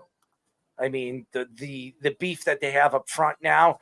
I think obviously the veterans, and I think the Jets are a better overall defensive line than the Eagles are. They're younger. The Eagles have the less experience. The Jets have the more experience, and obviously the Jets secondary is pretty damn good. But the Eagles have always drafted offensive, defensive linemen kind of ahead of schedule as it is. So it gives them leeway if they can get good value at another position to take advantage of that now. And that's why it makes a lot of sense. Even if Miami takes a corner here, you still got your pick of the litter of 3 other top guys. Is Miami looking for a corner? They could be. They cut Xavier Howard. Jalen Ramsey's good, but the drop off after that is not great. They could definitely go front 7 though too. They need a lot on defense. I pick a defensive lineman. Yeah, I think you and I both had Jerzon Newton to the Dolphins, who hasn't been picked yet. And then there's also the floor. Oh no, you had Jerzon Newton. I had the Fisk from Florida State.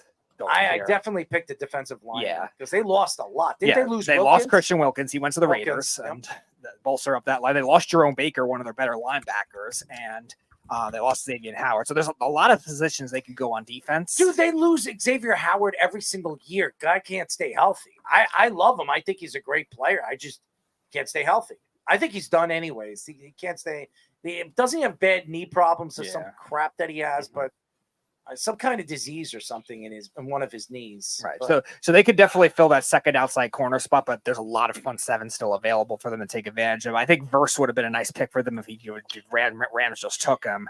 That would have been ideal, like a Florida State to Miami type connection. So far, what you guys have seen in the draft, winners and losers. Who do you have as winners and who do you have as losers? The Broncos, an obvious loser. I do not trust at all to be good in the NFL. And you watch, he'll be the best quarterback in the class. Who knows at this point? You watch. It's a crazy thing.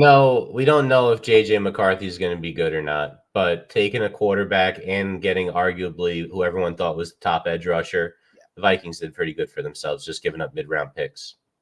Yeah, the Vikings did well last year, too. I think they've made a lot of those defensive players work between Pace and Blackman in that Brian Flores offense. I think he'll know what he's doing with Dallas Turner, too. Scoops, winners? Who do you have as a winner right now? A winner, I would say, is I'm going to follow up with what Fish said. Either I would have to say the Vikings did pretty good for themselves getting McCarthy and sneaking one of the best edge rushers in. But I also have to say the Bears getting their much wanted quarterback that they wanted, Caleb Williams, and they snuck in Romeo Dunze in there. So I think that's a pretty good win for them, for the Bears right there. Jeff, who do you have so far as the winner? So in the first 21 picks. I mean, everyone has different needs. The only team I don't think did well, God forbid I'm going to say this because, maybe he turns out to be good. What were the Falcons doing? That's where I think that's where my losers are. I didn't understand the Atlanta Falcon move. They have a quarterback. They paid him a lot of money. Why would you bring in Michael Penix? You probably could have gotten Michael Penix in the later rounds. I think he falls. To me, none of the other teams were looking for a quarterback in my eyes. I think. What are you talking about? 2 were taken out. 2 were taken. 3 were taken out. No. I know that. Bo Nix was going to the Broncos anyways.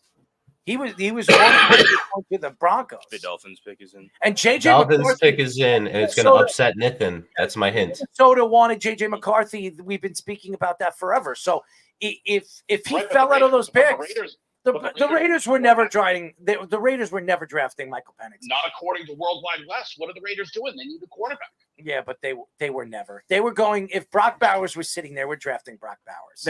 I think their plan was to take Penix in the second round. The Raiders. I think honestly, if Michael Penix fell after that, if Michael Penix was not drafted at 8, I don't think he's drafted in the first round. I think he. Unless the Vikings draft him with their second pick or something like that, and maybe they wait on him and not draft him. No, because they drafted JJ. If they liked him more, is what I'm saying. Why do you have to scream into the mic? Every draft. Guys may not work out. They may work. They may not. Whatever. But the whole purpose of the draft is to improve. And I think every team thinks that they improved. I just don't see how the Falcons improved for next year. What did the Falcons do that makes them a better football team next year? Nothing. They added 2 quarterbacks. They added a rookie quarterback that's going to be sitting behind Kirk Cousins for the next 2 years, unless Kirk gets hurt. And then you're going to have to. But that's not in the draft. They already have a quarterback. It isn't. The Falcons have. Isn't. I'm sorry to cut you off. Go ahead. The Falcons just haven't improved. They haven't done anything. So next year they're a better team. They did previously because they got Kirk Cousins, but this is a night to improve. They just don't. Isn't Michael Penix the same type of quarterback as Austin Ritter? Isn't he? I mean, no, I'm saying with intermediate throws than that. But no, I think Michael Penix has talent, right? Like he can certainly throw the ball. Like he definitely needs work. His medicals are a little questionable because he has had some injuries. But I just don't see how the Falcons got better immediately. How did they improve for next year? They didn't. Well, maybe they don't think they're an obvious contender this year, so maybe they still are banking on the fact that, like Errol was saying before, the quarterback class is not very good. So they're going to trust their defense, which was pretty good for most of the season. It fell apart at the end, but a lot of that was because their offense wasn't on the field. And the sports books would disagree with you, right? I'm just telling you, the sports books would disagree with you. The Falcons are now the favorites to win their division, and they became the favorites when they got Kirk Cousins. No, I understand that. To win the division, and you made the playoffs, you're a contender. No, I understand that the division was like all a crapshoot besides the Panthers, and that made the Falcons made the biggest swing of the offseason of those three teams. The Saints can't pay anybody, and the Buccaneers were trying to make sure they just kept their guys. Oh, by the way, for all the fans out there, AJ Brown and the Eagles agreed to a 3-year, $96 million extension. So, right, Speedy, I'm not disputing what you're saying. What I'm saying is that they already had Kirk Cousins. They already made that jump in the odds to win the division. What did they do tonight to make themselves better? Well, not tonight definitively, but again, I don't think if they view themselves as an obvious Super Bowl contender. They might win the division. They might make the playoffs. I'm not disputing that. I don't think the Falcons are thinking they're anywhere near the Lions or the 49ers right now, but maybe in the future with a high upside quarterback like Penix, they could be. I'm not saying they're going to get better for this year, but they trust their defense enough. That's the point of tonight. But that's what I'm saying. That's the point of tonight. And 2 years ago, no one thought the Cincinnati Bengals were a contender to win the Super Bowl, but yet they found themselves in the Super Bowl. Okay, you're going to have your surprises. I'm not saying that kind of thing wouldn't happen, but the Bengals jump and the jump the 49ers made, I would say in 2019, are two exceptions to a very crazy swing. And Jeff, also, you know this more than anybody. In football, you could be one of the worst teams in football one year, and then the next year you're one of the best teams. It could be such a flip-flop if you make a couple of moves and you got the money and you got the draft stock. So you know that. Look at the Patriots. If they do get Brandon Ayuk and they have now a guy like Drake May, I mean, I'm not saying they're winning the Super Bowl, but I wouldn't be surprised if they sneak into the playoffs. Let's see if my source is correct, and let's see if that comes to fruition. Let's see what the 49ers do, and let's see if that triggers a trade. Again, it's pretty. Does that guy look like Chip Kelly in the Eagles hat? Yeah, yes, he does. Undercover Chip Kelly doppelganger. By the way, for all the fans out there, Chop Robinson goes where? He goes to the Dolphins. So the Dolphins add a defensive lineman. By the way, Nathan was so happy. And by the way, and I'm going to tell you this right now. Where the Cowboys are sitting, they could get themselves a really good player. I mean, I had them getting Tyler Guyton. Where? Tyler Guyton. I had Tyler Guyton. That's who I have them say. They lost that fat prick at left tackle. They need to replace. Guyton's the guy. That fat prick is now with your New York Jets, Jeff. That's right. Great player. Fat prick. Such an idiot. You know, the Dolphins lost both their edge rushers, right? Phillips tore his Achilles. He was having a great season. And I think Van Ginkel. Yeah, I'm sorry, the Finns, I meant to say. And the other one was Van Ginkel, who signed elsewhere, right? Yep. So I think he went to Minnesota for us, yeah. Right. So this clearly was the biggest need, I guess, over secondary for them. But obviously they need to work on the defensive side of the ball. Let's see what else they do later on tomorrow. Well, yeah, it was definitely the bigger need for them. I think I was more looking at the value for the corners as still being a possibility to get another outside guy because I like Kalu in the slot. I think he's pretty good, and obviously Jalen Ramsey's great. But the front seven was definitely still more of a need, and they still took advantage of that. They must like something with Chop. So now the Eagles get their pick of corner. Yep, pretty much. I don't know why everybody's so angry about that. I hate them. That's the way your Giants. Oh, that's how Giants fans act. Your Giants still got the player that they wanted, Malik Neighbors. I mean, that doesn't matter. I hate the Eagles. I hate their fans. I hate their stupid colors. I hate their stupid Eagle dances. All right, here we go. The pick is in. Song. pick is in. The They only way stink. Giants fans would be happy is if they just forfeited their pick. Of course it is. God. I hate that they're run so well. I think that's the biggest issue. It's Chip Kelly again. This past year, we played games in front of amazing crowds in London and Germany. Shut up. This upcoming season, He we is play getting our snarky first now. ever game in South America, in Sao Paulo, Brazil. Dude, I told you he's on something. And we will be coming to more markets on a Ozempic. global basis soon. Still going with the Sean Smith theory. Oh, The God. Come on, you International Player Pathway Program helps foreign-born players reach the NFL. Elite international athletes have an opportunity. Just give to us the compete pick, at you the floppy NFL cock. level. And this pick is brought to you by Mountain Dew. From the program is the Philadelphia Eagles, Jordan Mailata. Jordan is currently in his native Australia. Oh my goodness. Of a new NFL academy for high school football players. You might be right, Jeff. Jordan Mailata is announcing the pick. It could be another offensive lineman. Where's a high school shooter when we need him? Take the pick, idiot. It does sound like he's giving a high school commencement speech where it's like 5 hours long for no reason. Oh, With the Christ. 22nd pick in the 2024 NFL draft, the Philadelphia Eagles select Quinyon Mitchell. It's quite Mitchell. Okay. Yep. Of course Great they get corner. him.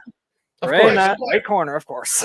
He's Oh, phenomenal. They're going to take someone that was projected in the 6th round. They're still getting a good player. Well, you Giants fans are the most unreasonable pricks on the planet, dude. Ah, shut up, Jeff.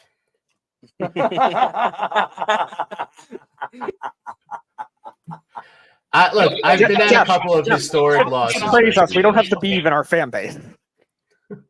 Oh, he's the. Oh, God.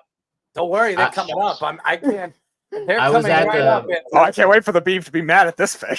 Whoever it'll be. Oh, Brian Thomas Jr., best receiver on the board. He'll probably hate us. I think they go corner. They could. No, they definitely could. No, I think they're going offensive line for the Cowboys. No, they definitely could go corner too. And the Beef will probably take a good value at corner and still hate it too. Oh, they should have drafted a defensive line. He wanted Xavier McKinney over I know. CeeDee Lamb. Oh, but we will never harp on him for that. Right, but do you like you know that I came up with the formula on how you know if someone's like going to be good, right? You have to decide whether you have to find out whether the Beef likes him or not. If the Beef likes him, he sucks, and if the Beef hates him, Hall of Fame. Well, one of the other guys he didn't like had to retire this offseason because of injury, and Leighton Vander Esch.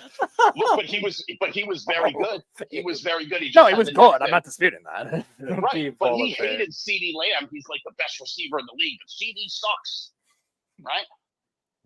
Yep, he gladly would want Xavier McKinney. And If the Beef doesn't like him, Hall of Fame. That's pretty funny, actually. It's true. It's true. That is true. If you when the Beef came out, the craziest take I've ever heard on this show was when the Beef tried to say that Ezekiel Elliott could have ran behind the same offensive line as Barry Sanders. Yeah, more. That was Like, he hated Tyler Smith last year. Tyler Smith ended up being the best lineman on that line. Right? He hated CeeDee Lamb. All he does is catch touchdown passes. Right? Like, oh, we love Xavier McKinney. Throw him in a dumpster. He loves Zeke. Yeah, straight bum. Oh man! Hey, Wow. What? Hey, Legit. we got a Woj bomb in basketball. Oh. So Embiid put up 58-4 today, but apparently he got diagnosed with Bell's palsy earlier this week, and that's why he had issues with his eye in the previous game. So he put up 50 with Bell's palsy. Wow. And a bad knee and everything. That's crazy. That's a bad one. That makes your face look real messed up for a few days. Yeah. I knew someone whose mother used to have that. Still look better than the Beef. I will say this. The Knicks got to learn. They got to figure out how to stop him. He's been killing them in this series, and I understand. How many rebounds did Mitchell Robinson get? Tell me he got 8 rebounds. Hold on, I'm running the clip. I'll look it up in a second. But they lost. Whatever, like they were going to lose this game. No, it's They not just got to whatever. take the next one. Mitchell rebounds. All right, I'll tell you. I bet he had more than him. Keith says, who's for 2 teams? I guess take a shot at Wes. For Screw 8 Wink. rebounds. I am a Yeah, Giants I don't fan. really get For that 8 either. rebounds, that's great. I don't really get rooting for more than one team in myself, but let's see. It says Mitch barely played, but he had 7 rebounds in 12 minutes. God damn it, pig. They actually played Precious a little bit tonight, and looks like Hardenstein played. They kind of split up those minutes and tried to play a little smaller, I guess. I was done when you said 7 rebounds. I'm good. 7 rebounds in 12 minutes is pretty good. Yeah, but play more. God damn it. I thought he was going to play tonight, Errol. No, I'm surprised, man. I'm surprised. Yeah. That's specifically what I called you about, to ask you if they were flip-flopping those guys. You know what? My question is with all the stuff, with all the cheap shots tonight, with Embiid, I know what's his name again had a cheap. Kyle Lowry had a cheap shot at Dante DiVincenzo. I mean, is the NBA going to look at this? Are they going to say something about this? Because stop! I'm just saying, man. I'm not the one who said it. Wojnarowski said that they're going to investigate. Stick to breaking trade news instead of critiquing refs. Geek-looking dork.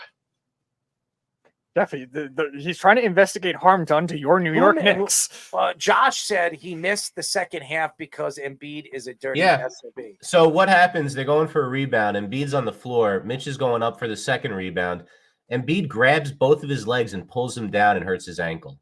Like, legitimate should have been flagrant 2, suspended. Like, this is as bad as I've seen. That's a complaint. Let's see if it's as bad. He pulls him down. I mean, look, he didn't get hurt that bad because Mitch is a beast. But he's coming off a foot injury, and let's just call it like it is. Embiid's a little great player, but his emotional, I don't know how to say it. He acts like a little bitch. Well, then the NBA needs to suspend him for game number 4. Yeah, I would love to see that. I think they should suspend him for game 4 and 5. As many games as it takes. Because he's really good. Yeah, he was on the floor and he definitely grabbed him. Called for him. It's not that bad. It's not like he tackled him. He did grab him. He hurt him for the rest of the game. He's out for the game. So he hurt you. So you should kick his ass, Jeff. He should have to sit a half like Mitch sat a half. How about that? That's fair. That bad. It's not like you guys. Quid pro quo, Jeff. You guys make this seem like he put on a helmet and he got a running start and speared him. So Jeff, he did 2 things to hurt you. He hurt your bet, and he hurt one of the guys on your New York Knicks. Oh, this is a good move. Jaguars land Brian Thomas Jr. Wow. So they trade back and still get him. That's a great job by them. They drafted. They made sure they got him before the Cowboys got him. Yep, that's what they did. Time for the Cowboys to grab Worthy. They love the flash. They love the speed. That's where they're going to go. I said it last night. You still think it's a fat guy. All right, Jeff, research what alignment are left. Research the draft prospect that has the most weight Biden? and see where it'll go to the Cowboys. Oh, I just mean offensive linemen. I think that's where they should go. That's me. My opinion personally. That's what I think that they should do. The receivers aren't that bad. And look, you have to protect Dak.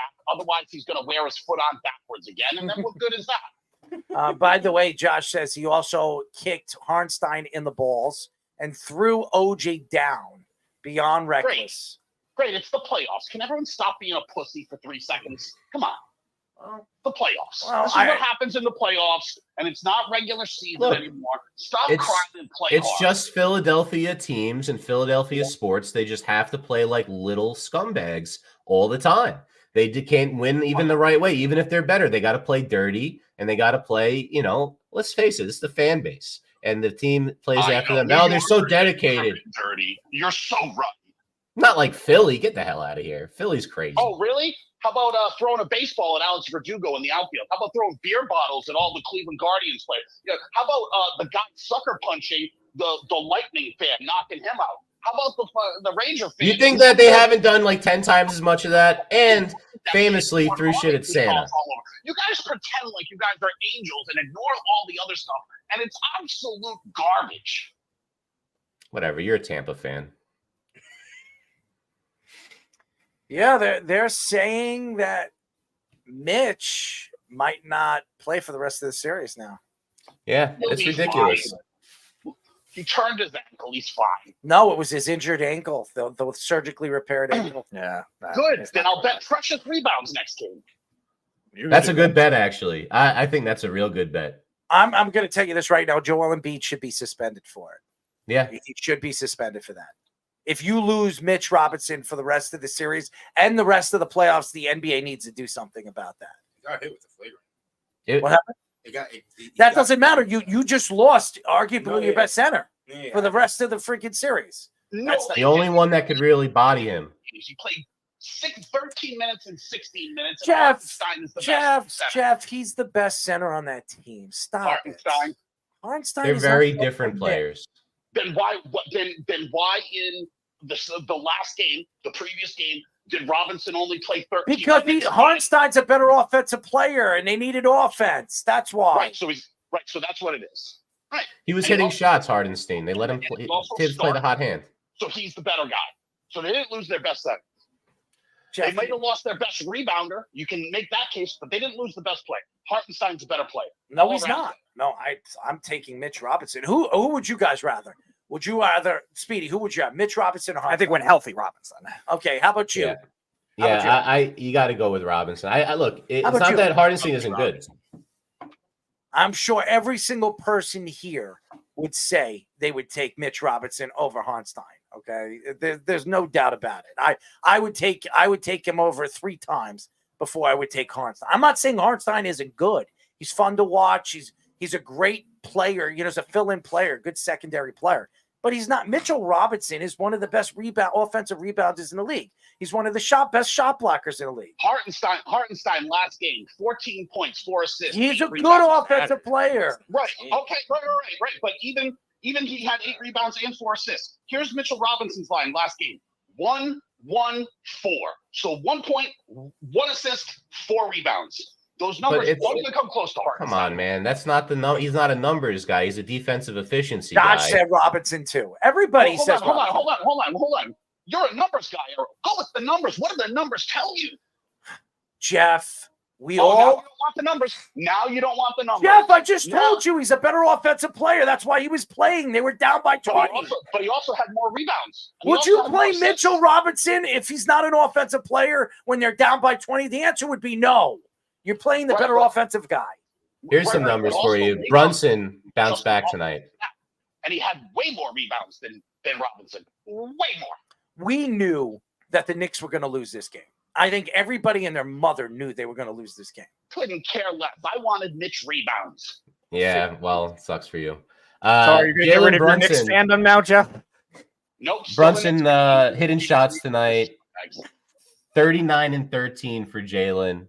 13. By the way, the Islanders are done. They lost 3-2. Oh, no. They're done. 13 of 27 from the field, 3 of 7 from 3, 10 of 12 from the line.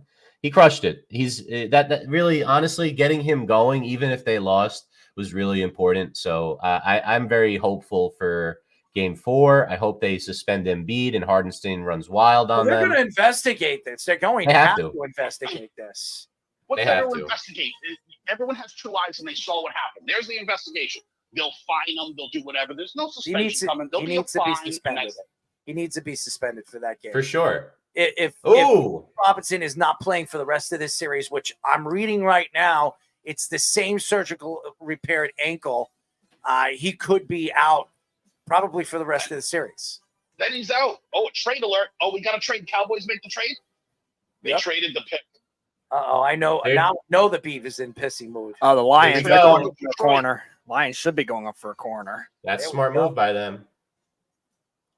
What do the Cowboys get? Let's see. I'll let you know as soon as it comes across. Detroit trades up. Nothing yet. Well, they obviously the top corner is off the board. Arnold's still there. Kool-Aid's still there. I think Arnold's been, kind of looked at higher. Great players available in the second round. Yeah. There's a lot of good ones. It's pretty good. So you guys think the Lions have to go corner, right? You would think that this is what they're doing. Kool-Aid. It's one of the two, the Alabama guys. The Cowboys, I'm reading right now, the Cowboys get a 2025 7th-round pick, Detroit's 29 and 73. So 73 is what, the top of the 3rd round? It's probably one of the picks from another team. Probably middle 3rd round, top 3rd round, something like that. Right. So they move back to 29, get 73 and a 7th-round pick next year. Well, they need so many positions, and they don't have any money, so they need to stock up on those draft picks. Yep. All right. Both our Cowboys guys yesterday nailed that. Oh, we got the pick in. Dumpster, you save $60 million. Yeah, that's the main problem with the team. I think if the Cowboys are picking over there 29, Xavier Worthy, they're going to go after a wide receiver sitting there. I think Xavier Worthy goes in the 1st round. He's got to with running that combine. Yeah, the Bills could take him too, definitely. Do you guys want to stay on for the rest of this draft? If it's not the Cowboys, we have to hear Jeff's reaction to the Cowboys pick. Actually, no, we don't. We don't. No, we don't. No, I'm kidding. Actually, no. Let's go Cowboys. We don't have to stay on after this. Let's see what the Lions are The pick is in. I just hope the Beav is having a miserable night. He is having a miserable night. I am telling you right now, he's miserable. Good. He's not happy with this. He's probably I've never been happier. He's probably like, I hate you, Jerry. You know the Lions probably have more the best. miserable than the Jets didn't draft Brock Bowers. No, the Beef told me the other day. He says they should hire me to be the GM. I say, Beef, you probably ruined the team in 5 minutes. I mean, dude, there's no doubt. Can you imagine him making picks like he's a drunk kid at 3 a.m. playing Madden? You know what I'm saying? Like, dude, he hated CeeDee Lamb. He's one of the best players in the NFL, league. Dude. He is. Yeah, like in the league. Yeah. You trust that guy to evaluate talent? Get out of here. They must have work a salary cap or what to pay people, dude. That organization would be in the shitter so quick if they hired. Just so you know, and you guys weren't on the show when CeeDee Lamb was getting drafted. On my board, I had CeeDee Lamb as my 3rd best player. He fell to 17, and we all told the Beav, I can't believe the Cowboys are going to get a chance to get CeeDee Lamb. You know, like that's not even the whole thing. Here's what's even better about that, right? Errol had to have a conference call with me to talk Beav off the ledge because he was about CeeDee Lamb. That's the truth, isn't it, Errol? Yes, he wanted Xavier McKinney. Yeah. He was crying about Xavier McKinney over CeeDee Lamb. I was like, what are you, nuts? And Xavier McKinney wasn't even the best safety in that draft. That's when right now, even McKinney's a decent player. He's not anywhere close to the talent CeeDee Lamb is. They called me the next day. Dude, I was in absolute tears. And he was, tell me why we didn't take Xavier McKinney. Why didn't we take Xavier? Well, CeeDee Lamb's not even any good. Here's the pick.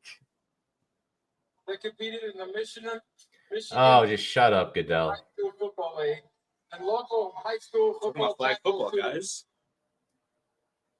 I jumped the gun. I'm playing his highlight. I see a bunch of girls and 2 guys. Don't make any comments. They're like 15. No, I didn't say it. I see a bunch of girls and 2 guys.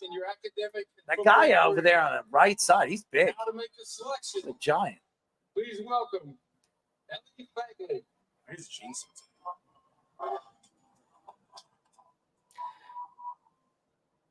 I wonder if we have teams trading back into the end of the 1st round with all these guys available, you know? 24th pick in the 2024 NFL Draft. The Detroit Lions select Terrion Arnold. We were right. Here we go. Makes a lot of sense. You know, reunites him with Brian Branch, who had a very good rookie season. Just take Saban's defensive secondary while they're still remember what he used to teach them. I like his suit. I like that. Very good. The best suit was still Malik Neighbors' suit. Did you see Yes. Did you see the liner of his coat? Yep. No, I like his suit. This guy's got the better suit. This is nice suit. Keith says, wow, Beef has a great eye for talent, huh? LMFAO. All right, No, so I mean, Probably look, one of the worst. He knows what he knows. Like, he can definitely eyeball what a pound of potato salad. He has no idea what a football is. Maybe he could send some to Tyron Smith. Pounds of potato salad. He could send some to Sean too. That's pretty funny. No one's ever been more accurate with weighing corned beef than him. But as far as football goes, he knows shit. Now the real question: how much food of the Beef's Deli could we send to Sean? the Beef's Deli. He's the Sultan of Fish. You don't know the nickname. He's the Sultan of Coleslaw.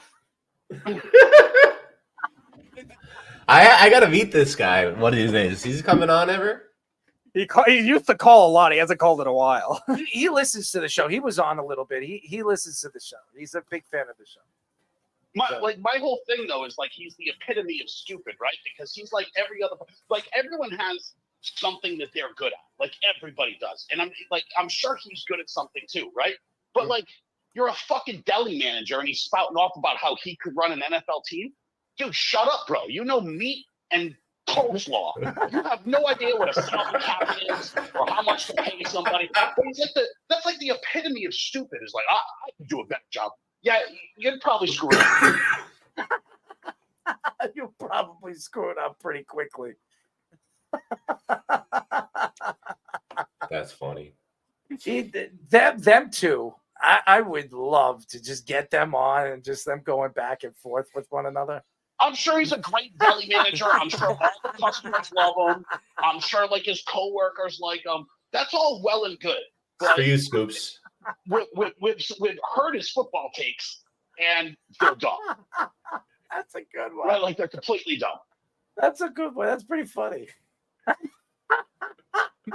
I'm trying to be complimentary. I'm sure his coworkers like him. I'm sure he's good. He's in his job. But like this is like everybody on the planet, like a plumber or an electrician. He's a fucking deli manager. It's like I'm running. Jeff, you gotta. Jeff, he's laughing at the graphic. That You gotta look at the graphic. That's. I can't see the graphic. I don't care. The graphic's hilarious, Fish. That's funny, man. So Jeff, to describe it to you, so we have Errol was talking about a story with turkeys earlier, and he has him in a car, Errol in a car with a gif of a turkey with Olu Fashanu, and it says "Protect me, Olu." As I'm probably next to his crotch, right there. I don't know. That text still baffles me a little bit. Oh, you would rather Brock Bowers go protect him? Dude, look For the killer turkeys. I would rather have a game like we don't know if he's gonna like play. They got Morgan Moses, they got Tyron Smith. I'm just gonna say the same thing about the Jets as I would about the Falcons, because I said about how does that make you better next year? If Morgan Moses is playing and Tyron Smith is playing, where's Olu standing on the sidelines? I think he's going to learn from one of the best tackles in football history. I mean, he's a great tackle, and now you have a guy that's going to sit down. But I'm not questioning that. Mm-hmm. I'm not questioning if he's good or not. I believe that he's good. The question is, how does he make you better next year? Well, ooh. I don't trust that the Jets are going to be healthy. So I could see one of these guys. But you could get a backup lineman, second round, third round. Like the top of this draft is where you get difference makers. But he's not a backup lineman, Jeff. If you're gonna have him, he's starting by the third week of the season. Moses is not long term. Yeah. He could also Tyron start Smith's not inside and walk Slake. That's also not true. I would bet Moses goes inside. They brought what's his name again in Simpson. Oh, that's right. Yeah, they brought. But he's only making like $6 million, right? The two of them, they're not making a lot. Let me they tell don't you owe him anything. Let me tell you something. The Jets are not going to be healthy. They're not going to be healthy on that offensive line. That's why they did it. They know they have a chance to go all the way this year. They want to solidify that offensive line and give it a chance. And now they have one of the best offensive linemen in the class. Nobody would have thought. But if those guys are playing and they stay healthy, honestly, Jeff, on the sideline. Honestly, Jeff, I did not think Fashanu was going to be there. I did not. I thought he goes in the top 7 the longest. I did not. No one had him in the top 7, not even you. No. Listen, I'm just going through the draft, and I was fucking around. Excuse my language, but that's what I was doing. No one had him in the top. No, 7, I not even I know that. I was going through the way I thought it was going to go because I thought Fashanu was going to fall out, and then I said, where did I say he was going? 13, right? I think I said he was going to the Vegas Raiders. Didn't I say that? I don't think the 13 isn't Raiders. 7. I don't think the Raiders offhand. No, I thought you had him to the. Didn't you have him to the Titans? I thought you had him to the Titans at 7. I'm pretty sure you had him to the Titans. At Did 7. I have, Yeah, because you had Fuaga to the Jets. So I did have Fashanu. Yeah, you had Fashanu to the Titans. I had Fashanu to the Titans. That's what I said. Yeah. I had him in the top 10. All right, it looks like we have Nathan here. Hey, Nathan. I tried to bring him on, but he wanted us to enjoy the draft. That's it. Yeah, no worries. What are you drinking Sorry. over there? Oh, are you wearing that famous blazer, Nathan? Right here. There it is. Of course. The famous. We had a great turnout today. Did anybody sign it? I keep telling you should be bringing a marker and having everybody sign that thing. I got to get it signed by. Nathan. I'll sign. I'll be the first autograph on it. Hey, what do you got? Hey, Fish, Malik Neighbors, let's go. Let's go. Here's a problem though for you, man. Did you talk to Matt Leinert's wife about Chop Robinson going before the Cowboys pick? Wait, about trading back? No, Chop Robinson's off the board. You wanted him so bad last night for your boys. Niffin. Chop Robinson? Yeah, Niffin, he's gone. He said. I know. It's all right. What Fish was saying, Nith, is that did you reach out to Matt Leinert's wife and ask her what happened with Chop Robinson?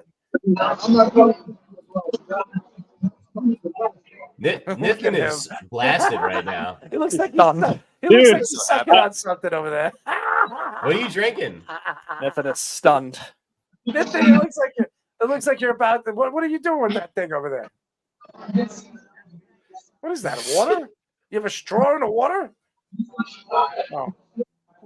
Are you drinking, Nathan? You better not be driving home, man. Uber. I don't think he hears us. Lost his hearing. I wonder how happy Nathan is. I thought they were trading up to get the player that he wanted.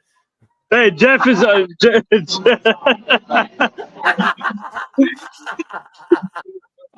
Hey, Jeff, the Cowboys are going to draft Michael Pratt with the 29th pick. All right, enjoy the biggest reach of the first round. Is that filled with ketamine? Hey, guys, we're going to draft. We're going to draft. I don't know who they're going to draft. Now you already locked in Michael Pratt, Nathan. Enjoy the biggest reach of the first round, maybe. Wait, they're gonna draft Matt. They're gonna draft Matt Leinert's wife. We know she's your number 1 pick. He's laughing. So once Nathan gets fired from the Cowboys front office, hey guys, I tried to bring Otis on the show today. I tried to bring Otis on the show. Nathan would be a better GM than the Beat. Huh? I don't know, Michael Pratt at 29. No, they're gonna draft. I hope they draft Xavier Worthy or Nate Wiggins. Nate Wiggins. They should draft Wiggins. I think that's the best pick for them. I can't believe he's still on the board though. Yeah, the corners had a skid. That was the position that had a skid. This Live draft. Always right one of now. them. Last year was the receivers. This year was the corners. Packers, Ben says Packers went offensive line. Yes, Jordan Morgan to a tackle out of Arizona goes to the Packers. A lot of the things I'm reading says that's a reach, that he was more of a late second round type of a guy, but we'll see.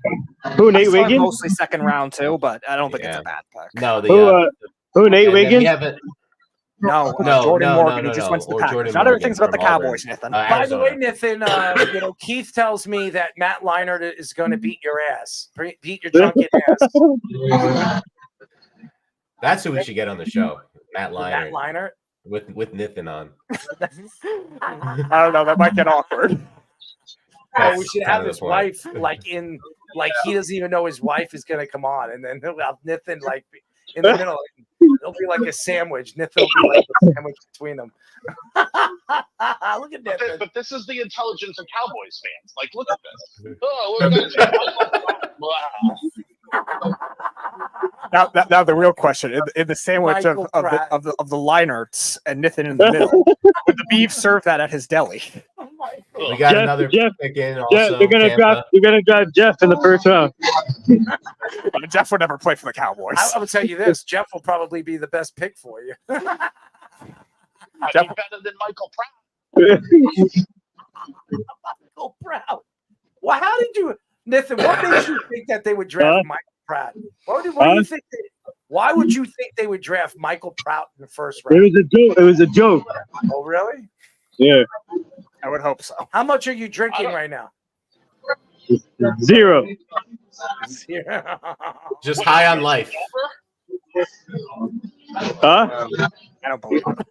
He says you're sober? All right, Nathan. I can't believe it. Tampa just made a pick. This is the one that we've been thinking is going to come off the board for a long time. I don't know if it's happened on TV, so I won't say anything. Wait, who did the Packers take? They just took Jordan Morgan, the Your top mom. of Arizona. Oh, they took your mom, and they're playing her at tight end. Matt Leiner's wife. What's up with you and Matt Leinert's wife? She follows me on Instagram. Now it all makes sense. And you just follow her. Do you see a pattern here with this idiot, though? Like, do you see the pattern? Oh, I like EJ Perry because of his sister. Oh, now it's Matt Leinart because of his wife. This dude finds someone's like family member or spouse every draft time, and is like, oh, that's my. All right, so Jeff, your theory is that Michael Pratt has a hot girlfriend that is getting involved in on Instagram. It's got to be. This creep on Instagram is following every 15-year-old from. So I'm trying to find Matt Leinert's life, and so that's what he talks about. So Jeff, what you're saying is that Nathan should have been at the draft announcing the Detroit Lions pick with the flag football team of the 15-year-olds. It's completely weird. Like, remember the EJ Perry thing was because of his sister. Oh, I wanted a lacrosse team. He was at a lacrosse game earlier.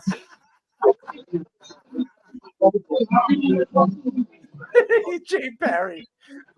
Maybe EJ Perry's coming out of retirement. He's Hey,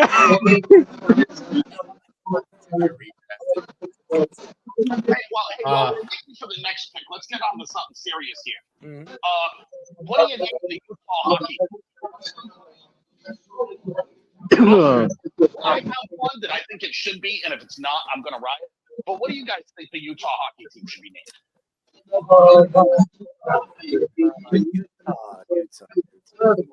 The Polygamies.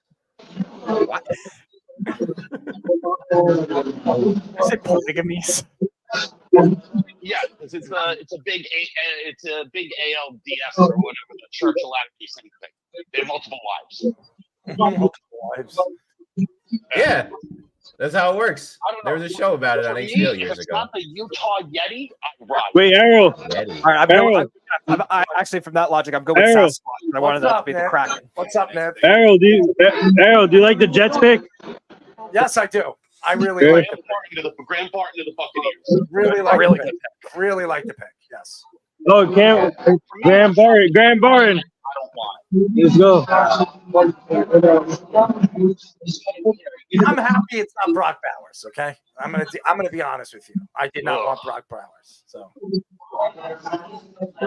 I don't want to draft a tight end that high. I fully believe that. I don't want to draft a tight end that high. And Nathan, this is where the Cardinals are going to steal Xavier Worthy. Huh? This is where the Cardinals are going to steal Xavier Worthy. They just got Marvin Harrison Jr. And they need more. Yeah, Xavier Leggett's still there, though. Leggett is there. Xavier Leggett's to the Cowboys. There you go, Nathan. There's your consolation prize. Okay. I want the Cowboys to get. The Cowboys need to get. I don't know if I have Worthy ahead of A.D. Mitchell or Xavier Leggett. Okay, that's the Cowboys need to get Nate Wiggins. That's I think the best pick for them. That's what they should do, but they definitely could go receiver too. If Nippon said it, you know that it's going to be horrible. Yep, Xavier Worthy, the next John Ross already. Yeah, Cowboys fans should not make Cowboys picks. All right, good thing. All Cowboys picks should be made from Giants fans from now on. Sounds good. You know, Barton maybe the Cowboys fans should make Cowboys picks so when they suck, it's their own fault, and they know how terrible they all are. Jeff, do you go to any Bucks games since you're down there? I don't see the tickets. Yeah, so now you got a versatile lineman who was the best player by far on that Duke line. How you feel about that? The 2024 NFL Draft. Well, let's see who it is. Arizona Cardinals select. All right, here we go. Pick this in. Here we go. Defensive tackle, Missouri. That's a reach. Who was it? Darius Robinson. Robinson, defensive lineman from Missouri. There's Here's a good So, Rob. Of course, There's Robinson. I just think it's a reach. So I'm gonna throw some clips on of him, and you Speedy. might not feel that. after Speedy, watching. Xavier Worthy to the Cowboys. Well, you got to watch out for Buffalo first. They could use a receiver too. So That's Daniels. survive those two. He's all yours, Nathan. I'll tell you what, this is where a good spot for Xavier Leggett, too. The whole draft process, they were really high on him. I wouldn't be surprised if he was here. Yeah, definitely possible. I think the Bills still should go corner because I think they need that more than Go wide receiver. because I think Josh Allen can alleviate a second round receiver better, but the defense can't alleviate a corner. They need a wide receiver. I go wide receiver. They need one badly. I was I don't know surprised. about badly, but they could use one. I mean, who's their starting wide receiver? Curtis Samuel? Yeah, Right. And then they got Khalil Shakir. who's a gadget player. No, he's not. He's a good slot receiver. Shut up. Okay, they have enough. They're going to be a tight end and running back centric offense. They're not going to be Right. They're another two tight end team with Dawson Knox and Dalton Kincaid. A couple of good players. They could use a wide receiver, but like they still have some good players there. And they still should draft one in the first 2 rounds. I'm just saying I think it's still better for them to take a corner here because I think the drop off after this round could be harder to find. And Josh Allen's a great quarterback. I think Kool-Aid. Yeah, that's fair. I think Kool-Aid is going to fall. Guess who? Kansas City. Kansas City is going to draft Kool-Aid. You watch because they lost Snead. They're gonna get Kool-Aid. They got to go receiver Imagine though with that what's promotion, going on though, with Kansas Rice. City Red with the Kool-Aid red. Yeah. Dude, I'm a marketing genius. All right, Jeff, we're actually going to use that idea. Fish, if Kool-Aid is drafted by the Kansas City Chiefs, you need a Kool-Aid commercial graphic with Sean's face on it. Oh God. Oh yeah. Oh yeah. Oh yeah. There you go, Jeff. We got the cross promotion for Sean Smith. There it is. Dude, I'm a marketing genius. How good was that? Just right on the fly. I should do all the marketing for Beef's Deli. The Sultan of Coleslaw. What will he call? What would you call his deli? What would you call his deli? No, I would just run off on Mondays because you know all the Half off. cold years in it. That's a great name. Half off on Mondays. Half off on Mondays during football season because they all got Cowboys cheers in the coleslaw. No, that's a good name. Half off on Mondays. That's a good name. Yeah. And Nathan is cashier. Huh? You're the cashier at Beef's Deli. Half off Mondays. What? Hey, I got a quote from Kirk Cousins' agent. Yes, it was a big surprise. We had no idea about Penix. We had no idea this was coming. The truth is, the whole league had no idea this was coming. We got no heads up. Kirk got a call from the Falcons when they were on the clock. That was the first we heard. It never came up in any conversation. What? Oh, Atlanta. Big trade. Kansas City moves up to where Buffalo was. All right, the Chiefs are coming up now for Kool-Aid. Start the promotions. It's definitely Kool-Aid. It's No, definitely. it could be Xavier Worthy very easily. I think it's a receiver. It could be Xavier Worthy. It could be I did. Oh, the Chiefs traded up. The Chiefs traded up. The Chiefs are trading up Just to steal said that. Xavier Worthy, Nathan. Hate to break it to you. I had a fat pick for them. I think I had a line. Yes, I think you went. No. That's not true. I had to open to them. No, you went Guyton. No, I thought you said you were Guyton. No, he had Keon Coleman. Guyton I had to the, no, Yeah, Guyton Keon I had Coleman. to Dallas. He had Keon Coleman. Oh, and the pick is in immediately. Oh, I think you were talking about the Cowboys. Yeah, no, I think you were talking about the Cowboys. The Chiefs select Speedy. Yes. They're not wrong about the speedy part of it. So could be Xavier Worthy, could be Keon Cole, but no, steal it from the cousin. Let's see. I would love it. Can you imagine if Dallas traded back and the Chiefs traded up right in front of them? Yep. Now we have Nathan on to see his live reaction to the Chiefs stealing Xavier Worthy from the Cowboys. Oh, please let that happen. Oh, please. I just want to see the Beeves face because I know the Beeves watching this and he's probably having a heart attack right now. Why does the potato salad taste salty? Those are tears. You know, in my opinion, there's no better picture than T.O. crying after losing to the Giants back in the Super Bowl season. That's a great name, Jeff. That's definitely a great deli name. Half off Mondays. That really is. That's a good Should deli. be half off every day because no one would go to Beeves Deli.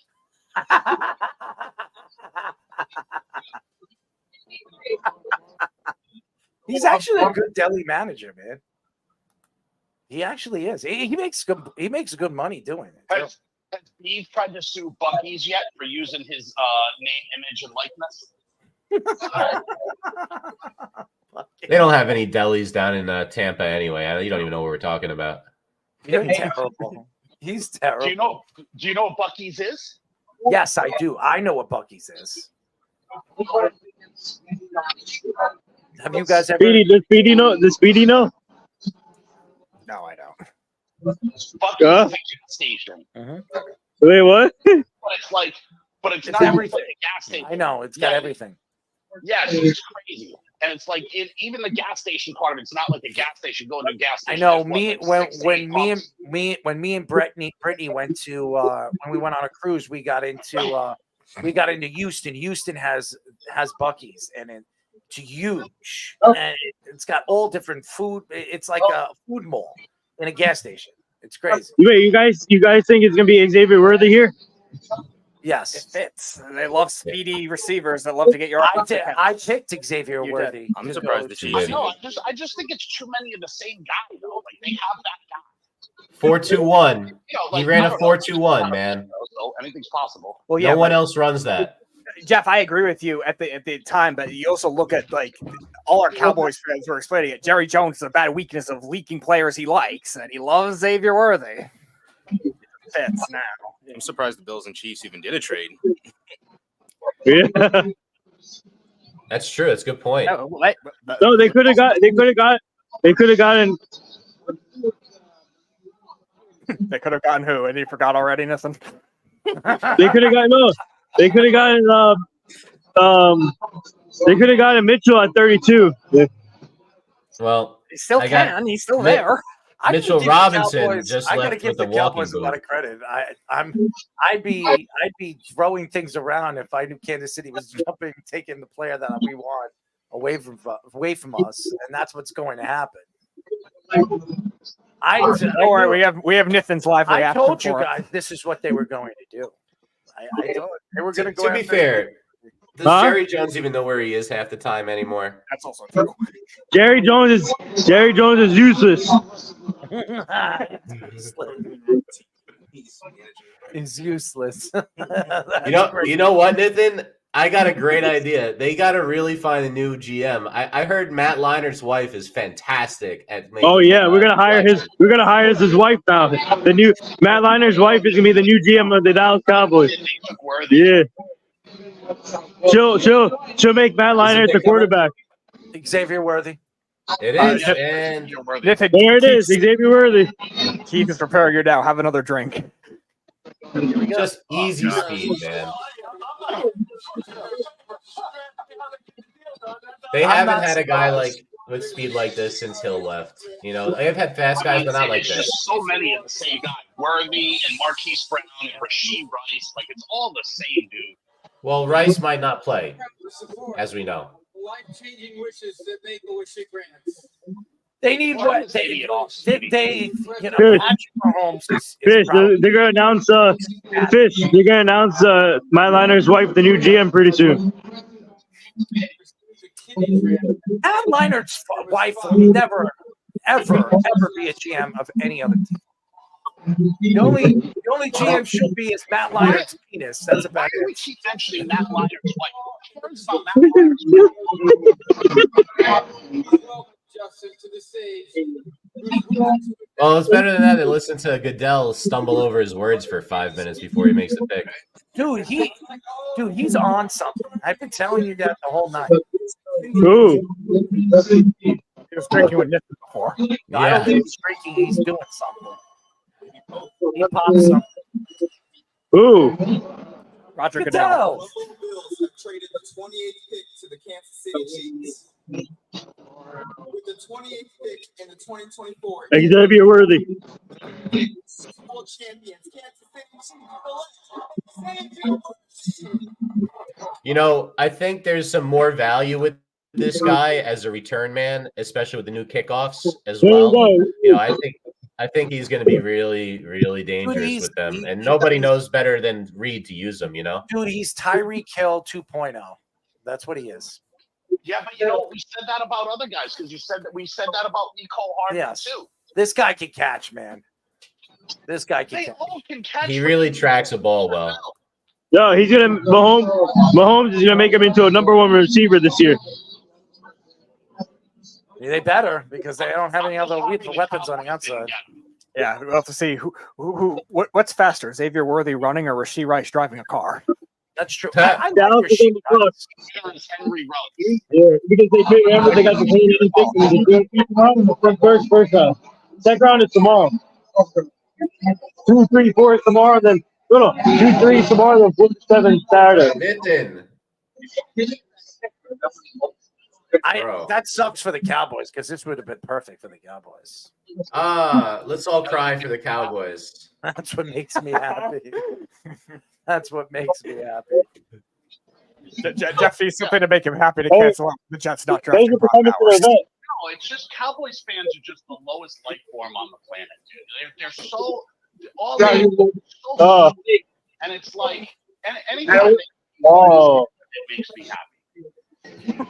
All right, I got the trade details for the Chiefs-Bills trade. So 28, 133, and 248 to Kansas City, 32, 95. So they move up to the end of the third round, and 221 at the front of the seventh instead of the back of it. I'll be a good MC when I Move back 4 spots only. That's a good back 4 spots. It's pretty good. They do. I really like A.D. Mitchell a lot better than most. I think You know where really Buffalo. You know where receiver. Buffalo's going. Exactly. They're gonna go with corner. That's what they're gonna do. They need a corner. Yep. And he's They have to go corner. That's where they're gonna go. I'll put money on it. That's what they're gonna do. And I wouldn't be surprised with that moving up to the end of the third that they're probably going to try to take one of those receivers. Let's go. Pick is in. Hey. Nate Wiggins. We need They should do. We'll see if they actually do it. Oh, wait. Errol. Spencer Rattler here. What the hell? All right, we got the Cowboys pick is in. Spencer Rattler. Nathan, who you taking? The pick is in. Tyler Guyton. He was already drafted, you idiot. Oh, No, I'm he just joking. No, he wasn't. That was Jordan Morgan. All right, Nathan. What trade are you going to propose to the Cowboys to get Marvin Harrison Jr. from the from the Cardinals? There's another corner that's really good that's available still. Nate Wiggins. The pick is in. I got it. I hope it's Nate Wiggins. That's You what I'm already settled got- on Nate Wiggins. There we go. What's Goodell going to talk about in this step up to the mic? Oh, here we go, guys. Here we go. There's Guyton. Jeff, you got it. Nailed it. Tyler I've Guyton. been hammering this Tyler draft. Guyton. Has anyone noticed I Here we hammered? go. Tyler Guyton. That's a good pick. He's raw. He's a good player. He's just raw. He needs to work on his footwork. Oh. Otherwise, The Beans gonna have a heart attack. Tyler Guyton. that He's will good. make me like the kid more. Oklahoma. Another offensive lineman.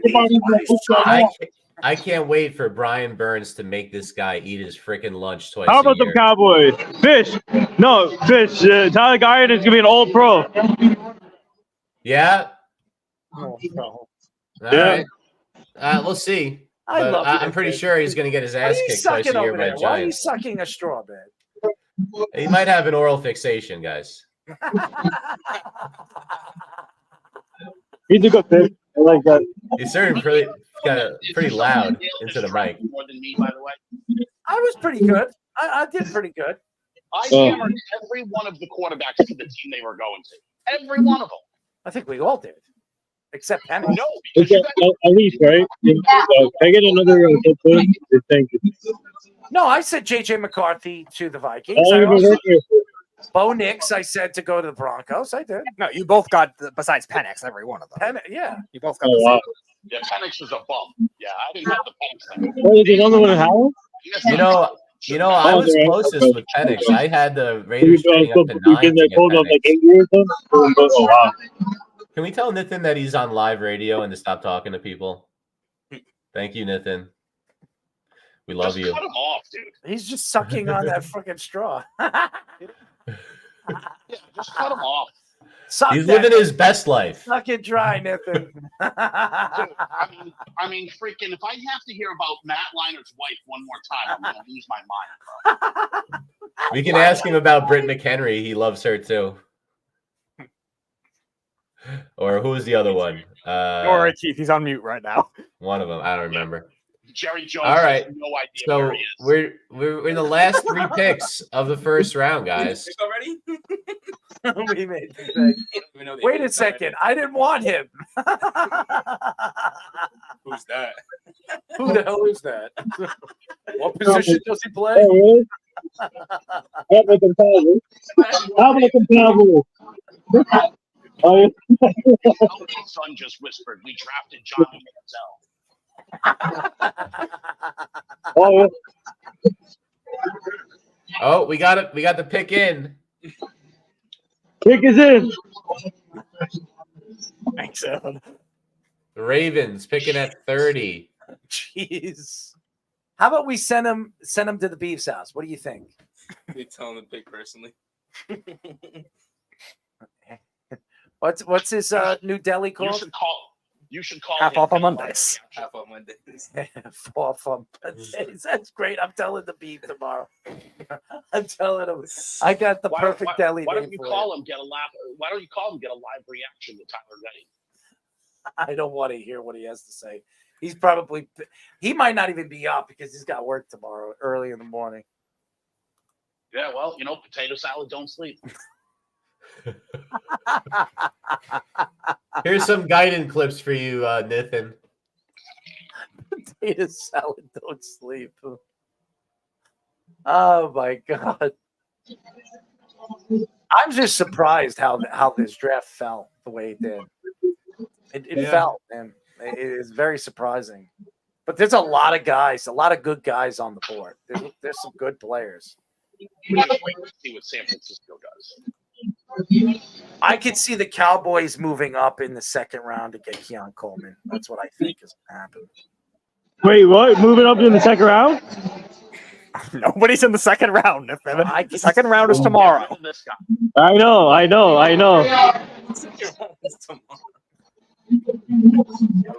right, I'll see you guys later. Bye. Bye, Nathan. I'll see you tomorrow, man.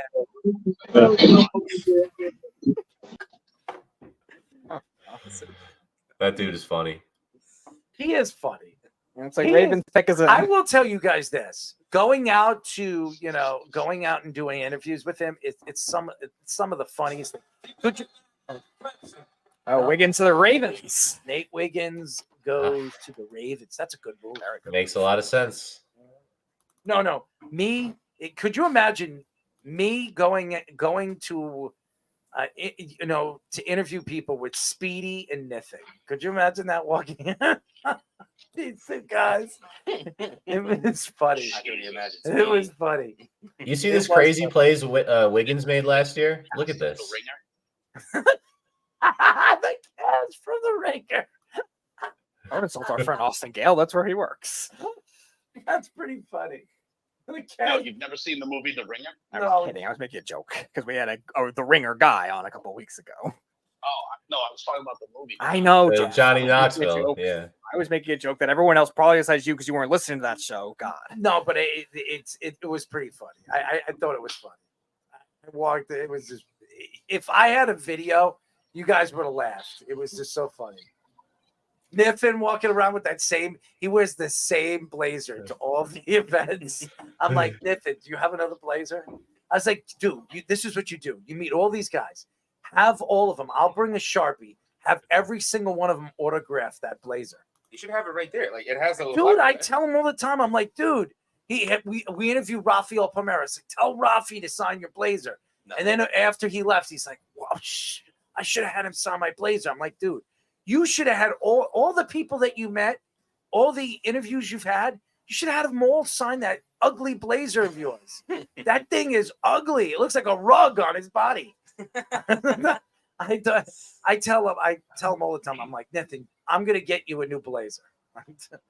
Maybe he just has 4 of the same blazer because dude, he has a very wealthy family. He's got suits, he's got everything, but he chooses to wear that blazer. I don't know what it is.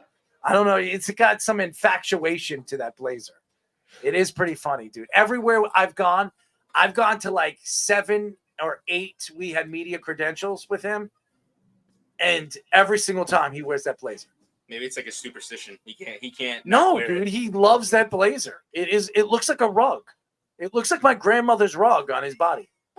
You know what he needs to go with that blazer? He needs a cowboy hat. That's what he needs to be walking around in with a big Lone Star. Dry cleaning. Signed by Jerry. All right, we got the next guy. Let's see. 49ers still on the clock. No, not yet. He says, yes, Nathan can work at the Beeves Deli.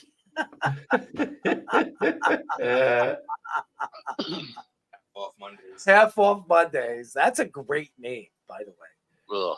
That is. What an idiot. The last time the Chiefs and Bills traded draft picks, the Chiefs drafted Patrick Mahomes with that pick. Correct. So, who did they take again? Xavier Worthy? Mm-hmm. The last time the Chiefs and Bills traded was when the Chiefs traded up from 27 to 10 to get Patrick Mahomes with I remember Bills. that, yeah. The Bills actually got made out in that trade for the most part, too, building up their defense. They got Tre'Davious White and Tremaine Edmonds with those picks. They didn't make out because they never won a Super Bowl. And guess who did? Well, yeah, I'm just talking about the overall value, but yeah, of course they didn't. Patrick Mahomes has 3 Super Bowls to their 0. I think we're forgetting about the sleeper pick that draft. The amazing move from the Bears to get Mitchell Trubisky. Amazing. Nobody loved that move? Bitch. Everybody, I'm kidding. I don't think Jeff. We got it. What did you think about Mitchell Trubisky when they drafted him? He was a highly thought of prospect. Honestly. On paper, looked good. Yeah, like when he was, coming out of college, everyone, oh, we love his strong arm. We love, like all that kind of stuff that you hear. Like everyone, like no one is taking that high by accident. You know what I'm saying? Like it's just not an accident. You can play football, but most everyone's success is just dependent on, the people around you, including coaches and things like that. And it's like, you're not going to succeed if there's nothing there. And the Bears sucked. Because I think wasn't it Trestman that was no, he was gone. He was 2013 and was fired after 1 year. That was still John Fox the end of it, and then they had Nagy, and then they switched to Nagy the next year. Yeah, so it's like they fired the coach they hired the year before, got a new coach, and then still in your rookie contract you're getting a new coach. That organization was a mess. No one was going to succeed there. Oh yeah, that was the basis of the argument. So the betting guys and that we're having before. Will it be the same for somebody like Caleb Williams? We'll say. Let's see if they take wide receiver here. That would be interesting. Well, yeah, that's your consensus for the Ayuk trade. Was their guy taken? That's just what I hear. So who do you think? Who's the best wide receiver available? Well, Jeff is mentioning. There's Troy Franklin. There's Xavier Leggett. There's A.D. Mitchell. There's a lot of guys. Yeah, Leggett went to South Carolina like Deebo Samuel. Is that a similar thing they're looking in? with that type of system. Maybe they reached out to Sean. I saw a tweet. I'm sure he thought highly of him. Hoping they'll give him the call. Oh, No? God. The 49ers to resurrect Sean Smith. He's sitting and watching the draft, but he couldn't show up yesterday. Wow. Pick is in for Now the we know his Niners. inside sources. He was traveling to draft day to give Roger Goodell some smoke and then get drafted by the 49ers out of nowhere. A little bit of a surprise coming here for the 49ers. I haven't looked at this one yet. If you were the 49ers, who are you taking? The center, Powers Johnson. Powers Johnson. Mhm. You know, I I keep think there's Ayuk one thing close that to can the happen. If you keep Ayuk, but if you get rid of Ayuk, I think they should keep Ayuk. I've advocated But- all offseason they should not trade him. so my question to you is: if you take a receiver here, does that mean Ayuk is gone? From what Jeff was saying before, yeah, it seems inevitable. Ken Coleman. I don't think he's their type of scheme for that. I'd be surprised with Keon Coleman. I'll do the facial reactions again. With the 31st pick in the 2024 NFL Draft, the San Francisco 49ers select Ricky Pearsall, wide receiver, Florida. And you were right, Jeffrey. Yeah. Look, So that means Ayuk's on the move. I would guess. Well, I guess welcome to New England, Brandon Ayuk. well, look, we gotta wait and see. That's still yet to be determined, but that was what I was told. By the way, I sent Errol the text message. Errol, what's the time on that text message? All right, let me look. I'll look right Oh, we now. got the timestamp to prove you're right, Jeff. We just gave you credit. Patriots have trade in place for Brandon Ayuk. If the 49ers receiver gets a receiver at 31, it will trigger. And that was 822. It's pretty good. Just telling you what I hear. Is this kid good? Ricky Pearsall's very good. Yeah, so he was a mid-second round grade. Most people had him there. As you know, obviously it doesn't really make a difference if they liked him. They liked him. It's a scheme fit for Yeah. them. Yeah. It's Wow, a what a scheme fit. catch. What a catch. He's talented. I mean, there's no doubt. There's a lot of really good receivers in this draft. By accident. Right. You know, I guess no one wanted to Like- trade up with them. I feel like they might have been able to get him if they traded down. No, Still, he's but, the perfect you know. scheme fit for them. Good, versatile yards after catch. Kyle Shanahan's not drinking right now. I mean, he drank Yeah, before the Super trade Bowl. the pick Jason's in that again cup. to Carolina. Woof. Buffalo's they need a lot of pieces. That's why Buffalo's doing this. Well, they're getting a lot of pieces, but they're Yeah. not getting any help. You know. They'll do that in the second and third round. Well, it's as deep of a receiver draft as we've heard is what a lot of these. I guys think have they been need a saying. lot of corner. They might be help. going. Yes, I agree. That's the one thing that might hurt them is they're going to lose out on that. Unless All right, we Kool-Aid does made it fall to the that end, way. guys. We've made it. It's the last pick of the first round.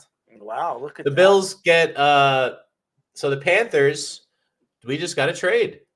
I was about to say. The Bills have traded out of the first round. There's a new guy that it came into the draft. His name is Snatch Howard. Did you hear about him? Tell me more about him. Is he better than Ohio State quarterback Will Howard? What do you think, Jeff? Would he rank in the quarterback rankings next year? Dude, these people but that is what Worldwide West was saying, right? Like, I'm not wrong. It's like, I don't get it. They need quarterback. Well, if you thought J.J. McCarthy was a reach and Bo Nix shouldn't be taken, what fucking quarterback should be taken after all of those guys are gone? Brad? The rattlesnake. No, that's a But different isn't guy. that what he was saying? Isn't that what he was saying, though? Because he's like, I don't get the pick. Why? What are they doing at quarterback? Like, dude, if you didn't think all these other guys that got taken ahead of them weren't first-round picks, you're advocating for a worse quarterback to be a first-round pick? Well, what world are we living in, dude? It's the Raiders. You never know. So the Bills move back one spot to the top of the second round, and the Panthers move up That's a great move. give up. And the Panthers move up. They give up 141, and they get 200 back. So they drop a couple of rounds in the draft. Looks like end of the fourth, beginning of the fifth-ish, to the end of the sixth, probably end of the sixth. I will tell you So- that if Kool-Aid is there in the first of the second round, that's where he goes. That's where I Kool-Aid- I think Panthers eat Panthers want everything, so you to. don't know. Yeah, I would get a receiver if I'm the Panthers. If they think the Bills might take a receiver, I think That's that's what I'm why they're thinking, trading too. up a pick. Mhm. You know, and the Bills are like, fine, we'll take Kool-Aid first pick in the second round. Fine That's by where I us. think they go in the second round. Yeah. They get their corner. They get their number one corner, which they definitely lack. I think that makes Dude, the most sense. everything in the Panthers. Dude, No, he's talking about the obviously, Bills. He's talking about the Bills Oh, the lack of corner. Bills. Yeah. Yeah. I think that if Kool-Aid is there in the beginning of the first round, because if you guys remember, Joey Porter Jr. was. Yeah. And he went. That's right. I remember that. So I think Kool-Aid, if he's not getting drafted here, Kool-Aid will be out like Trout with the first pick of the second round tomorrow. That's what I believe. Trout, by the way, 10 home runs, resurgence, Major League Baseball. Well, dude, we know Trout's a great player. I mean, the guy can't. He stay had healthy. this like neck thing though for the last year, kind of sapped his strength a little bit. It's been great. 2 years. Yeah, I know. Looks great though. Well, now he's All the right, go-to what do we got? because there's no Ohtani there anymore. Right. So I think he still be. I still think he's going to be traded at the trade deadline. And I told you where he's going. He's going to the Mets. I've been saying this forever. I've been saying this forever. Do you know the Falcons have had 8th pick overall in the last 3 drafts in a row? Yep. That's pretty crazy. And they took Drake London, Bijan Robinson, and Michael Penix. They're going to lose. I think the Mets are going to lose out on Soto because the Yankees are going to do anything to make sure they keep him. And I think the Mets. It makes a lot of sense that the Mets will make a trade with the Angels to get Mike Trout because they're not going to have to give up as much as they probably would have 3 years ago. I mean, you would have had to give up your whole farm system. Now, I think you give up 2 good prospects and you're going to get Mike Trout. So I think that's where he goes. That's my belief. He's a big Phillies fan, growing up. Imagine him and Harper together after the two of them being the NFL draft. The Carolina Panthers select Xavier Leggett. wide receiver. Xavier Leggett. South Wow. Carolina. There it is. Take the big physical receiver that can run under a 4.4. Why not? Why wouldn't you?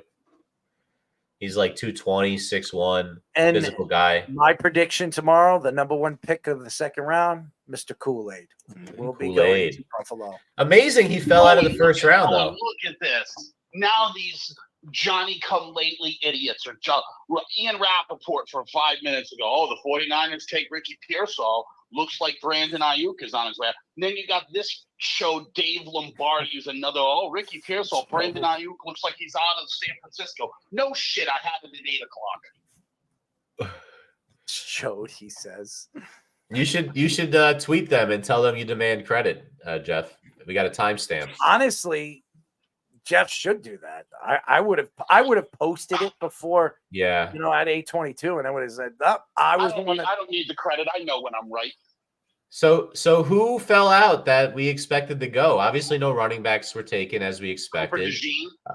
Cooper DeJean didn't go. That's maybe it's because of the I can't believe medical. That's another good corner too, man. Really good corner. Kool-Aid, like we said. If I was Buffalo right now, I would go Kool-Aid first and then try to move up and get DeJean. I would get both of them.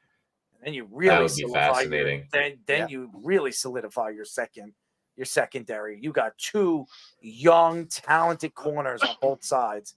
I mean, you go from what are you going to do at the secondary to now having 2 dominant young guys that you have control of for the next 4 years. I think it's a smart move. That's what I would do if I was Buffalo. And Fish, Go ahead. I was going to say the other 2 that were probably notable were Powers Johnson, which a lot of people thought could go in the first round, and then Brendan Fisk as well, defensive tackle. So I saw a couple of people have Fisk rated as low in the 4th round. There's some people who really don't like him because he's undersized.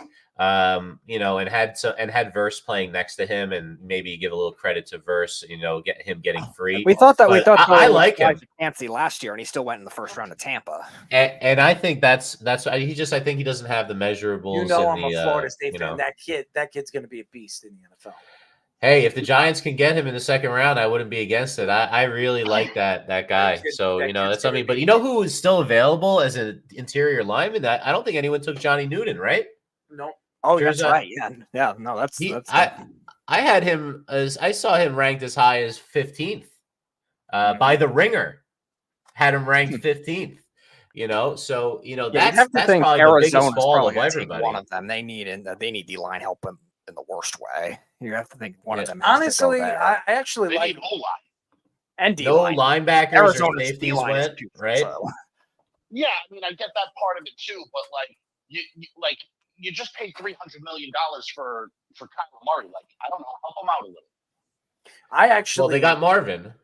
I actually like what Buffalo did. No, right, but you can't get the ball to Marvin if you're already running from your life as soon as they snap the ball. Yeah, but that's his game, though.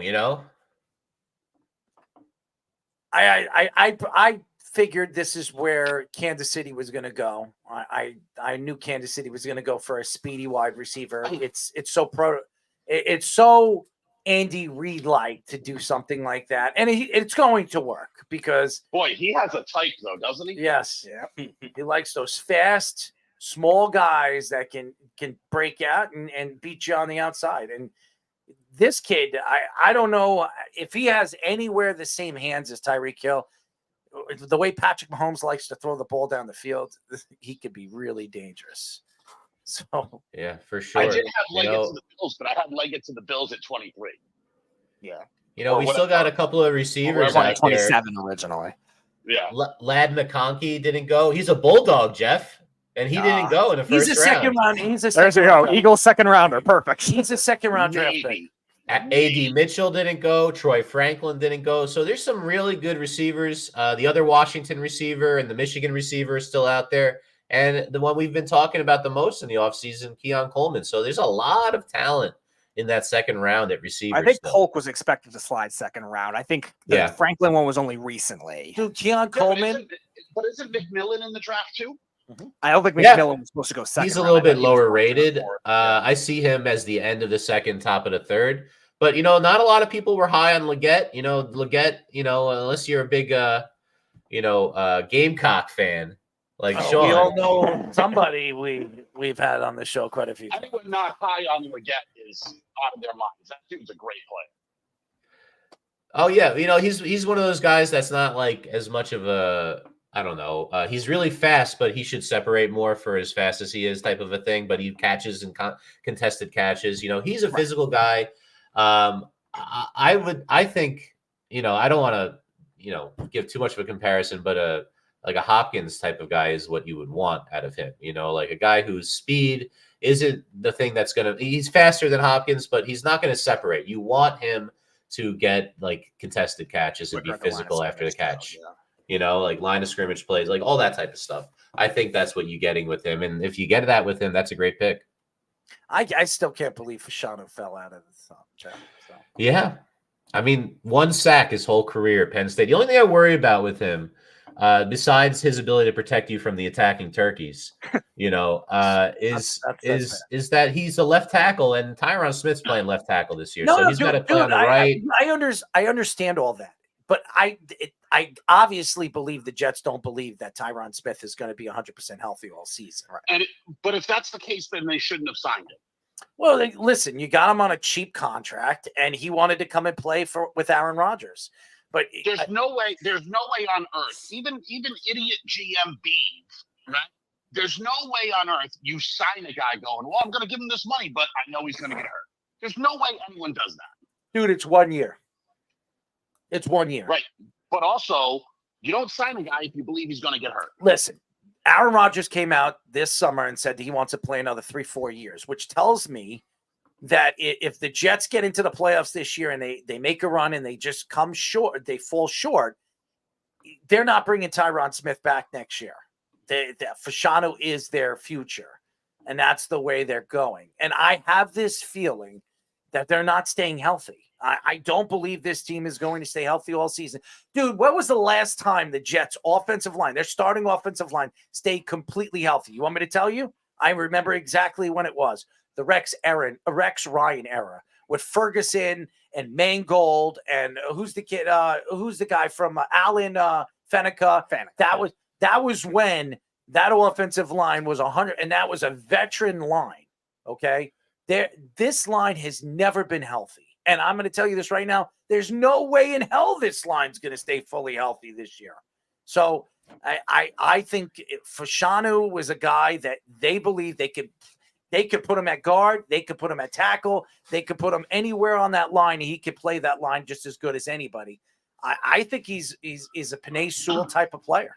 I really do. Wow. I think you can put him there, and he's that type of player.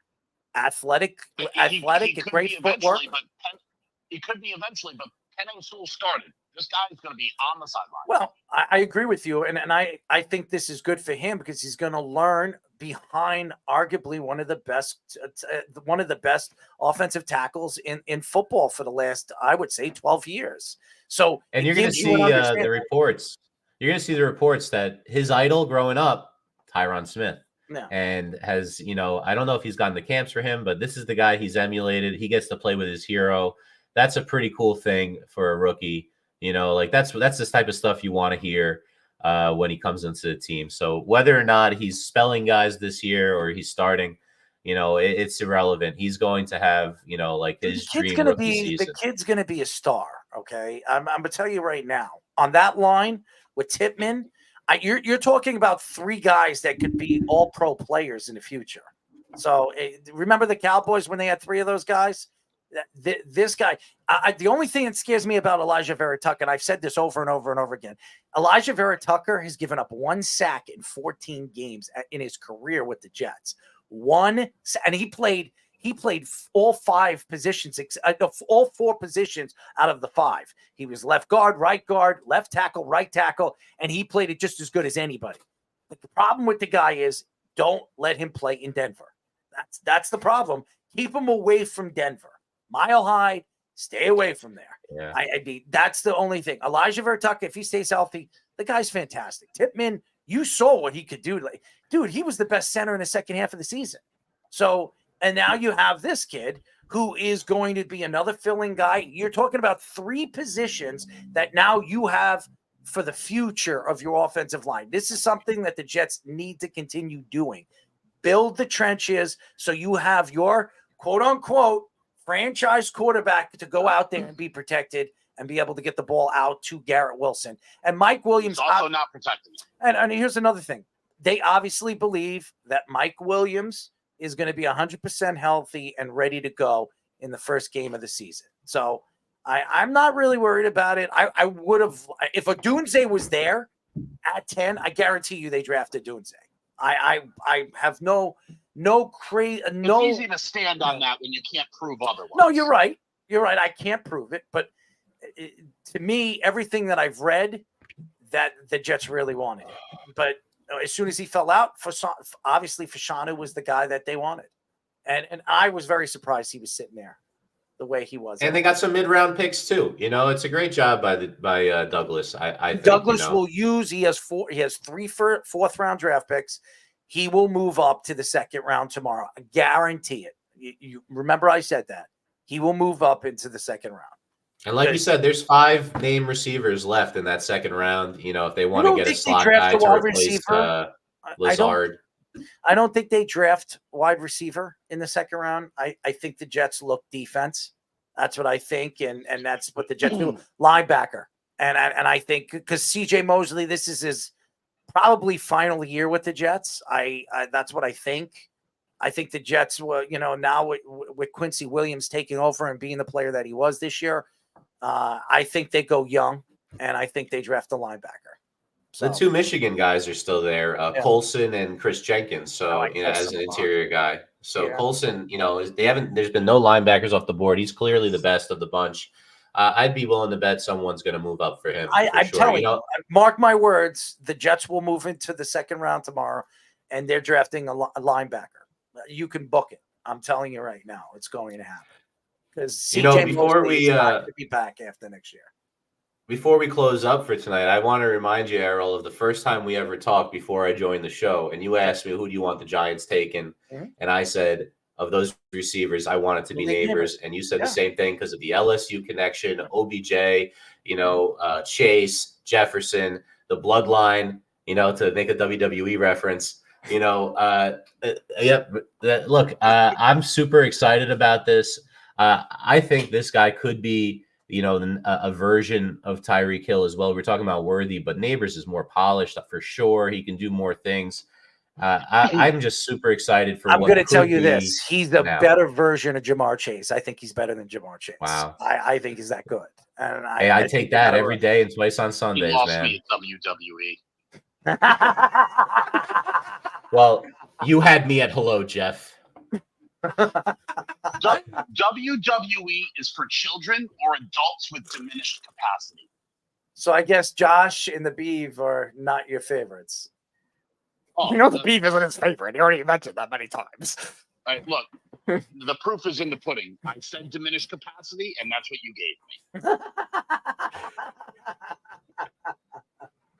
Oh, man, but what? Okay, quickly, Speedy, give me 2 winners and 2 losers. I like a lot of the back end. Give me your 2 winners and 2 losers. All right, so I'm going to go unconventional. I love the Lions, 24, Teron Arnold, the Buccaneers, 26, Graham Barton, 2 of my favorite picks, 2 of the worst picks, the Broncos, and I wasn't crazy about the Titans. I think there were better scheme fits at offensive line than Latham. Okay, Fish. I mean, you got to go, I think pretty clearly the Falcons are the biggest losers in this draft. Regardless if Penix is the guy, you've just made your quarterback you gave a huge contract to unhappy. And I think, Errol, you brought it up earlier. I don't really know what the Raiders were doing there at 13. It makes no sense to take a tight end early again. You got, a pretty good one in Meyer. Look, you can run 2 tight ends, but that's not the guy you want to go take at that point. And if you're going to go take him, I mean, there's got to be a trade down. I just don't really understand it. Other than what are you doing with Aiden O'Connell and Gardner Minshew? Do you really think you're going to be competitive just by the Raider way with Antonio Pierce, who I love, but not experienced as a coach? We'll see if the honeymoon lasts another season. Winners, Giants and Jets. Let's go with the Giants and Jets as winners in this draft. I love saying that. Couldn't care less for the Jets, but I'm saying that for the Giants. All right. Scoops, 2 winners, 2 losers. The 2 losers, I'm going to literally just copy Fish because he took exactly what I was going to say. But yeah, I think the Michael Penix Michael Penix over there to the Falcons is really questionable. And then Brock Bowers. I mean, it would have made sense if they knew what they were going to do with the quarterback position. But, I mean, if you look at the only 3 consistent tight ends in the past few years, Kelsey, Kittle, Andrews, they've all had good quarterbacks to help make them elite players and develop them. So I don't see why you got Brock Bowers so early. And then the 2 winners I would just pick is just going to be the Vikings and I would say the Bears. I think those are 2 winners for the day. Jeff, 2 winners, 2 losers. Yeah. What's up? 2 winners, 2 losers. 2 winners. The Arizona Cardinals. I like what they did with both their picks, and I'll say the Minnesota Vikings. The Vikings, whether you like their quarterback or not, it's a good quarterback, but they also got an edge rusher, which they needed. Both in first round, 2 good picks, I think. And losers, definitely the Falcons. You managed to pick a guy that can't help you next year and piss off your regular quarterback all in one move. And the New York Jets. We didn't take Brock Bowers, and that's I figured he was going to go that route. I was waiting for him to say that. All right, my first winner is the Buffalo Bills. Okay, they didn't even draft in the first round, but I think they need so much on that defensive side of the ball and a wide receiver. I think they're going to get it, and they're going to get their pick in the second round for corner, and they might even go and get 2 corners in the second round and really solidify it. So I would say Buffalo as my number 1. I like what Buffalo did. I know a lot of people say, how do you like it? I think they added some good, draft stock for them. My second winner, I'm not going to copy all of you guys, so I'm going to look a little bit more deeper into it. And my main thoughts to the winner, the other winner is whatchamacallit again? I'm sorry. Who got Thomas? Jacksonville. I think Jacksonville. I think Jacksonville won. And traded down and got him. Yeah, I think Jacksonville got the wide. They lost Calvin Ridley in the offseason, and they had a very good, some people say might be the best wide receiver in this class. Trent Baalke doing something smart. Who would have thought? And by the way, if he didn't, who do you think was saying Brian Thomas was the best wide receiver You did. in this class that had Neighbors and Marvin Harrison? You find me the draft expert that picked Brian Thomas. Please, God. You did. They say he might be the best runner. You did. I just gave you a compliment. You did. You No, idiot. I never said Brian Thomas was the best wide receiver in the draft. Oh, you didn't say it? No. Oh, then it wasn't you. I've heard of many people. What's People that Sims? are unnamed because no one said it. Chris Sims on his show with Mike Chris Sims, Florio. That's all you need to say, moron. Well, I don't know. The last couple of quarterbacks he picked to be great. He was right about them. So, It's a former Tampa Bay Buck great, Jeff. Chris Sims. Chris Sims and Mike Florio. I heard Mike Greenberg say that he thinks that he was like a top 3 wide receiver in this class. But I like Jacksonville, what Jacksonville did. My losers. Well, the Michael Penix thing would be very interesting, and I know a lot of people are probably pointing that out and probably viciously want to attack him. But I think the loser here, I'm trying to think out from top to bottom who lost and who won on this. I bet the Cowboys wanted Worthy and got screwed. We know. We got a live reaction from Nathan just for that. You know, it's but I don't think that's true though, because if they wanted Worthy, they could have taken Worthy where they were. They traded back. Yep, correct. I think Jerry fell asleep, man. That's all it was. They're like, oh, he's asleep. Trade back until he wakes up. You know, maybe bring some 20-year-old blondes around. He'll wake up. All right, I'm going to say this. I think Arizona lost. And the reason why is I would have drafted Malik Neighbors over Marvin Harrison Jr. And the reason why is I don't try. And I said this before the draft. There's something about Marvin Harrison Jr. His father is taking over, managing him and telling him not to do this and telling him not to do that. And trying to spin the wheel and make the deal with him. I think Arizona is going to have problems with Marvin Harrison Jr. That's what I think. I don't think his talent is unbelievable.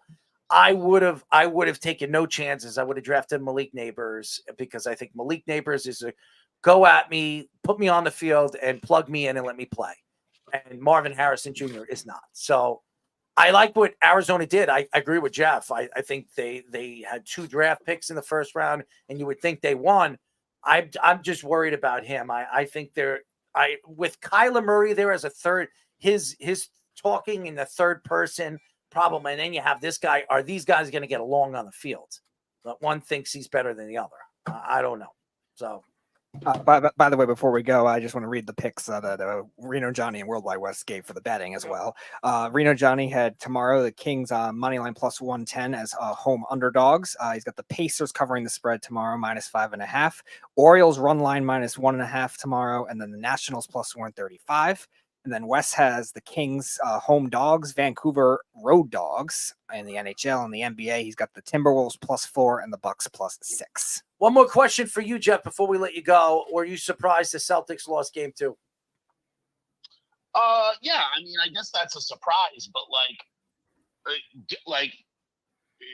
yeah, it's definitely a surprise. But it also, look at what it took to beat that. Everyone's trashing the Celtics right now because they lost to the Heat. Bro, it took a record, an NBA record for threes made in a game to beat them. No one was winning that game. No one's winning any game if a team sets an NBA record for threes made in a game. No one's winning that game. So yeah, it's a surprise because they're shorthanded, no Rozier, no Butler, but when every player on the team is throwing it in from half court, it should not your night, bro. Yeah, I would agree. I was shocked that the Celtics lost that game, but I love Spoelstra. I think he's the best coach in the NBA. I'll continue to say that. There's no coaching throwing it in from 3 every time. How many did they make? But 20? It's not the coach. It's not the offense. It's the defensive style of ball and the way he positions his players to play his defensive style of game. And that's coaching. That has a lot to do with coaching. I think if you didn't, I know you watched the game. Watch how they pressure the.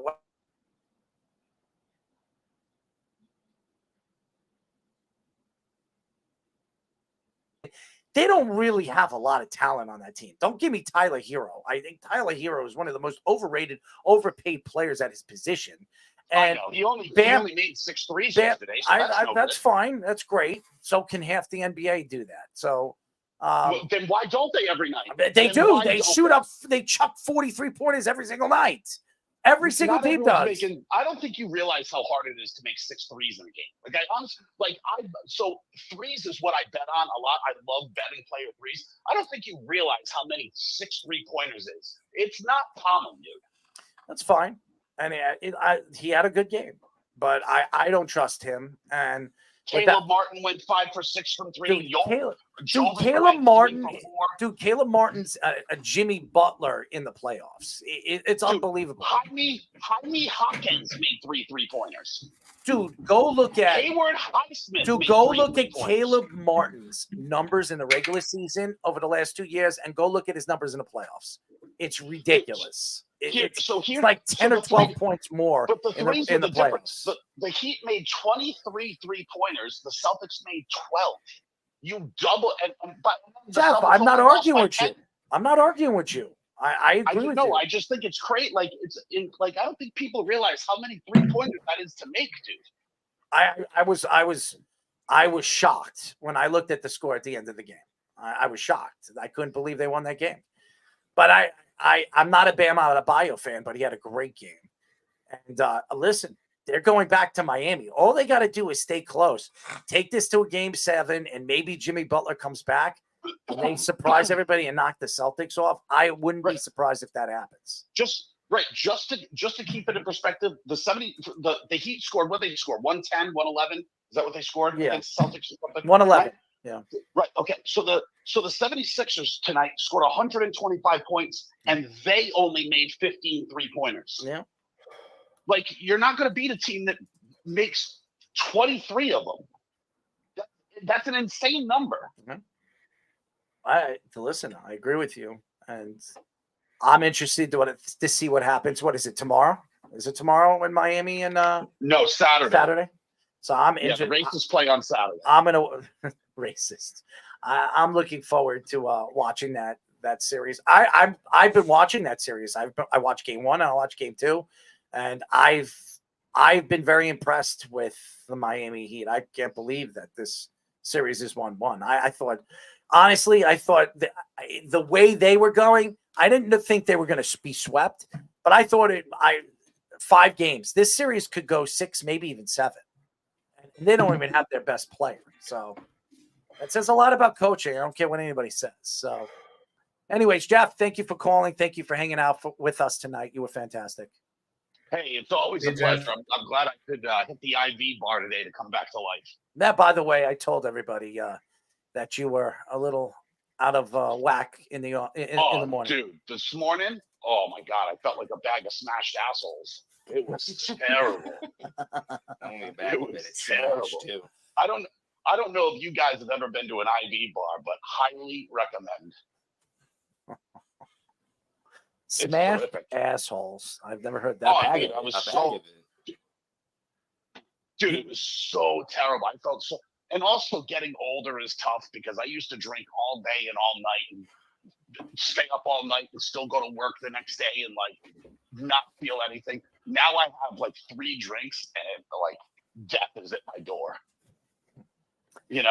So when we drank 2 bottles of tequila last night, it wasn't going to be great.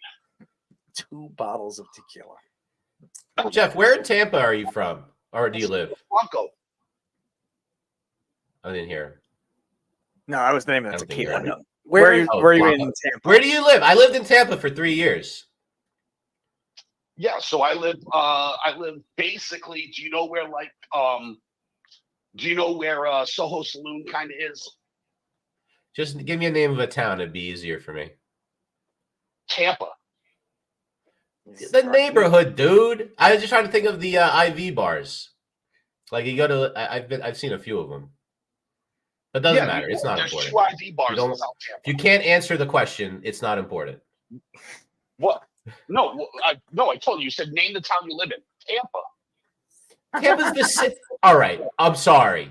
Like you say Queens. You could say Astoria. You say Queensville. You know, there's a lot of places. Sorry, South Tampa. All right. The dirty South.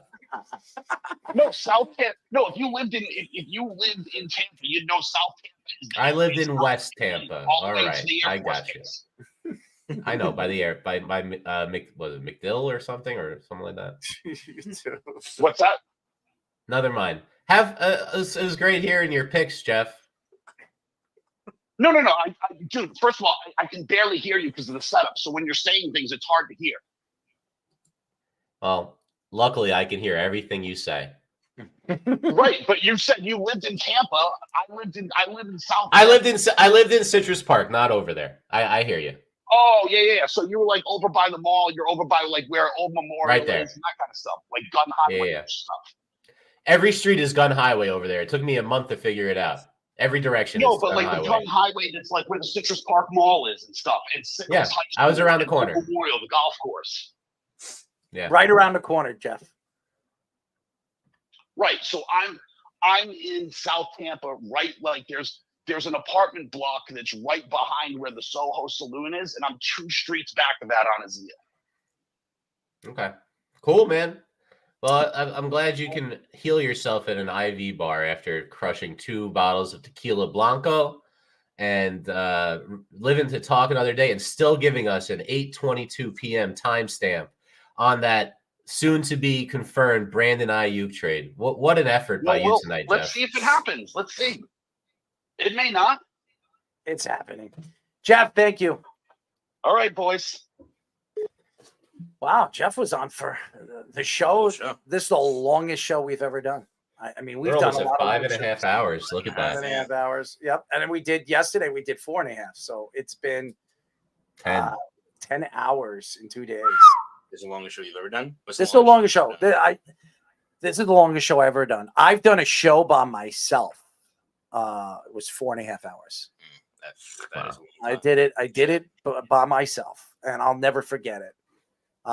Mikey C was supposed to show up, and then I had a bunch of callers actually call in, and I actually produced it myself too. So I produced it, and I did a 4.5 hour show by myself. And people said, "How the hell did you do a show like sit there for almost 5 hours and entertain people and entertain yourself for 4.5 hours, and without taking a break?" By the way, I didn't take a break. I just went right at it. Hey, but listen, at one point we were on Periscope, and we were drawing like 50,000 people. So I was doing a show almost 5 days a week, and me and Mike were doing a show 4 hours every day. So it was a lot. Me and Mike did it for 2 years together. It was crazy. That's how Jeff and Snug and they all tuned in, and gave us hell. So did Carl. Gave us hell. I mean, and we had a lot of people following us, a lot from all different parts of the world watching us. So it was crazy. Magic Carl, everybody. Anyways, boys, it was great. Do we have the Islander game on Saturday? I mean, yeah. Are we not doing it like last week though? I gotta find out. Yeah. That was because it was an early game. But yeah, it should be because they played tonight, so it should be game 4. Yeah, they're gonna lose. So it doesn't matter. The Lakers are like on the verge of about to being a 3-0 lead right now. Yeah, they're about to be down 3-0. Dude, everybody knew they were gonna lose that series. Oh yeah, no, definitely. I knew they weren't winning it. I just thought it's funny. Dude, That nobody's they're about to beating- get swept again. Nobody's beating Denver. No, Nobody's Denver's going all the way to the finals. nobody's beating Denver. I'm telling you right now. Maybe, and I'm not saying this because I'm a Knicks fan. The only team that I think could match up against them because of the depth is the Knicks. And that's it. And I don't even think the Knicks can beat them. I don't. I'm not saying this because I'm a Knicks fan. I think the Knicks have a tremendous amount of depth, but I think Philadelphia's done. By the way, I do believe in beat, but I think they're done. I think the Knicks are better than they are. They should win Game 4 and go back to Madison Square Garden and end this series. And that's what I predict. And then they'll have to worry about Cleveland or whoever. And I think the Knicks are going to have a pretty easy run in the second round. I was about to say the same thing. Yeah. Whoever they play in the second round is going to be either Cleveland or Magic. On the Magic, one or the other, and they'll beat either of them. And then it'll if it's Boston or Miami or wherever it is, I mean, the Knicks will have problems. They got to get out of this Philadelphia series. If they get out of this Philadelphia series, and listen, they're having problems with Joel Embiid. I mean, that's embarrassing for a guy that's playing on one leg and sick and all that, and he's putting up almost 50 points on you. That's a problem. I mean, and you have two big men. Somebody needs to keep him outside of the paint. He cannot be out rebounding you and out dominating you on the boards when he's only got one leg. So I don't understand that. So the Knicks are going to have to figure that out. But anyways, boys, Fish, thank you for doing what you do best, and that's being our executive producer. Thank you to you, my friend, Mr. Scoops. So you'll be back on Wednesday next week. The week after that, I'll be there. And Speedy, keep wiping your ass, man. I'll try. You are wiping your ass. Speedy, is it up first or is it down? No, first? you know what? I never have a real way of doing it. It depends on how wet it is or how hard it is. And Speedy, I think you would agree with me on that one, right? I don't analyze that. You don't analyze you taking dumps? No. Have you ever taken a log dump before? You've never had a log dump? I have no idea what that means. Do you want me to explain a log dump? I don't. You don't care. want me to. You've never had a log dump. Maybe I have. I don't care. I mean, when it's like practically hanging out of the toilet, it's so long. Okay. Have you ever had that? Yeah, okay. I get that. It sounds like some conversation my brother would get into. I don't know why. Well, it's a lot of shit, Good. It's a lot of your shit brother to and talk Errol about. could go talk about it together. Well, we do. We talk about a lot of things. I bet they do. Yeah, I wouldn't be We surprised. do. Okay. Dumps There you are go. good. Dumps are good, Speedy. There you go. Talk to Scoops' Speedy, brother. I just Talk want- to Scoops' I brother. just want you to do this. Talk to Scoops' I brother. want you to try this. I want you to take some of your dump and put it under your eye. That's disgusting. Why? It'd be good. Ew. No. I think it'll work for you. Ew. You can paint your Ew. beard with it. Paint your Ew. beard with it. Ew. All right, ladies and gentlemen. Thank you to all the fans. Thank you to our very special guest, Dennis Bennett. Thank you to Jeff for joining us for as long as he did. He was fantastic. Thank you to Wes. Thank you to Reno Johnny. Thank you to everybody. Thank you for tuning in to a very long show. I hope we entertained you. I hope Speedy entertained you. Where are your glasses, by the way? I was so stressed today and busy. I couldn't. Stressed about what? What are you stressing about? Planning all this. Just relax. I mean, we don't need you to have a heart attack here. I try. And listen, if you're really stressed out, take your thumb and stick it up your ass. Not happily. It'll make you feel good. Anyways, that'll take stress away. What are you doing over there, Scoop? Dancing? I don't know. You know how people have like a resting face? I just stand there and I just do this sometimes. Yeah. It soothes me. By the way, Fish, say hello to your wife for me, okay? Will do. Wave, I know she's probably pissed off. That's a good assumption. All right. Tell your wife I'm sorry. I mean, we knew this was going to be a late one tonight. I told her. Yeah, this was going to be a late one. But tell her, don't worry about it. You're gonna have you all weekend. Excited about that. I'm sure you Let's are. get after it. All fish. Anyways, fishermen. I'll see you guys.